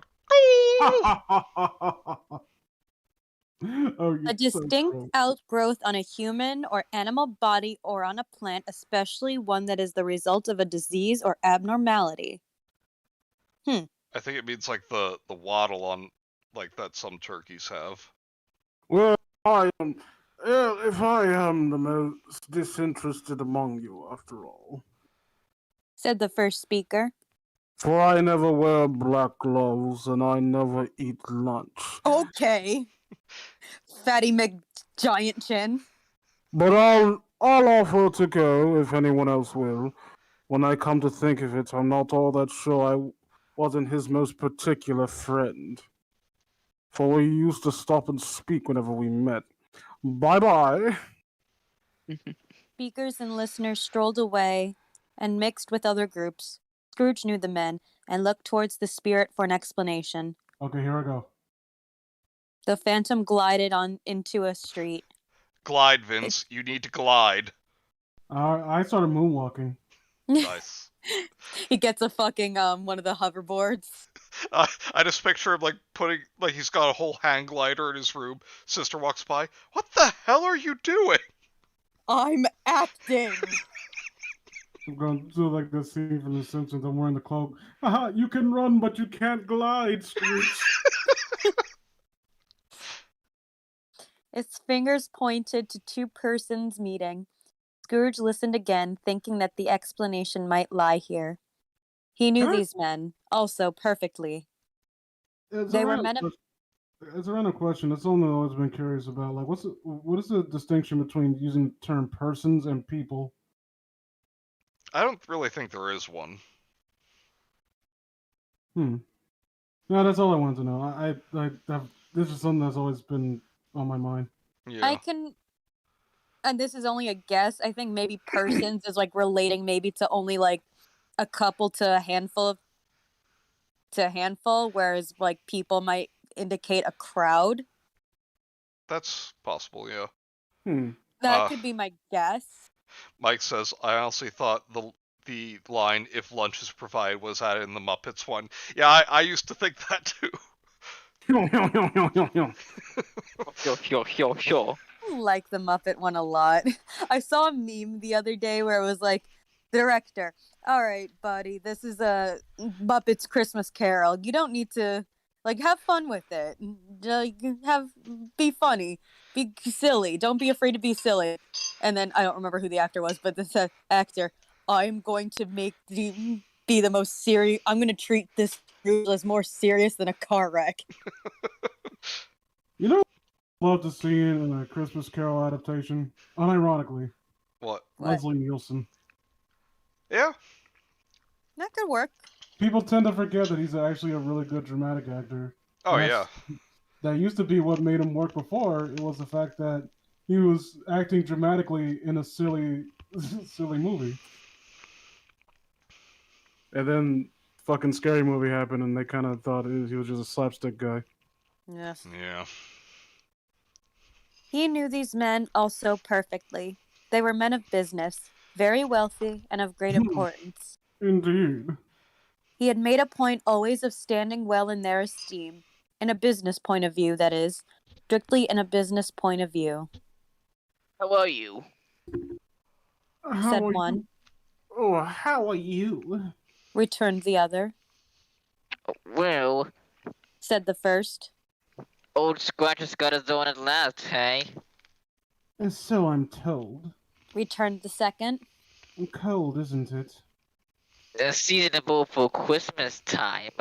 And you're not a skater, I suppose. No, I prefer street luge. This one has like a link where I can find out what skater is, but it's not working. I'll just go use the Google machine. Oh, it's on a Wiktionary. What does it mean? Oh wait, no. The reason it's there is because of how it's pronounced. He's unironically ice skater. What? They had people ice skated back then? Yeah. Yeah, the Frost Festival's on the Thames. No. Think of something else to think of. Good morning. Not another word. That was their meeting, their conversation, and their parting. Scrooge was at first inclined to be surprised that the spirit could attach importance to conversations apparently so trivial, but feeling assured that they must have some hidden purpose, he set himself to consider what it was likely to be. They could scarcely be supposed to have any bearing on the death of Jacob, his old partner, for that was the past, and the ghost's province was the future. Nor could he think of anyone immediately connected with himself to whom he could apply them, but nothing doubting that to whomsoever they applied, they had some latent moral for his own improvement.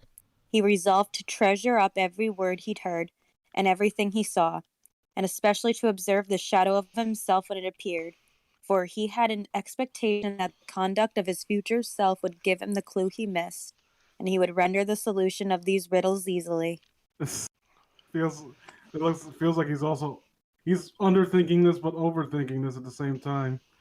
It's like that fucking scene of Stanley Parable. Like Stanley, pay close attention to this plant. It'll be very important later on.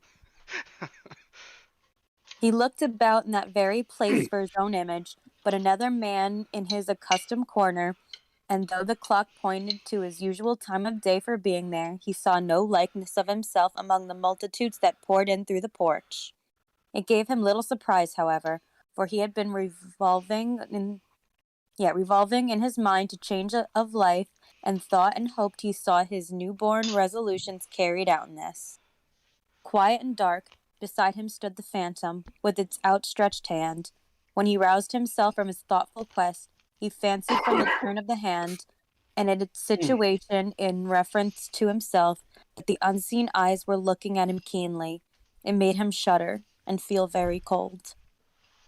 They left the busy scene, and went to an obscure part of town where Scrooge had never penetrated before, although he recognized its situation and its bad repute. The ways were foul and narrow, the shops and houses wretched, the people half naked, drunken, slipshod, ugly. Alleys and archways, like so many cesspools, disgorged their offences of smell and dirt and life upon the straggling streets, and the whole quarter reeked of crime with filth and misery. Far in this den of infamous resort, there was a low-browed, beetling shop below a penthouse roof where iron, old rags, bottles, bones, and greasy offal were bought. Upon the floor within were piled up heaps of rusty keys, nails, chains, hinges, files, scales, weights, and refuse iron of all kinds. Secrets that few would like to scrutinize were bred and hidden in mountains of unseemly rags, masses of corrupted fat, and sip. That's new. And fragments of bones. Sitting in among the wares he dealt in, by a charcoal stove made of old bricks, was a gray-haired rascal, clearly 70 years of age, who had screened himself from the cold air without by a frowsy curtaining of miscellaneous tatters hung upon a line, and smoked his pipe in all the luxury of calm retirement. Scrooge and the Phantom came into the presence of this man, just as a woman with a heavy bundle slunk into the shop, but she had scarcely entered when another woman, similarly laden, came in too, and she closely followed by a man in faded black, who was no less startled by the sight of them than they had been upon the recognition of each other. After a short period of blank astonishment, in which the old man with the pipe had joined them, they all three burst into a laugh. "Let the charwoman alone be the first," cried she Also, who had entered first. I call voicing old Joe. Okay. "Let a laundress alone to be the second, and let the undertaker's man alone to be the third. Look here, old Joe, here's a chance. If we haven't all three met here without meaning it," You couldn't have met in a better place. said old Joe, removing his pipe from his mouth. Come into the parlor. You were made free of it long ago, you know. And the other two and strangers. Stop till I shut the door of the shop. Ah, how it squeaks. There ain't such a rusty Freaks. bit of metal in the place as own inches, I believe. And I'm sure there's no such old bones here as mine. We're all suitable to our calling. We are well matched. Come into the parlor. Come into the parlor. The parlor was the space behind the screen of rags. The old man raked the fire together with an old stair rod, and having trimmed his smoky lamp, for it was night, with the stem of his pipe, put it in his mouth again. While he did this, the woman who had already spoken threw her bundle on the floor and sat down in a flaunting manner on a stool, I'll be crossed the her laundress, elbows I on her. guess. What? I'll be the laundress, I guess. All right. Crossing her elbows on her knees and looking with a bold defiance at the other two. I think this is still me, though. Whoa, it's Mrs. Dilber, said the woman. Every person has a right to take care of themselves. He always did, True indeed. said the laundress. No man more so. Oh, you were waiting to use that, weren't you? Yeah.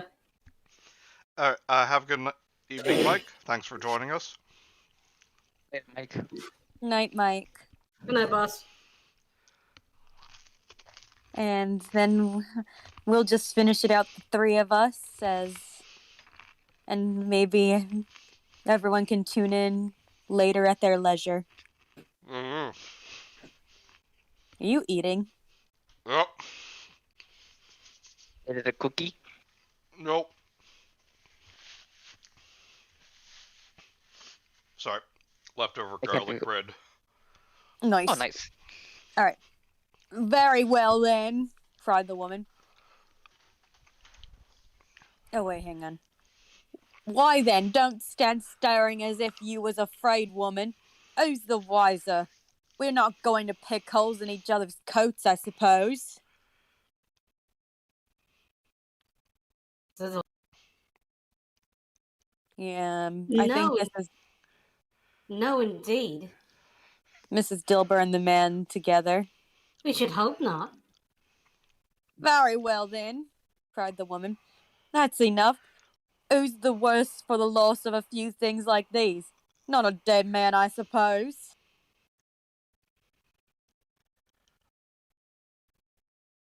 Then No, indeed. said Mrs. Dilber, laughing. Ha! If he wanted to keep him after he was dead, a wicked old screw, pursued the woman, why wasn't he a natural in his lifetime? If he had been, he'd have had somebody to look after him while he was struck with death, instead of lying gasping out his last there, alone by himself, Words that ever was spoke. said the Mrs. Dilber. It's a judgment on him. I wish it was a little heavier one, said the woman. It should have been, and it should have been. You may depend on it. If I could have laid me hands on anything else, open that bundle, old Joe, and let me know the value of it. Speak out plain. I'm not afraid to be the first, nor afraid to see it. We know pretty well that we were helping ourselves before we met here, I believe. It's no sin. Open that bundle, Joe. But the gallantry of her friends would not allow this, and the man in faded black mounting the breech first produced his plunder. It was not extensive, a seal or two, a pencil case, a pair of sleeve buttons, and a brooch of no great value were all. There were Severally. severally examined and appraised by old Joe, who chalked the sums he was disposed to give for each upon the wall, and added them up to a total when he found that there was nothing more to come, And that's your count. said Joe. And I won't give another sixpence if I was to be boiled for not doing it. Who's next? Mrs. Dilber was next. Sheets and towels, a little wearing apparel, 2 old-fashioned silver teaspoons, a pair of sugar tongs, and a few boots.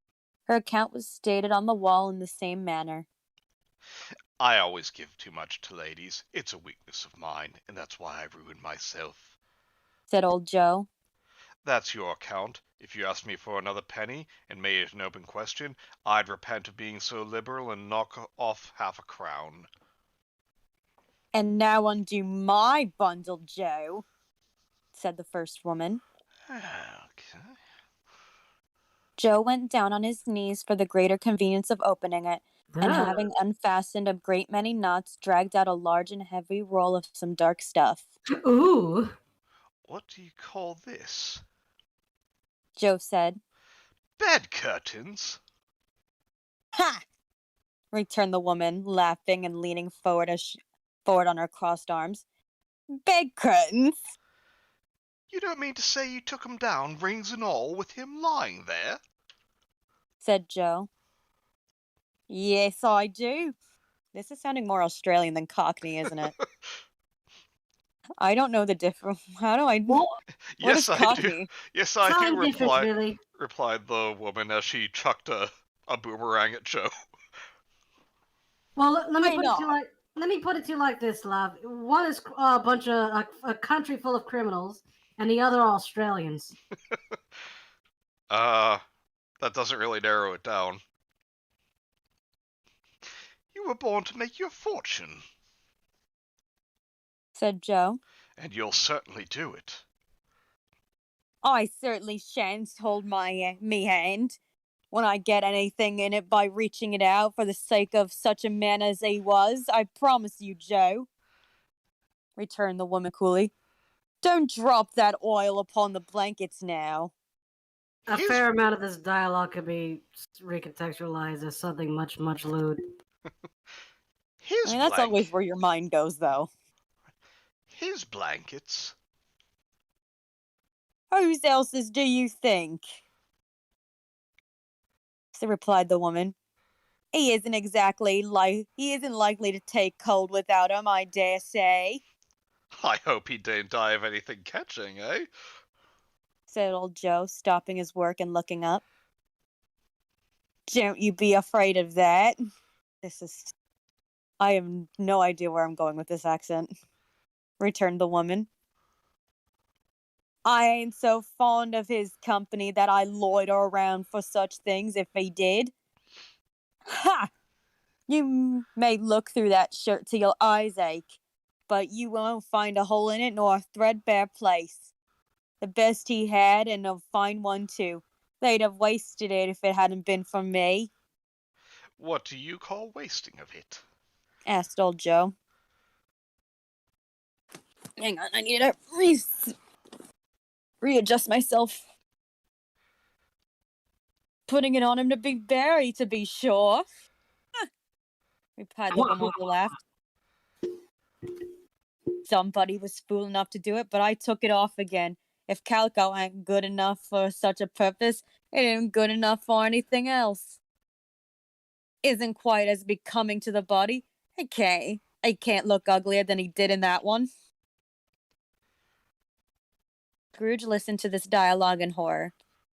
As they sat grouped about their spoil in the scanty light afforded by the old man's lamp, he viewed them with a detestation and disgust which could hardly have been greater, though they had been obscene demons marketing the corpse itself. Laughed the same woman when old Joe, producing a flannel bag with money in it, told out their several gains upon the ground. It's the end of it, you see. He frightened every one away from him if he was alive, to profit us when he was dead. Spirit. Said Scrooge, shuddering from head to foot. I see. The case for this unhappy man might be my own. My life tends that way now. Merciful heaven, what is this? And the spirit just like face palmed at his inability to fucking get context clues. But he doesn't have a face, so like his arm just goes elbow deep into his hood. It's like another dimension in there. Spirit, you see, the problem is, you see how I have a face. And the spirit just like strikes him dead. How that homeless man in the gutter there has a face. how that woman over there has face. Do you see a fucking pattern here, Spirit?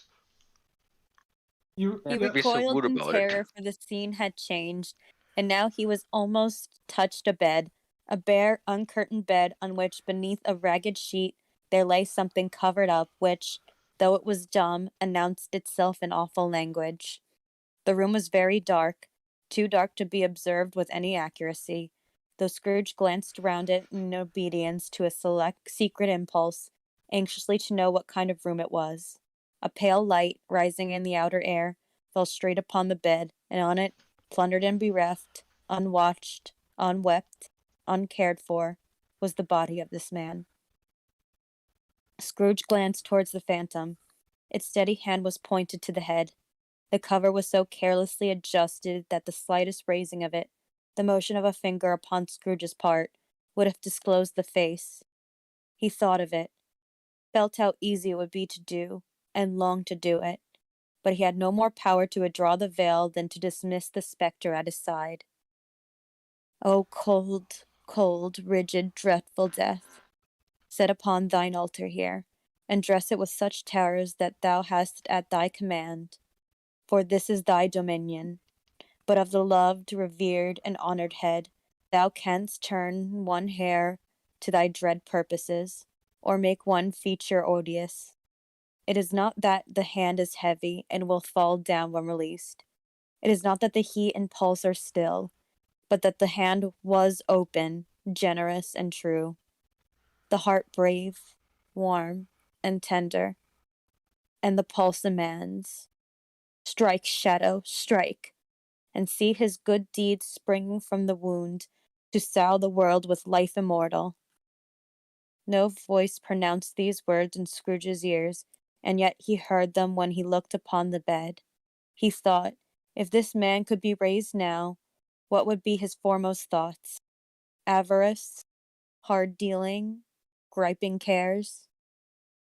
They have brought him to a rich end, truly.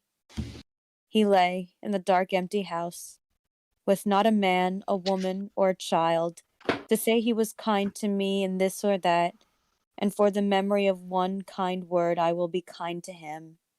A cat was tearing at the door, and there was a sound of gnawing rats beneath the hard stone. Wait, cat tearing at the door. Is this still the story, or are you talking about Vince? Yes, Well, Fatso. what they wanted in the room of death, and why they were so restless and disturbed, Scrooge dared not to think. Spirit, He said, this is a fearful place. In leaving it, I shall not leave its lesson. Trust me. Let us go. Still, the ghost pointed with an unmoved finger to the bed. I understand you. Said Scrooge returned. And I would do it if I could. But I have not the power, Spirit. I have not the power. Again, it seemed to look upon him. If there is any person in the town who feels emotion caused by this man's death, Said Scrooge, quite agonized. show that person to me, Spirit. I beseech you. The phantom spread its dark robe before him for a moment like a wing, and withdrawing it, revealed a room by daylight where a mother and her children were. She was expecting someone, and with anxious eagerness, for she walked up and down the room, started at every sound, looked out the window, glanced at the clock, tried, but in vain, to work with her needle, and could hardly bear the voices of the children in their play. At length the unexpected knock was heard. She hurried to the door and met her husband, a man whose face was careworn and depressed, though he was young. There was a remarkable expression in it now, a kind of serious delight of which he felt ashamed, and which he struggled to repress. He sat down to the dinner that had been hoarding for him by the fire, and when she asked him faintly what news, which was not until after a long silence, he appeared embarrassed how to answer. Is it good, she said, or bad, to help him? Vince. Oh, sorry. The This is cat's on my Bob. lap. I know, cat. Jinxie. I love you too. You gotta go.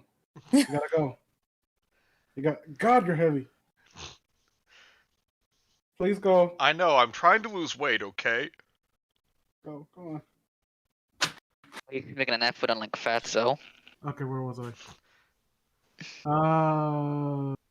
Bad. Where was I? Bad. Bad. Okay. Uh. Mm,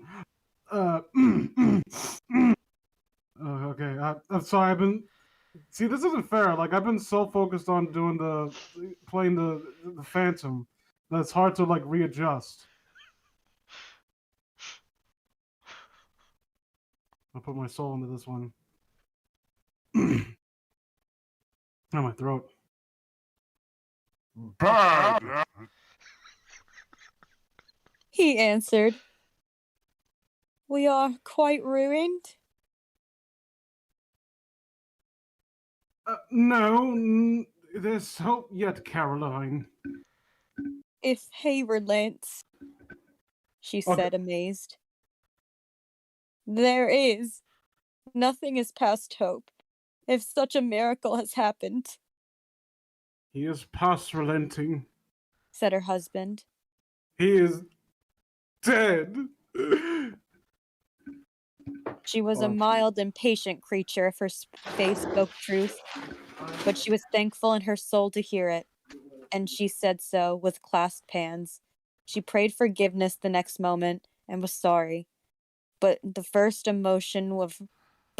was the emotion of her heart. What the hef?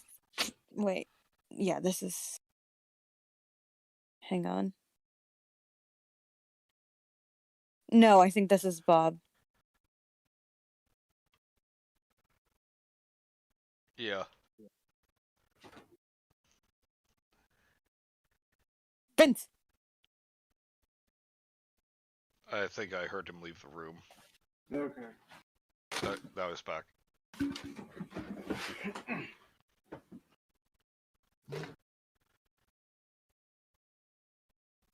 Vince! So I had to let the cat out. Was it my part? Yeah. Yes. What's the half-drunken woman whom I told you last night said to me when I tried to see him and obtain a week's delay, and what I thought was a mere excuse to avoid me, it turns out to have been quite true. He was not only very ill, but dying then. To whom will our debt be transferred? I don't know. But before that time, we shall be ready with the money.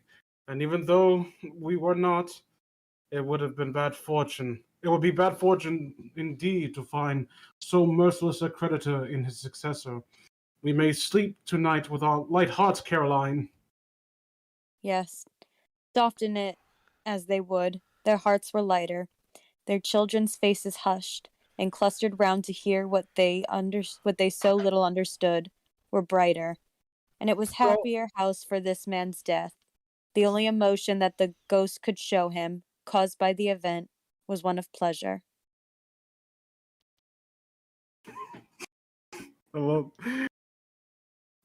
I know this is not because there have been comedic elements to the story, but I can't, and I know this is not supposed to be one of them, but it still fits as a comedic line. Show me one person who cares. Like, okay. Oh, so this wasn't the Cratchits. Oh shoot. Well, you know what? That guy, he was just so happy to be debt free for a while. Yeah, so these weren't Cratchits. No, it would seem horribly out of character for Cratchit to all of a sudden like, oh, fuck that old piece of shit. I mean, he'd be justified in thinking that, but I'm just saying. Like, I thought they were building up to it, but no. So, like, these were Well, just two people who were in debt to Scrooge. Yeah. That's a good touch, though, I'd have to say. Like, he probably doesn't even know who the fuck these people are. And the only people who actually are aversely, like have an abject reaction to his death are basically the people who are, like, just complete strangers who happen to be affected by him. Right. Like, that's how distant he is from everyone else, and that's how little the rest of the world, like, favors him. Let me see some tenderness connected with the death. Said Scrooge. Or that dark chamber spirit, which we left just now, will be forever present to me. The ghost conducted him through several streets familiar to his feet, and as they went along, Scrooge looked here and there to find himself, but nowhere was he to be seen. How has he not put it together by now? Just keep reading. They entered poor Bob Cratchit's house, the dwelling he had visited before, and found the mother and the children seated round the fire. Quiet, very quiet. The noisy little Cratchits were as still as statues in the corner, and sat looking up at Peter, who had a book before him. The mother and her daughters were engaged in sewing, but surely they were very quiet. Raptor. And he took. Oh, sorry. Raptor? Hang on, I'm here. Don't worry. You took too long, point. Raptor. We're ending the stream. No. Well, too who's far. speaking? Peter. Oh, okay. Hang on, I just gotta. I.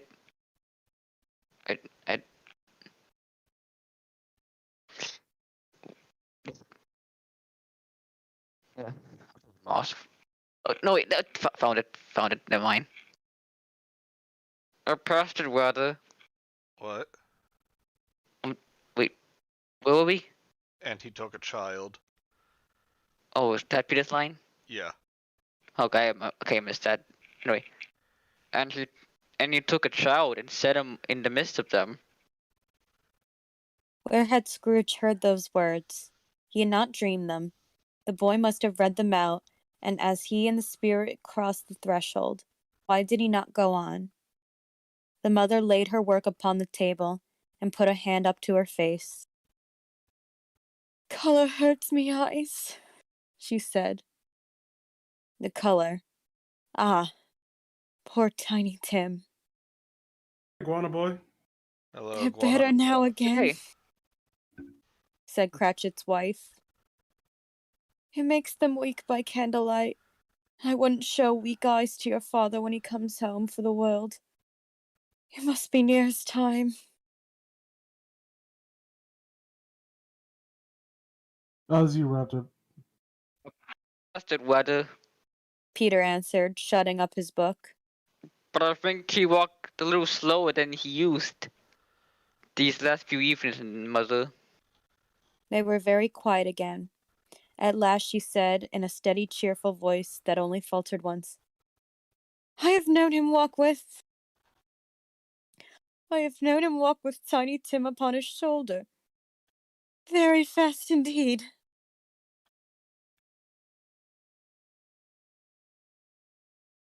Raptor. So have I. So don't yell at me, please. I'm confused. Pay Okay. attention. Okay. Often. What are you doing? You're playing a game, aren't you? No. No. No. You so are. What are you playing? Nothing. I'm just looking up Skex's art because the Skex used to be cool. What? And What art? the Skeksis? Raptor, you have a weird sexual interest. No, it's the Skeksis. The Skeksis. Exactly. I don't think I'm Skexus. Yeah, Have but you ever from the seen a Dark Crystal? Oh, okay. I thought that was some. I thought you were talking about that lizard thing, Gex. That's like, Gex used to have a cool design. Oh, okay. It's I guess. tail time. Well, either way, stop it and put your dick away and pay I'm not attention to the looking story. I'm not looking at Skex's porn. I'm just looking at General Skex's art. Oh, Yeah, well, you know what? Most furries don't even need furry Okay, porn to get a enough. hard on, Enough. so Kenzie, Okay. Kenzie, I will fight you in the street. Like, I will defend Raptor on this one. He is a precious little cinnamon bun, and I will not have you corrupt him like that. Leave him alone. Oh, where were we? So have I. another exclaimed another. So had all. But he was very light to carry, she resumed, intent upon her work.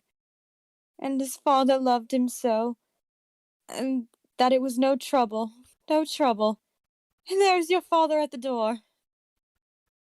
She hurried out to meet him, and little Bob and his comforter, he had need of it, poor fellow, came in. His tea was ready for him on the hob, and they had all tried who should help him to it most. Then the two young Cratchits got up upon his knees and laid, each child a little cheek against his face, as if they said, "Don't mind it, father. Don't be grieved."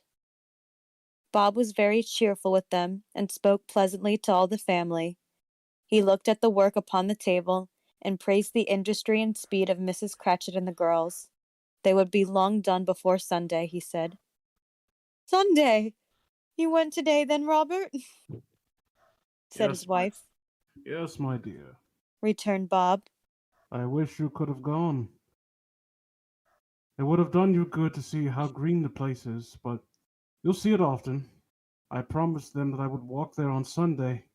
My little child. My little child. Cried Bob. He broke down all at once.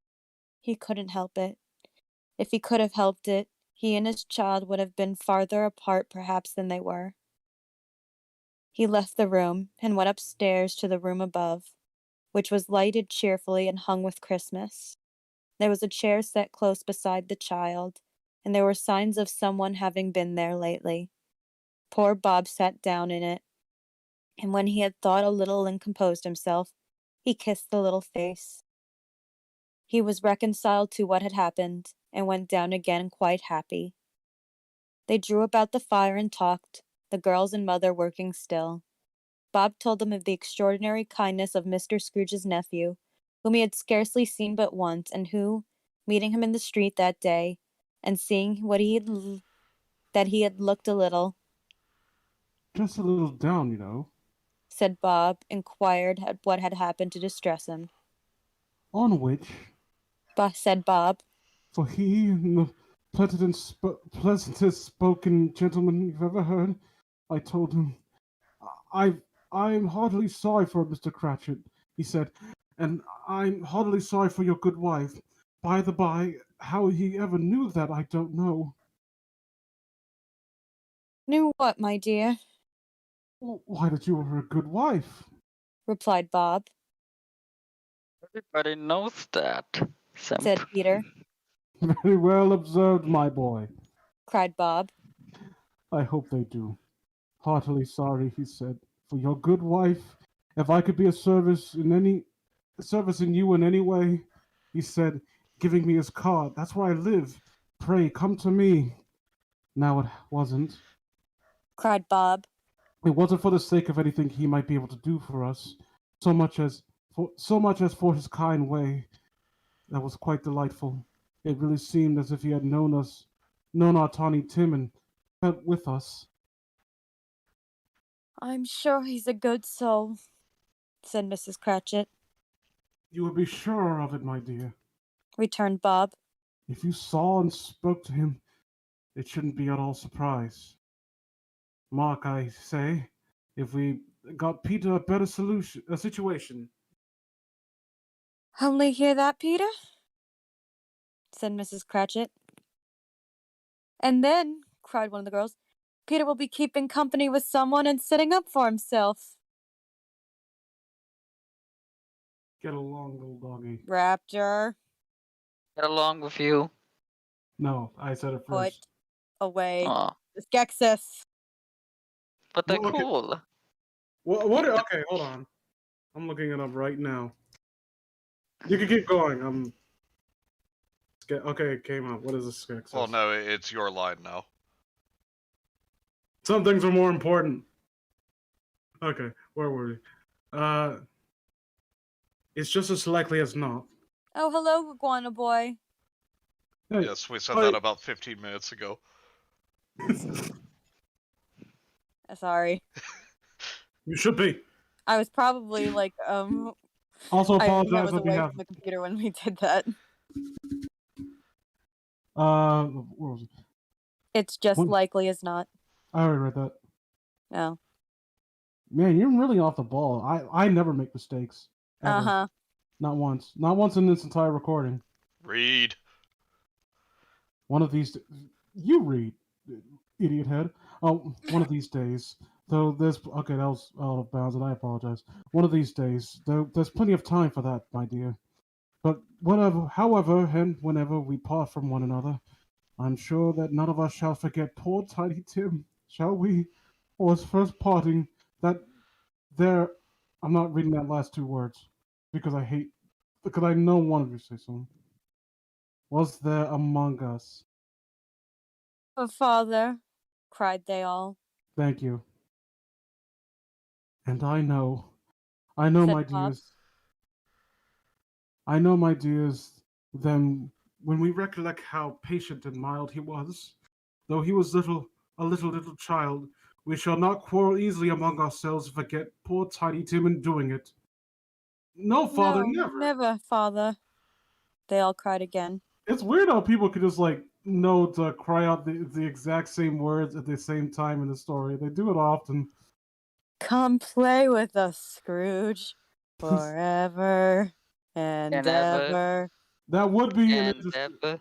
That would be an interesting take to see how Scrooge reacts to the ghost from The Shining. I'm, I'm Yeah, very let's see how happy. that makes you a better person. Fucking bitch, I'm very happy. said little Bob. It's I'm. weird when they call him little Bob. It's like Little Bill, except Bob has not been convicted for anything. To my knowledge, I don't know. Maybe Bob Cratch is a horrible, horrible person, and we just haven't seen that part yet. I'm very happy. Bob Cratchit's next. Like after Scrooge passes, he leaves all of his shit to the Cratchit family, and then he becomes like Scrooge, and now it's like his turn to be visited by ghosts. It's like that those people that analogy, like, what if you go back in time to kill Hitler and you make Super Hitler? So basically, Cratch is like Super Scrooge. I don't pay you at all. Mrs. At least, Cratchit sorry. Let's go. Mrs. Cratchit kissed him. His daughters kissed him. The two young Cratchits kissed him, and Peter and himself shook hands. This is why toxic masculinity exists. Anyway, spirit What? of Tiny Tim, Oh, took me a second. spirit of Tiny Tim, thy childish essence was from God, Oh, Spectre's back. Okay, the Ghost of Spe- Christmas. Oh, Spectre. gotta get back into it. said Scrooge. Something informs me that our parting moment is at hand. I know it, but I know not how. Tell me what man that was whom we saw lying dead. Oh my God. The ghost of Christmas yet to come conveyed him, as before, though at a different time, he thought. Indeed, there seemed no order in these latter visions, save that they were in the future, into the resorts of the business men, but showed him not himself. Indeed, the spirit did not stay for anything, but went straight on, as to the end just now desired, until besought by Scrooge to tarry for a moment, This court, said Scrooge. through which we hurry now, is where my place of occupation is. It has been for a length of time. I see the house. Let me behold what I shall be in days to come. The spirit stopped. The hand was pointed elsewhere. I think even the spirit's getting tired. Are you fucking serious, bro? You can't. You still have not put two and two together. The house is yonder. Scrooge exclaimed. Why do you point away? The inexorable finger underwent no change. Scrooge hastened to the window of his office and looked in. It was an office still, but not his. The furniture was not the same, and the figure in the chair was not himself. The phantom pointed as before. He joined it once again, and wondering why the whither he had gone, accompanied it until they reached an iron gate. He paused to look round before entering. A churchyard. Here, then, the wretched man whose name he had now to learn lay underneath the ground. It was a worthy place, walled in by houses, overrun by grass and weeds, the growth of vegetation death, not life, choked up with too much burying, fat with repleted appetite. A worthy place. The spirit stood among the graves and pointed down to one. He advanced toward it trembling. The phantom was exactly as it had been, but he dreaded that he saw new meaning in its solemn shape, Before I draw nearer to that stone to which you point, said Scrooge. Answer me one question. Are these the shadows of things that will be, or are they the shadows of things that may be only? Still, the ghost pointed downward to the grave by which it stood. Men's courses will foreshadow certain ends to which, if preserved in, they must lead. Said Scrooge. But if the courses be departed from, the ends will change. Say it is thus with what you show me. The spirit was immovable as ever. Scrooge crept towards it, trembling as he went, and following the finger read upon the stone of the neglected grave of his own name, Ebenezer Scrooge. Am I that man who lay upon the bed? He cried upon his knees. The finger pointed from the grave to him and back again. No, spirit. Oh, no. No. The finger was still there. Spirit, He cried, tight clutching at its rope. hear me. I am not the man I was. I will not be the man I must have been for this, but for this intercourse. Why show me this if I am past all hope? For the first time the hand appeared to shake. Good spirit. He pursued as down upon the ground he fell before it. Your nature intercedes for me and pities me. Assure me that I yet may change these shadows you have showed me by an altered life. The kind hand trembled.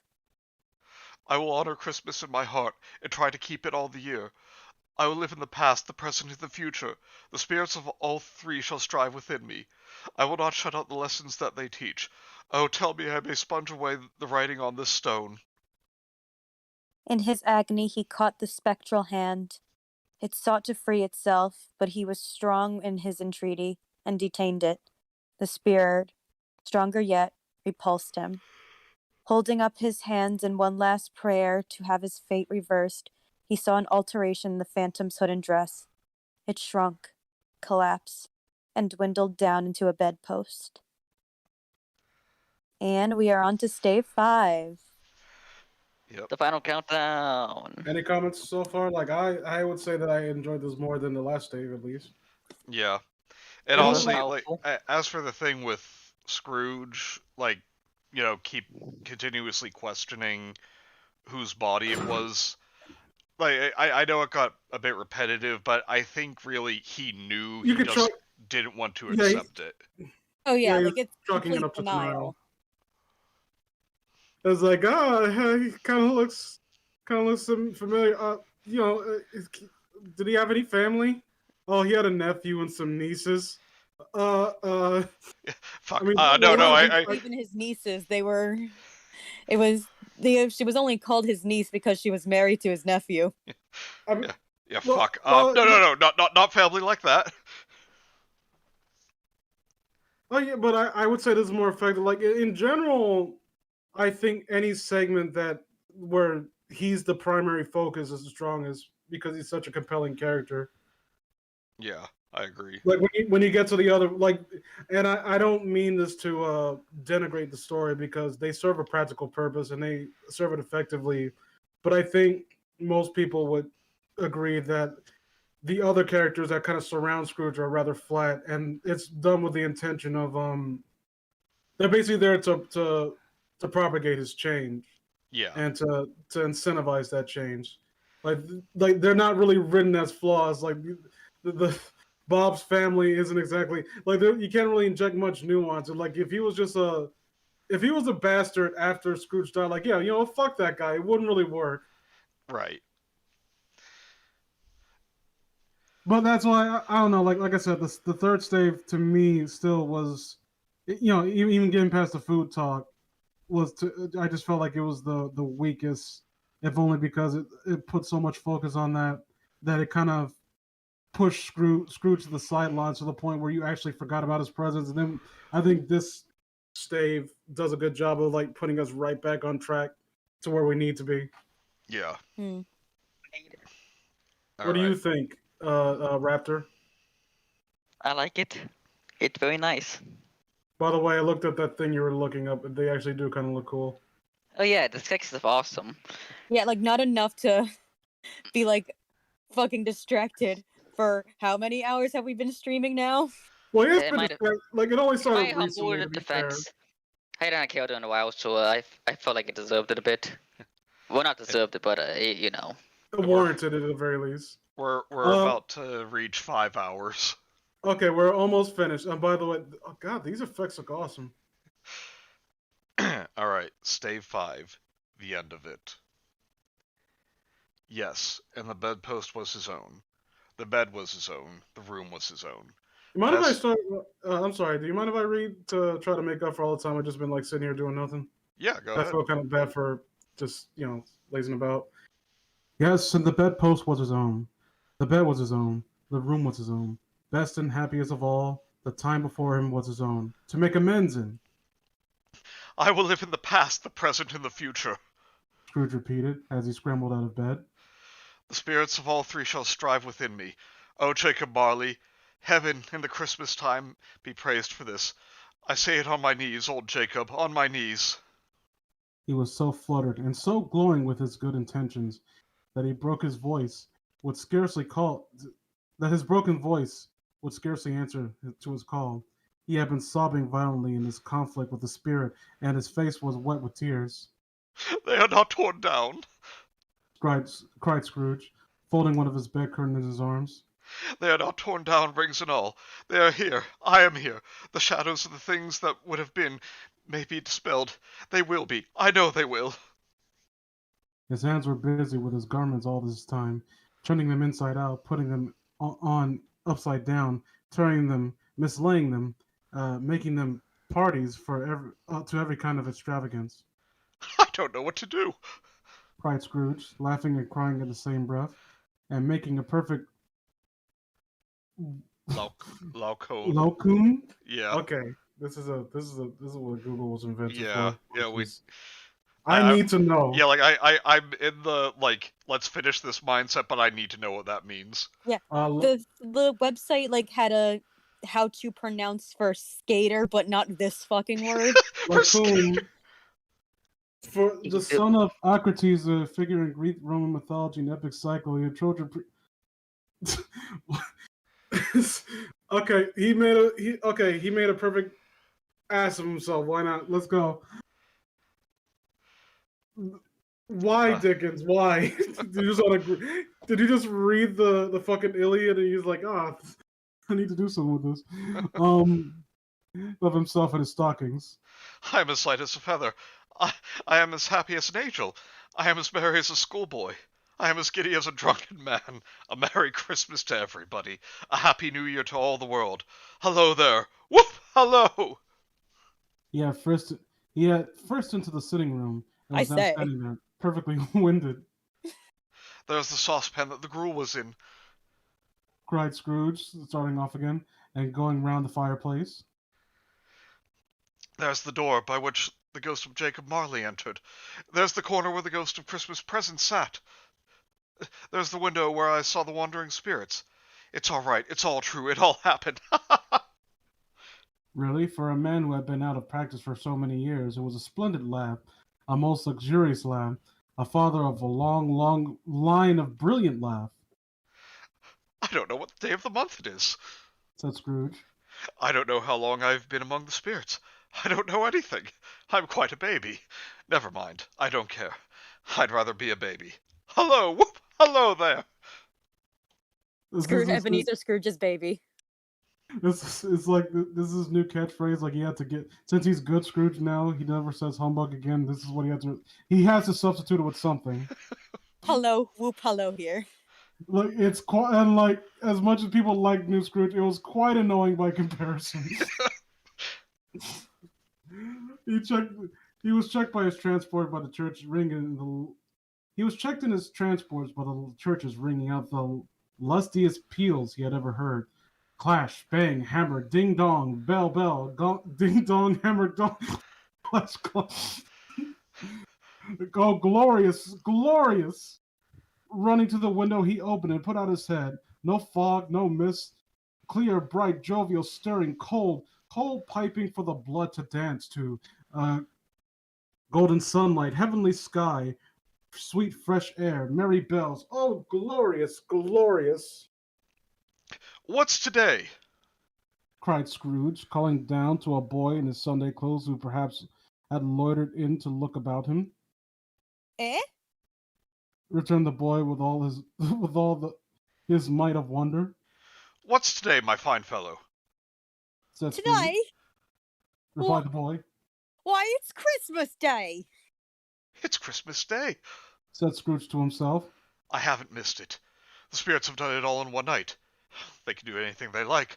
Of course they can. Of course they can. Hello, my fine fellow. Hello. Returned the boy. Returned Toby Mitchell. Baby, young Toby Mitchell, who was in this school. Like, Hello. his origin story. Hello, you. No. Do you know Completely the different poulterers in guy. the next street? But one at the corner. Scrooge I inquired. should hope I did. Replied the Unintelligent. lad. Sorry. Unintelligent boy. Said Scrooge. A remarkable boy. Do you know whether they sold the prize turkey that was hanging up there? Not the little prize turkey, the big one. Wait. What? The one as big as me? Returned Toby Mitchell. What a delightful boy. That's what I say about Toby. Said Scrooge. It's a pleasure to talk to him. Yes, my buck. That's what I say every time Toby comes into Beanhaven. It's hanging in there now. Replied the boy. Is it? Said Scrooge. Go and buy it. Walker! Exclaimed the boy. What's that mean? He's asking, do you mean I should walk there? Well, is it like he doesn't know how to pronounce wanker yet? No. Said Scrooge. I am in earnest. Go and buy it, and tell him to bring it here, that I may give them the direction where to take it. Come back with the man, and I'll give you a shilling. Come back with him in less than 5 minutes, and I'll give you a half-crown. That sounds like a threat. You better get here in 5 minutes or I'm gonna give you half a crown. The boy was off like a shot. He must have already had a steady hand at the trigger. Who could have got a shot off so fast? Half as fast, what? Okay, whatever. I'll send it to Bob Cratchit's. Whispered Scrooge, rubbing his hands and splitting with the left. Sounds sinister. Yes, it's all coming to plan. Good. I'll get my revenge against those Good. Christmas spirits. He shan't know who sends it. It's twice the size of Tiny Tim. Joe Miller never made such a joke as sending it to Bob's will be. The hand on which he wrote the address was not a steady one, but right he did. Somehow, he went downstairs to open the door, ready for the coming poulterer's man. He stood up, waiting for his arrival, and the knocker caught his eye. I shall love it as long as I live. Cried Scrooge, patting it with his hand. I scarcely ever looked at it before. What an honest expression it has in its face. It's a wonderful knocker. Here's the turkey. Hello! Whoop! How are you? Merry Christmas. I was joking about that being his new catchphrase. It seems to be like in earnest now. Yeah. It was a turkey. As opposed to a chicken. I mean, I don't know. You know, some of those poulterers, you gotta watch out for them. They're kind of shitty folk. I hope there are no poulterers. It's Mrs. walking, Love. you It's know? like Mrs. Lovett's meat pie shop. You don't know what the fuck goes in them. Old school fucking vegans trying to like push their bullshit on people. Oh, this is a tofurkey. I promise you, Tiny Tim will love it. This will kill him. It was a turkey. The Poulter's turkey is people. He could never have stood upon its legs. That bird. He would have snapped him off and stabbed him in a short minute, like sticks of sealing wax. Why, it's impossible to carry that to Camden Town. Oh, sorry. Cried Scrooge. Wait, said Scrooge. You must have a cab. The chuckle in which he said this, the chuckle in which he paid for the turkey, and the chuckle in which he paid for the cab, and the chuckle in which he recompensed the boy, were only exceeded by the bare chuckle in which he had sat down breathless in a chair again and chuckled until he cried. It sounds less like I've had a life-changing event, more like this guy's going through an episode. Like he's like impulse buying and he's like laughing and crying at the same time. That doesn't sound healthy at all. Yeah. Shaving was not an easy task, for his hand was continuing to shake very much, and shaving requires attention, even when you don't dance while you're at it. But if he had cut the end of his nose off, he would have he would have put a piece of sticking plaster over it and been quite satisfied. I doubt that. He dressed himself in all his best, and at last got out to the streets. The people by this time pouring forth, and as he had seen them in the ghost of Christmas present, and walking with his hands behind him, Scrooge regarded everyone with a delighted smile. He looked so irresistibly pleasant, in a word, that 3 or 4 good-humored fellows said, "Good morning, sir. A Merry Christmas to you." And Scrooge said often afterward that of all the Blythe. blithes, yeah, I remember that. That of all the blithe sounds he had ever heard, those were the blithest to his ears. He had not gone far when coming towards him. He had not gone far when coming towards him, beheld a portly man who had walked into his counting house a day before and said, "Scrooge and Marley's, I believe," and sent a pang across his heart to think that how this old gentleman would look upon him when they met. But he knew what path lay straight before him, and he took it. My dear sir, Said Scrooge, quickening his pace, taking the old gentleman by both hands. how do you do? I hope you succeeded yesterday. It was very kind of you. A Merry Christmas to you, sir. Scrooge? Yes, Said Scrooge. that is my name, and I fear it may not be pleasant to you. Allow me to ask your pardon. And will you have the goodness? Was here, whispered into his ear. "Lord bless me!" cried the gentleman, as if his breath were gone. "My dear Mr. Scrooge, are you serious?" If you please. Said Scrooge. Not a farthing less. A great many back payments are included in it, I assure you. Will you do me that favor? "Oh, my dear sir," said the other, shaking hands with him. "I don't know what to say. Such Don't say anything, please. Thank God, because we didn't know what he was actually going to say. It was going to be a horrible racial slur. They were going to kill the mood. Retorted Scrooge. Kill the mood or improve it? Come and see me. Will you come and see me? "I will," cried the old gentleman, and it was clear he meant it too. He was about to reveal, like, "I will help you, but first can you help me find Lovecraft's cat?" And Scrooge was like, "Oh, what's his name?" Thank ye. Said Scrooge. I am much obliged to you. I thank you 50 times. Bless you. He went to church, and walked about the streets, and watched the people hurrying to and fro, and patted children on the head, and questioned beggars, and looked into the kitchens of the houses, and up the windows, and found that everything could yield him pleasure. He never would.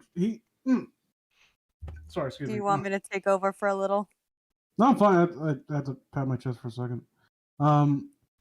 He had never dreamed that anything could give him so much happiness. And that afternoon, he turned his steps towards his nephew's house. He passed the door a dozen times before he had the courage to go up and knock, but he made a dash and did it. Is your master at home, my dear? Said Scrooge to the girl. "Nice girl, very," Yes, sir. Where is he, my love? said Scrooge. He's in the dining room, sir, along with the mistress. I'll show you up the stairs, if you please. Thank ye. He knows me. Said Scrooge, with his hand already on the dining room lock. I'll go in here, my dear. He turned it gently and sidled? Yeah. Mm-hmm. And sidled his face in, round the door. They were looking at the table, which was spread out in a great array, for these young housekeepers are always nervous on such points, and like to see that everything is right. Fred! Said Scrooge. Dear heart alive, how his niece by marriage started! Scrooge had forgotten for the moment about her sitting in the corner on the footstool, or he wouldn't have done it, or on any count. Why, bless my soul! Cried Fred. Who's that? It's I, your Uncle Scrooge. I have come to dinner. Will you let me in, Fred? Him in. It is a mercy that I didn't shake his arm off. He was at home in 5 minutes. Nothing could be heartier. His nieces looked the same. So did Topper when he came. So did the plump. God damn it! Give her a name. She Plumpy. just. I'm sorry. She's just so thick. I can't stop. I can't look away. So did the plump sister when she came. Oh. So did everyone when they came. Okay. It sounds like a party to me. Scrooge back out now. Wonderful party, wonderful games, wonderful and unanimity, wonderful acoustics, wonderful happiness. Wonderful happiness. But he was early at the office the next morning. Oh, he was early there. If he could only be there first to catch Bob Cratchit coming late, that was the thing he set his heart upon. And he did. Yes, he did. The clock struck 9. No Bob. A quarter past. No Bob. He was 18 minutes and a half behind this time. Scrooge sat with his door wide open, that he might see him come to the tank. His hat was off before he opened the door, his comforter too. He was on his stool in a jiffy, driving away his pen, as if trying to overtake 9 o'clock. Hello. Growled Scrooge, in his accustomed voice as near as he could frame it. What do you mean by coming here at this time of day? I'm very sorry, sir, said Bob. I am behind my time, You are? repeated Scrooge. Yes, I think you are. Step this way, sir, if you please. It's only been once a year, sir, pleaded Bob, appearing from the tank. It shall not be repeated. I was making rather merry yesterday, sir, Now, I'll tell you what, my friend. said Scrooge. I am not going to stand this sort of thing any longer, and therefore... He continued, leaping from his stool, giving Bob such a dig in the waistcoat, and staggered back into the tank again. And therefore I am about to raise your salary. I thought, all these years, I thought that was like a joke that they added for the Jim Carrey movie. Really? Like, I thought, yeah, I didn't know that was actually like an actual word-for-word thing that they took Yeah. from it. Yeah, no, like he always tries to punk him. Like, it seemed... I don't like... A lot of the humor in this story has aged so well. It does. Bob trembled, got a little nearer to the ruler. He had a momentary idea of knocking Scrooge down with it, holding him, and calling to the people of the court for help in a straight waistcoat. A Merry Christmas, Bob, said Scrooge, with an earnestness that could not be mistaken, as he had clapped him on the back. A merrier Christmas, Bob, my good fellow, than I have given you for many a year. I'll raise your salary and endeavor to assist your struggling family, and we will discuss your affairs this very afternoon over a Christmas bowl of smoking bishop, Bob. Make up the fires and buy another coal scuttle before you dot another I, Bob Cratchit. I get it. I think the initial line was talking about Bob, like, considered knocking him down. I think he assumed that... is he fucking with me? Yeah. Like, He's fucking lost his mind. Is he fucking... Are you fucking... I thought, like, Bob was more pissed off. Like, you think this is fucking funny? My Actually, kid's dying. In the Patrick Stewart one, when he thinks that Scrooge has gone crazy, he actually, like, brings the fire poker up to, like, hit him with it. Nice. I know... Now that you said that, like, I remember, like, catching that when I was a kid. Nice. I'll check that out later. Scrooge, it's on YouTube, so if anyone wants to watch it, I think I'll watch that with my sister. No, I'm gonna turn it on after this. When I start doing some crocheting. Gonna make us sell Nice. some hot chocolate. Scrooge was better than his word. He did it all and infinitely more. And to Tiny Tim, who did not die, let's be clear about that, he was his second father.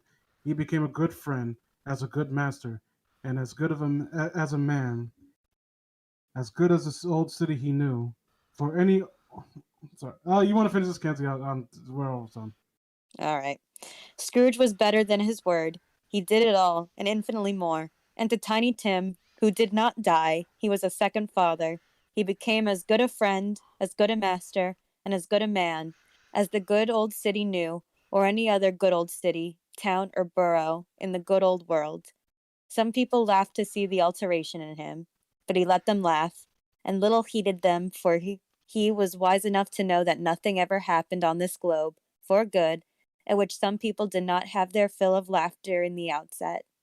And knowing that such as these would be blind anyway, he thought it was quite as well that they should wrinkle up their eyes and grins, as they have the malady in less attractive forms. His own heart laughed, and that was quite enough for him. He had no further intercourse with spirits. All right, we're at the end, Mackenzie, no jokes. But lived upon the total abstinence principle. God damn it. He's like, it's like Dickens is like dangling a little carrot right in front of me. I can't even be upset. Like, you really tried, but it just threw too much at you. No one could have resisted. Woman, I can only abstain so much from these jokes. Well, I think it's time you took up the total abstinence principle. I cannot. And it was always said of him that he knew how to keep Christmas well, if any man alive possessed the knowledge. May that be truly said of us, and of all of us. And so, as Tiny Tim observed, shall we all? God bless us, everyone. That was God bless us, terrible. everyone. But Hell good. yeah. Principle applies. The Hell end. yeah. The end, B. I enjoyed We this. did it. I kind We of went like Christmas Carol. I said, No one's watching anymore, but we did it. Yeah. I think they were eagerly looking forward to Gotham High. Yeah. But yeah, I did enjoy this though. I enjoyed the story itself. Like I said, like during the middle portion, I was like kind of like zoning out most of the time. Yeah, this is good. Really good. Charles Dickens is a good writer, surprising. Right? Yep. Who knew?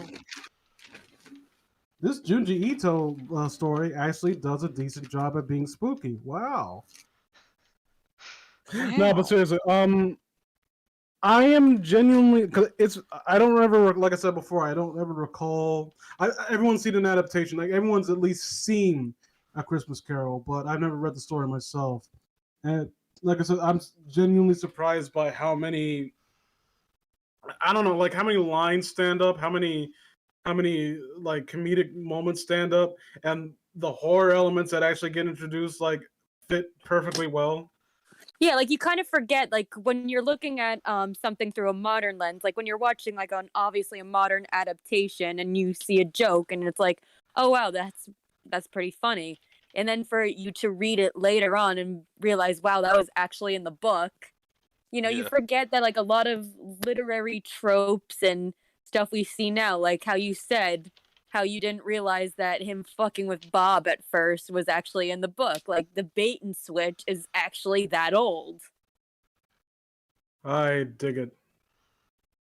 Yeah, I don't really because a fair amount of our comments are like we already made in the as we went along. So I'm trying to think of something new to add. Yeah. Well, Bagels here. I've been in Bagel. and out here, but I'm glad I heard the innuendos at the end. Well, just to let you know, I don't know if you heard. Overall, we hated this story, and I think at some point, Manny went on record saying that Jeff the Killer was so much better. Yeah, I could have been misremembering, but you know, we all disagreed. I don't know why Manny took that stance, but you know, he's entitled to his opinion. Vince.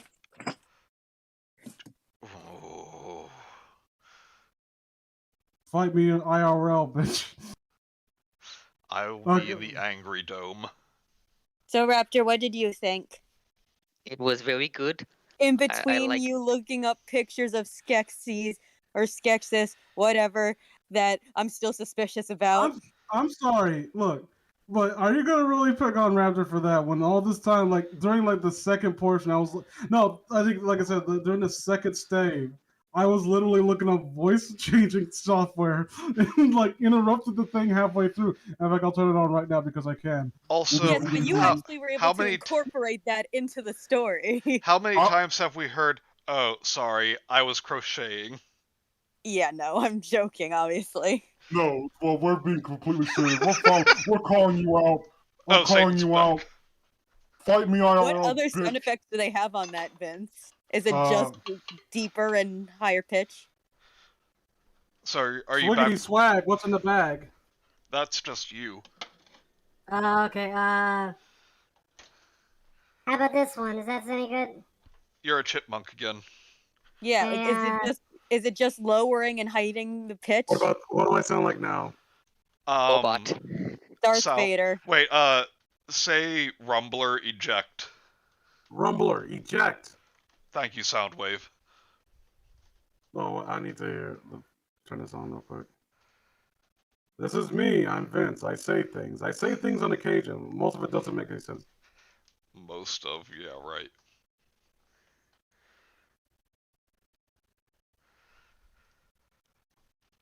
God, I slur a lot. Well, I'm as much Yeah, as mostly long racially. as this took, I am glad we did this. So am I. And I am too. I think Okay. we're gonna have to definitely change the title of Hot and Cold Beans, though. I mean, I did get something out of this. I'm glad to have actually finally got around to reading it. And also, I would like to add, and I'm not saying this to be funny or being facetious or anything like that. You say as you sound like a fucking robot. Well, yeah, I should probably turn that off. No, in all seriousness, Kenzie, I think you should do more. Like, I honestly think, and I'm not simping. Because as I said, I objectively hate women. As I sound like one. You should do your own like audio readings. Like seriously, I think you have quite the talent for it. Thank you. Now, as for you, Manny.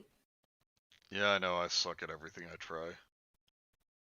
Well, Well, I no, I wasn't think gonna it was just more difficult because you had a lot to you had a lot to read, but especially in stave 3.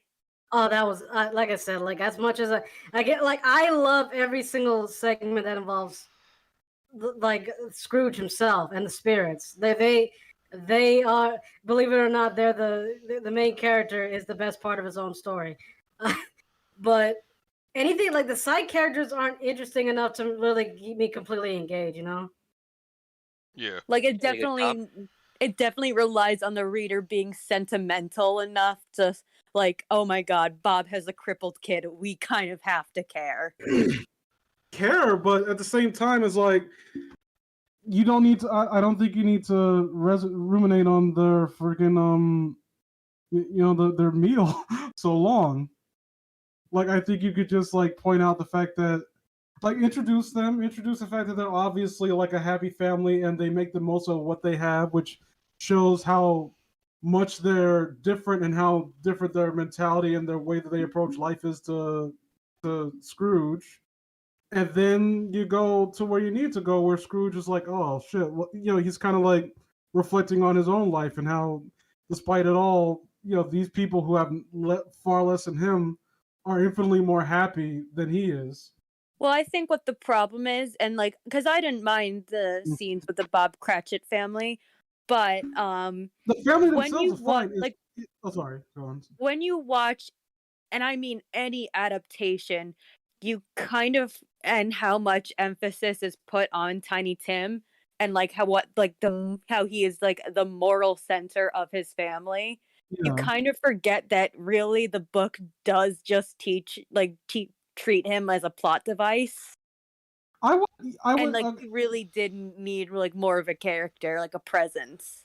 I would argue that Tiny Tim actually works better as they're presented in the story, if only because he's just one facet of something that's like in the grand scheme of things when it comes to their family.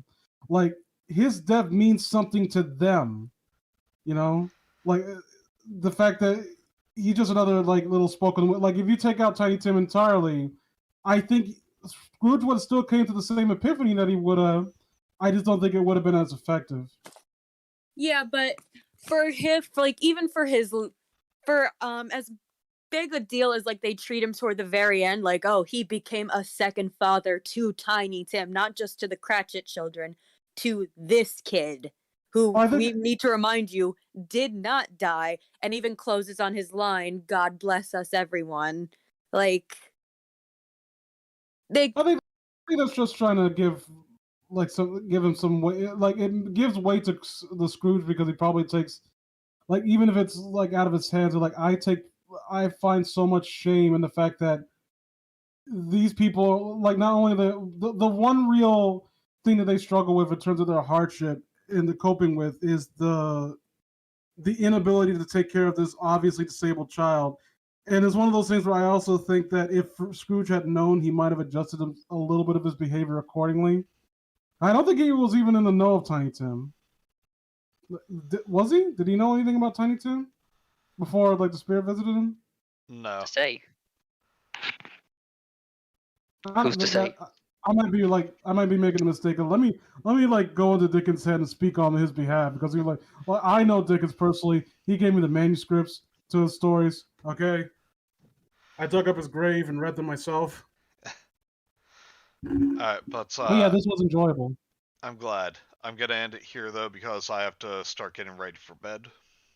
And I need to I need to do. I've been sitting here for a few hours. Like I've never sat down in a stream for this long, guys. I'm actually kind of upset that you would take so much of my time like this. Like who would do something like that? Who would take so much time out of someone's day just for one stream? Why? Manny, Gosh. never Why do invite you Vince turn again. this Vince, why So do you turn inconsiderate. this channel into a den of lies? You guys are so inconsiderate. Gosh. Manny, never invite Vince again. Alright. I'll invite So- myself. Thank you all for tuning in. Bagel For and those who are actually tuned in. especially Bagel and Mike for sticking out for so long. We'll Thank be you. back next week with the conclusion of Gotham High. Unless we find something better to do. Like So- literally, like maybe drinking like antifreeze. So please continue. So please remember to like, comment, and subscribe, and we'll see you next time. Same bean time, same bean channel. And Merry Christmas Christmas. to Well, everyone. guys, have a Merry Christmas, Happy night. Hanukkah, Good Happy quiz. Kwanzaa. Happy Christmas, everybody. What? And No, no. God bless us, everyone. I hate you. I hate you all. Unless you are